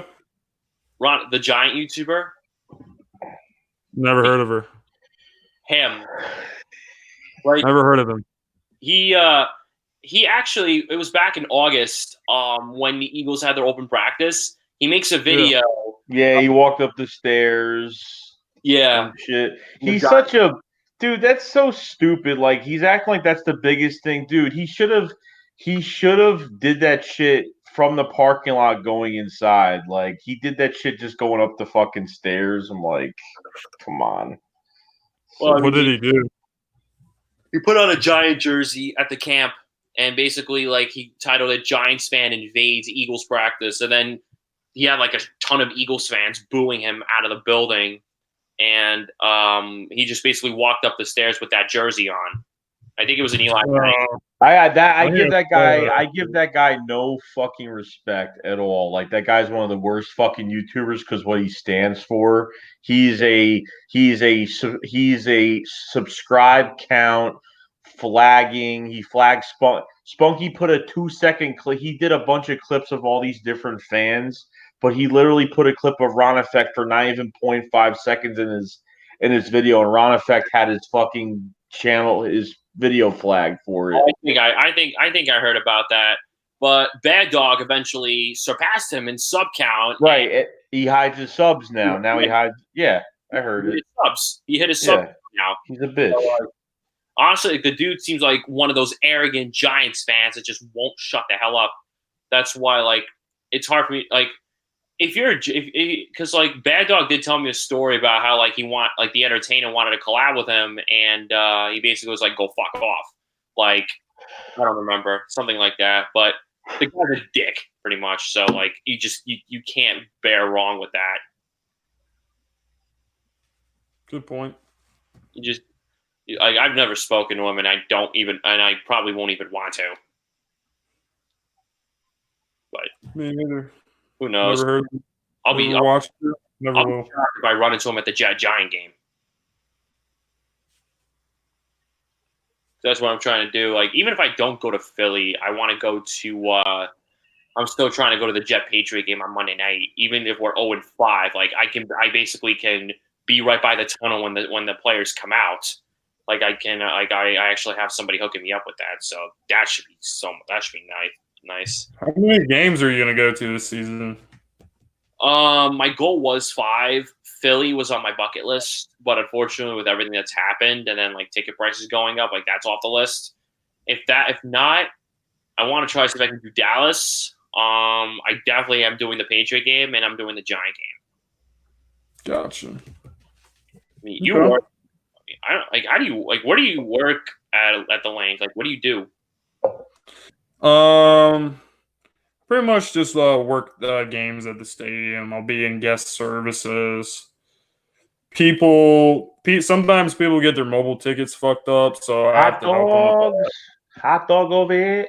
I don't do fucking Who got concessions the hot though. dog? Who got the hot dog? Joey just walks up to Philly Jim. He's like, "Yo, can I get a hot dog, bro?" Hey, bro, can I get a hot dog? All He right, ain't, see you later.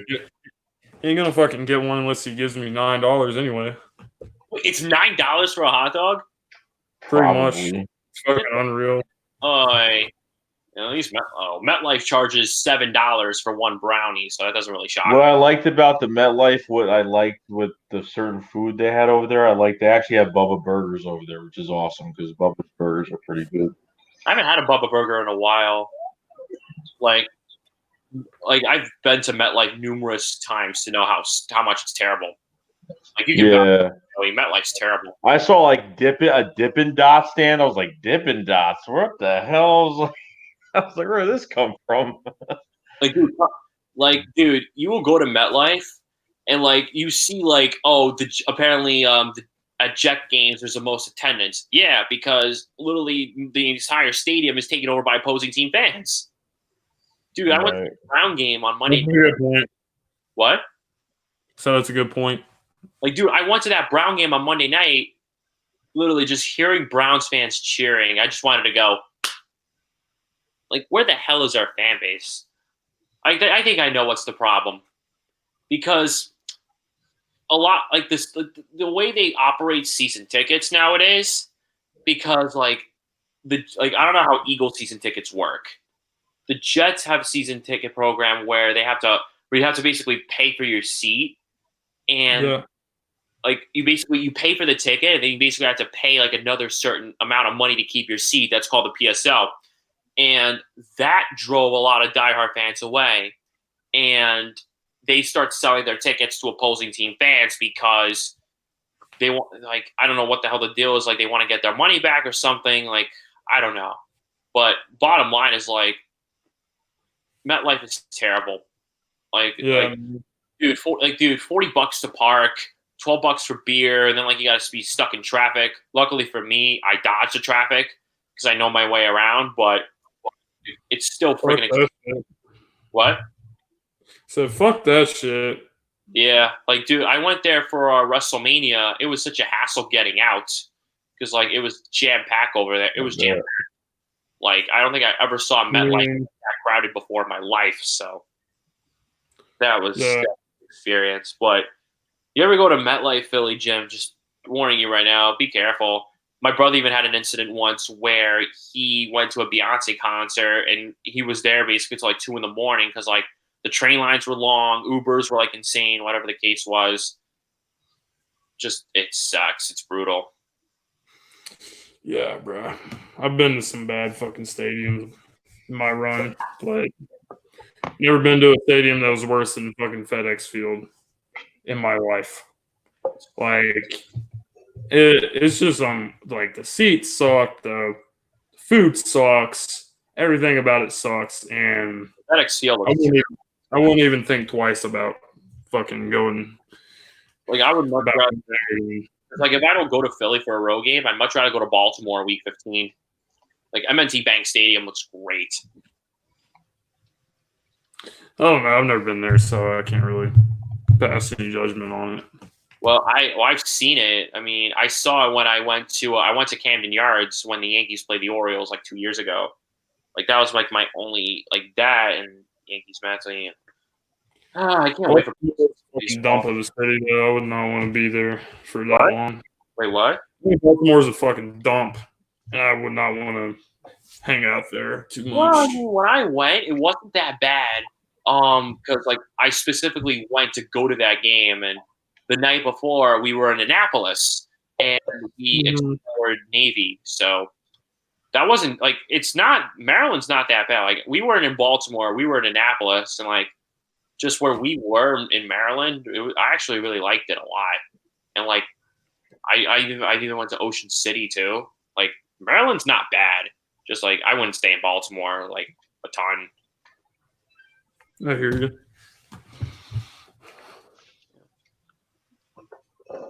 Honestly, out of all three of our divisional rivals, AT&T is the best stadium. I want to go to that stadium. Yeah, I mean, me too. They put a lot of money in that stadium. It's definitely a nice stadium. That looks phenomenal. Like I can't even imagine hearing 90,000 plus fans cheering. What time is it? Oh damn. Well, luckily I don't have school, so I'm good to go. Good. Well, I don't have school the next 2 days. And we find out if Mr. Mono gets to come back sooner rather than later. Mr. Saliva Swallower. Yeah, that's what we call him now. Mr. Saliva. He could have swallowed another man's saliva, right, Gangrene David? Probably. Like I think that's Joey's joke of the night.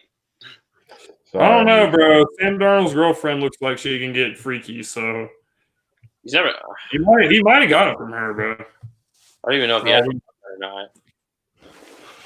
Like I even have a freaky. I even remember meeting him at camp. He looked skinny as fuck when I met him, and he denied me. What? Sam Darnold is skinny? Yeah, he looks skinny in person. I remember meeting him. I went to camp in the summer, and he's a good dude. But like, I remember I asked him for a picture. He just denied me straight up. I was like, "Yo, can I get a picture?" And he was just like, "Oh no, I just want to sign all the autographs first." So I'm like, "Okay, cool." And then like he started taking pictures. I was like, "Fuck that, I'm not gonna bother." Like I have like fucking dirtbag. What? Sam Darnold's a fucking dirtbag for that, bro. Well, what I should have done is I should have recorded a video and then I said, "Yo, Sam, my man Bad Dog thinks you stink. Do you have anything to say to that?" Yeah, you should have. Well, yeah, I didn't think that through. So. No, you didn't. Well, now I have two Sam Darnold jerseys because one's pretty much signed and put in a frame, and the other one, well, I exchanged my Le'Veon jersey for that one, assuming that he'll be back soon. So that's just there you go. That's just starts. Yeah.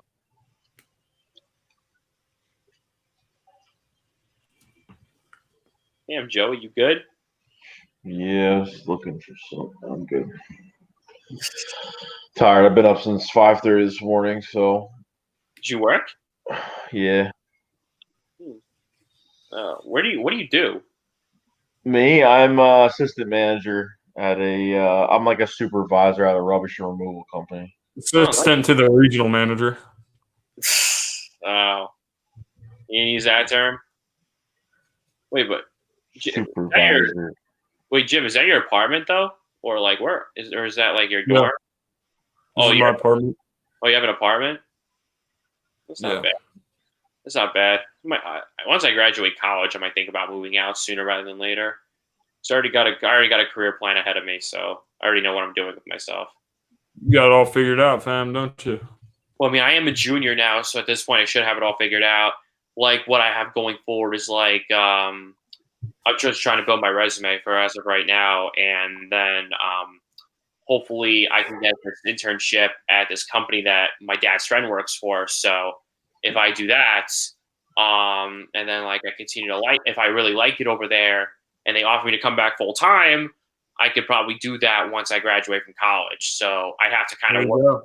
Like right now, like I want to focus on not just getting through college, but working my way to just kind of get that internship. And then I do the internship, and hopefully because my last internship, they actually offered me to come back full time, like paying wise. But what I want to do for them isn't what I want to do. Like what I did for them isn't what I really want to do. So, what I want to do going forward is right now, like I got to build up my resume to prepare for that internship, because like this is a big connection right there, and like this is a big opportunity I can't throw away. And for sure. What? So yeah, for sure. Yeah, so like I do that internship, And then if they offer me to come back full time and I really like it over there, and knowing and considering with like what I'd be doing with my major, I could pretty much potentially have a career going forward. Like I could get a job coming right out of college if I really wanted to at that point. So I think like at this point, like I just got to go on that path now, and I just got to keep doing what I'm doing, and I should be fine by the time I graduate from college. So Yeah, man. like I'm just like right now, like I'm just focusing on my career. I'm focusing like, and I do love doing YouTube because like you can put that actually on your resume, believe it or not, because like that provides technical skill. So like like I actually, believe it or not, put that I'm a content creator on my resume because like it kind of shows like it kind of brings out that work ethic you're trying to do building your channel. Like it could start out as a hobby, but then like once you hit 1,000 subscribers, you start monetizing your videos, you become a business. So like you could do a lot with that kind of stuff. Fair enough. But who knows? Right. I will. I'm ready. Like I'm willing and confident. I'm ready to go. Get your hot dogs here. I love hot dogs. You do? What do you like about hot dogs? What? What do you like about hot dogs? Well, I don't know, but I'm just a hot dog connoisseur. Like when you just put like you just hot dog connoisseur. Yeah, I'm a hot dog. Like every time I go to any sort of stadium, I always get a hot dog over there. Really? Yeah. What stadium has the best hot dogs? That's a tough question. I would have to say maybe MSG. Like it would have to come down to either MSG or Yankee Stadium. Okay, that's fair enough. Like, what do you like about it? What are you looking for? What are you looking for, Gangrene David? When you get a hot dog, what's the number one thing you're looking for? Yeah, a hot dog. What is this? Yo, everybody in the chat. Would you say you like the way the hot dog slides down your throat?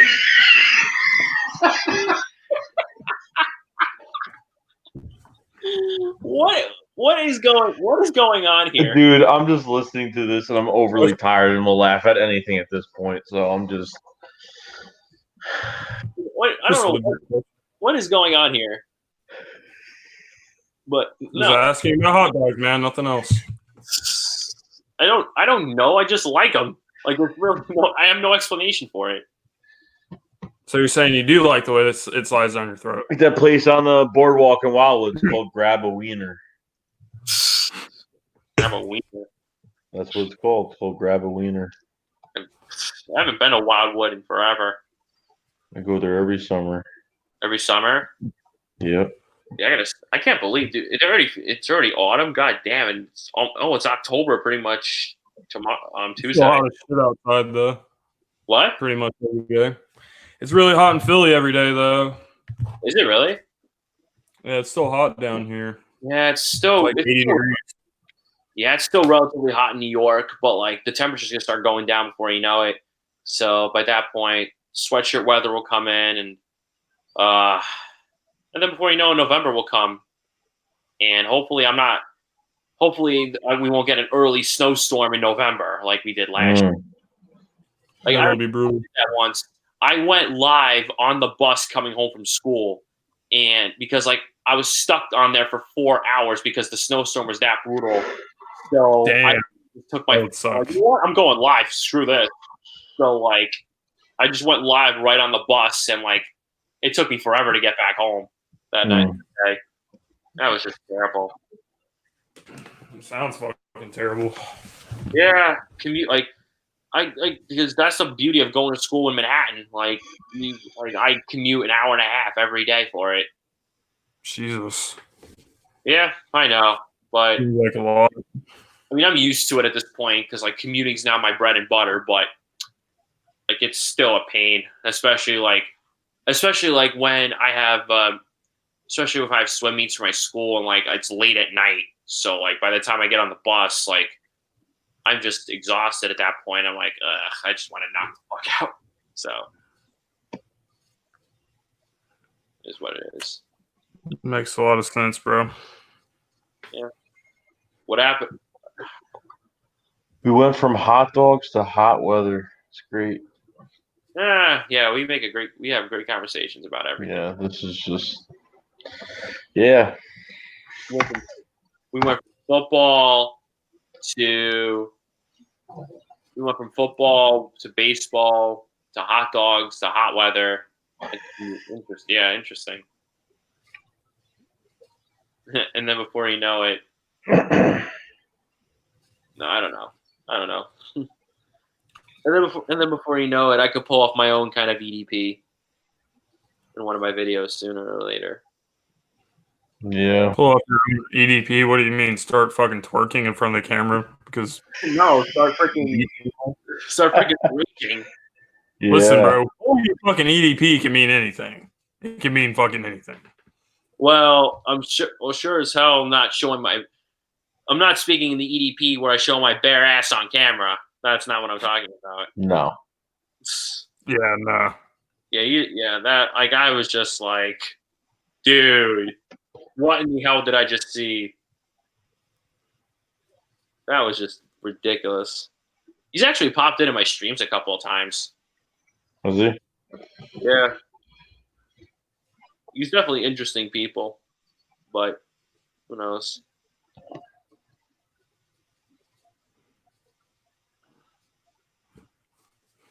I can't wait for postseason baseball. That's gonna be fun. Who do you think is going to win the World Series? I think we go for 28. I think my Yankees are gonna take it. Oh. You think who's going to take it? I think my Yankees are gonna take it. The Yankees? Yeah. Like I don't think so, bro. I think the Astros. I got Houston. 100%. I got Houston taking. I think the Astros are too hard to beat in the fucking series, bro. No, I think the Yankees find a way to take it. Like something tell the Yankees are going to be out for. The Astros were not much better than the Yankees this year. What is it, about like one game or something? We'll see. It'll be fun to watch, though. That will be fun. Like the year they won the World Series, we actually we went to a 7-game series with them in the AL. That was the year where no one expected the Yankees to be good at all. Like, I may be a struggling Jets fan, but at least I have the Yankees to look forward to. Like, it's true, the Yankees are good. Yeah, like a lot of Jets fans are Mets fans, so that just kind of blows on there. Like that's a double whammy. And then before you know it, basketball will come where I can watch this crappy team crap the bed yet again. It's true. It's almost 1 a.m. I'm about to go to bed. All right, fam. All right. We'll see you on Wednesday. Yeah, we'll see you Wednesday, bro. Yeah, if I don't speak to you guys anytime this week, see you guys Wednesday. All right, bro. See you, hot dog boy. Hot dog David. I am a hot dog, aren't I? See you later, man. Later, bro. God, dude. All right, man. Like, what kind of hot dogs you like? You like the way it slides down your throat, bro? No. So, what do you think about it? So, you don't think you think Ramsey's staying now? Well, I don't know. I honestly don't believe anything until I see it, really. The first time I sent you that text, I was just pissed off that the fucking Broncos didn't win. Because the Broncos winning that game helps us in getting Ramsey, but we may still fucking get him. The Eagles, they did up their offer, and they offered like 2 firsts, and they offered a mid-round pick swap, which is more than their fucking initial offer was. So they're at least trying to get him out of there. So I think the Eagles are going to do whatever they can do to get him without really hurting the team. And if they're able to get him, they will. But if they're not, then the Eagles are going to look elsewhere to add another corner. You do fucking something, dude. Yeah, they have no choice but to do something.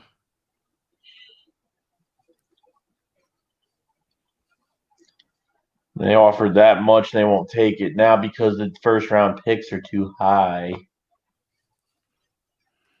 Fucking stupid.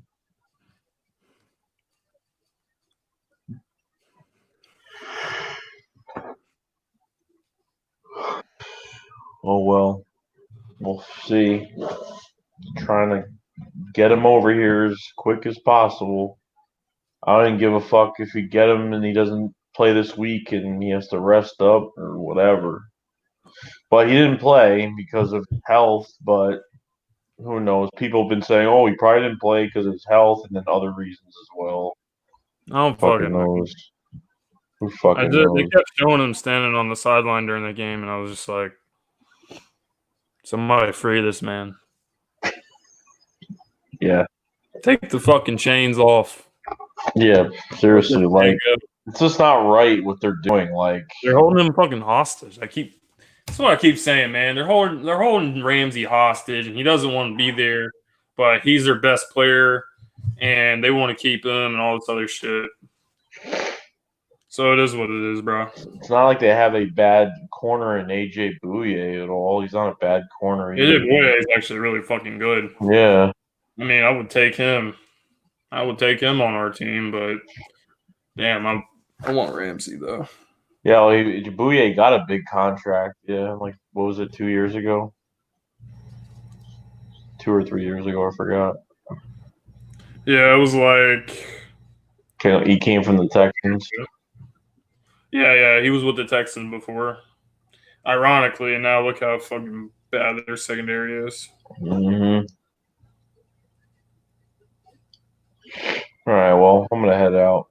Yeah, bro. We'll talk to you All right, Wednesday. guys. See you on Wednesday. All right, And good. peace out. Peace, guys.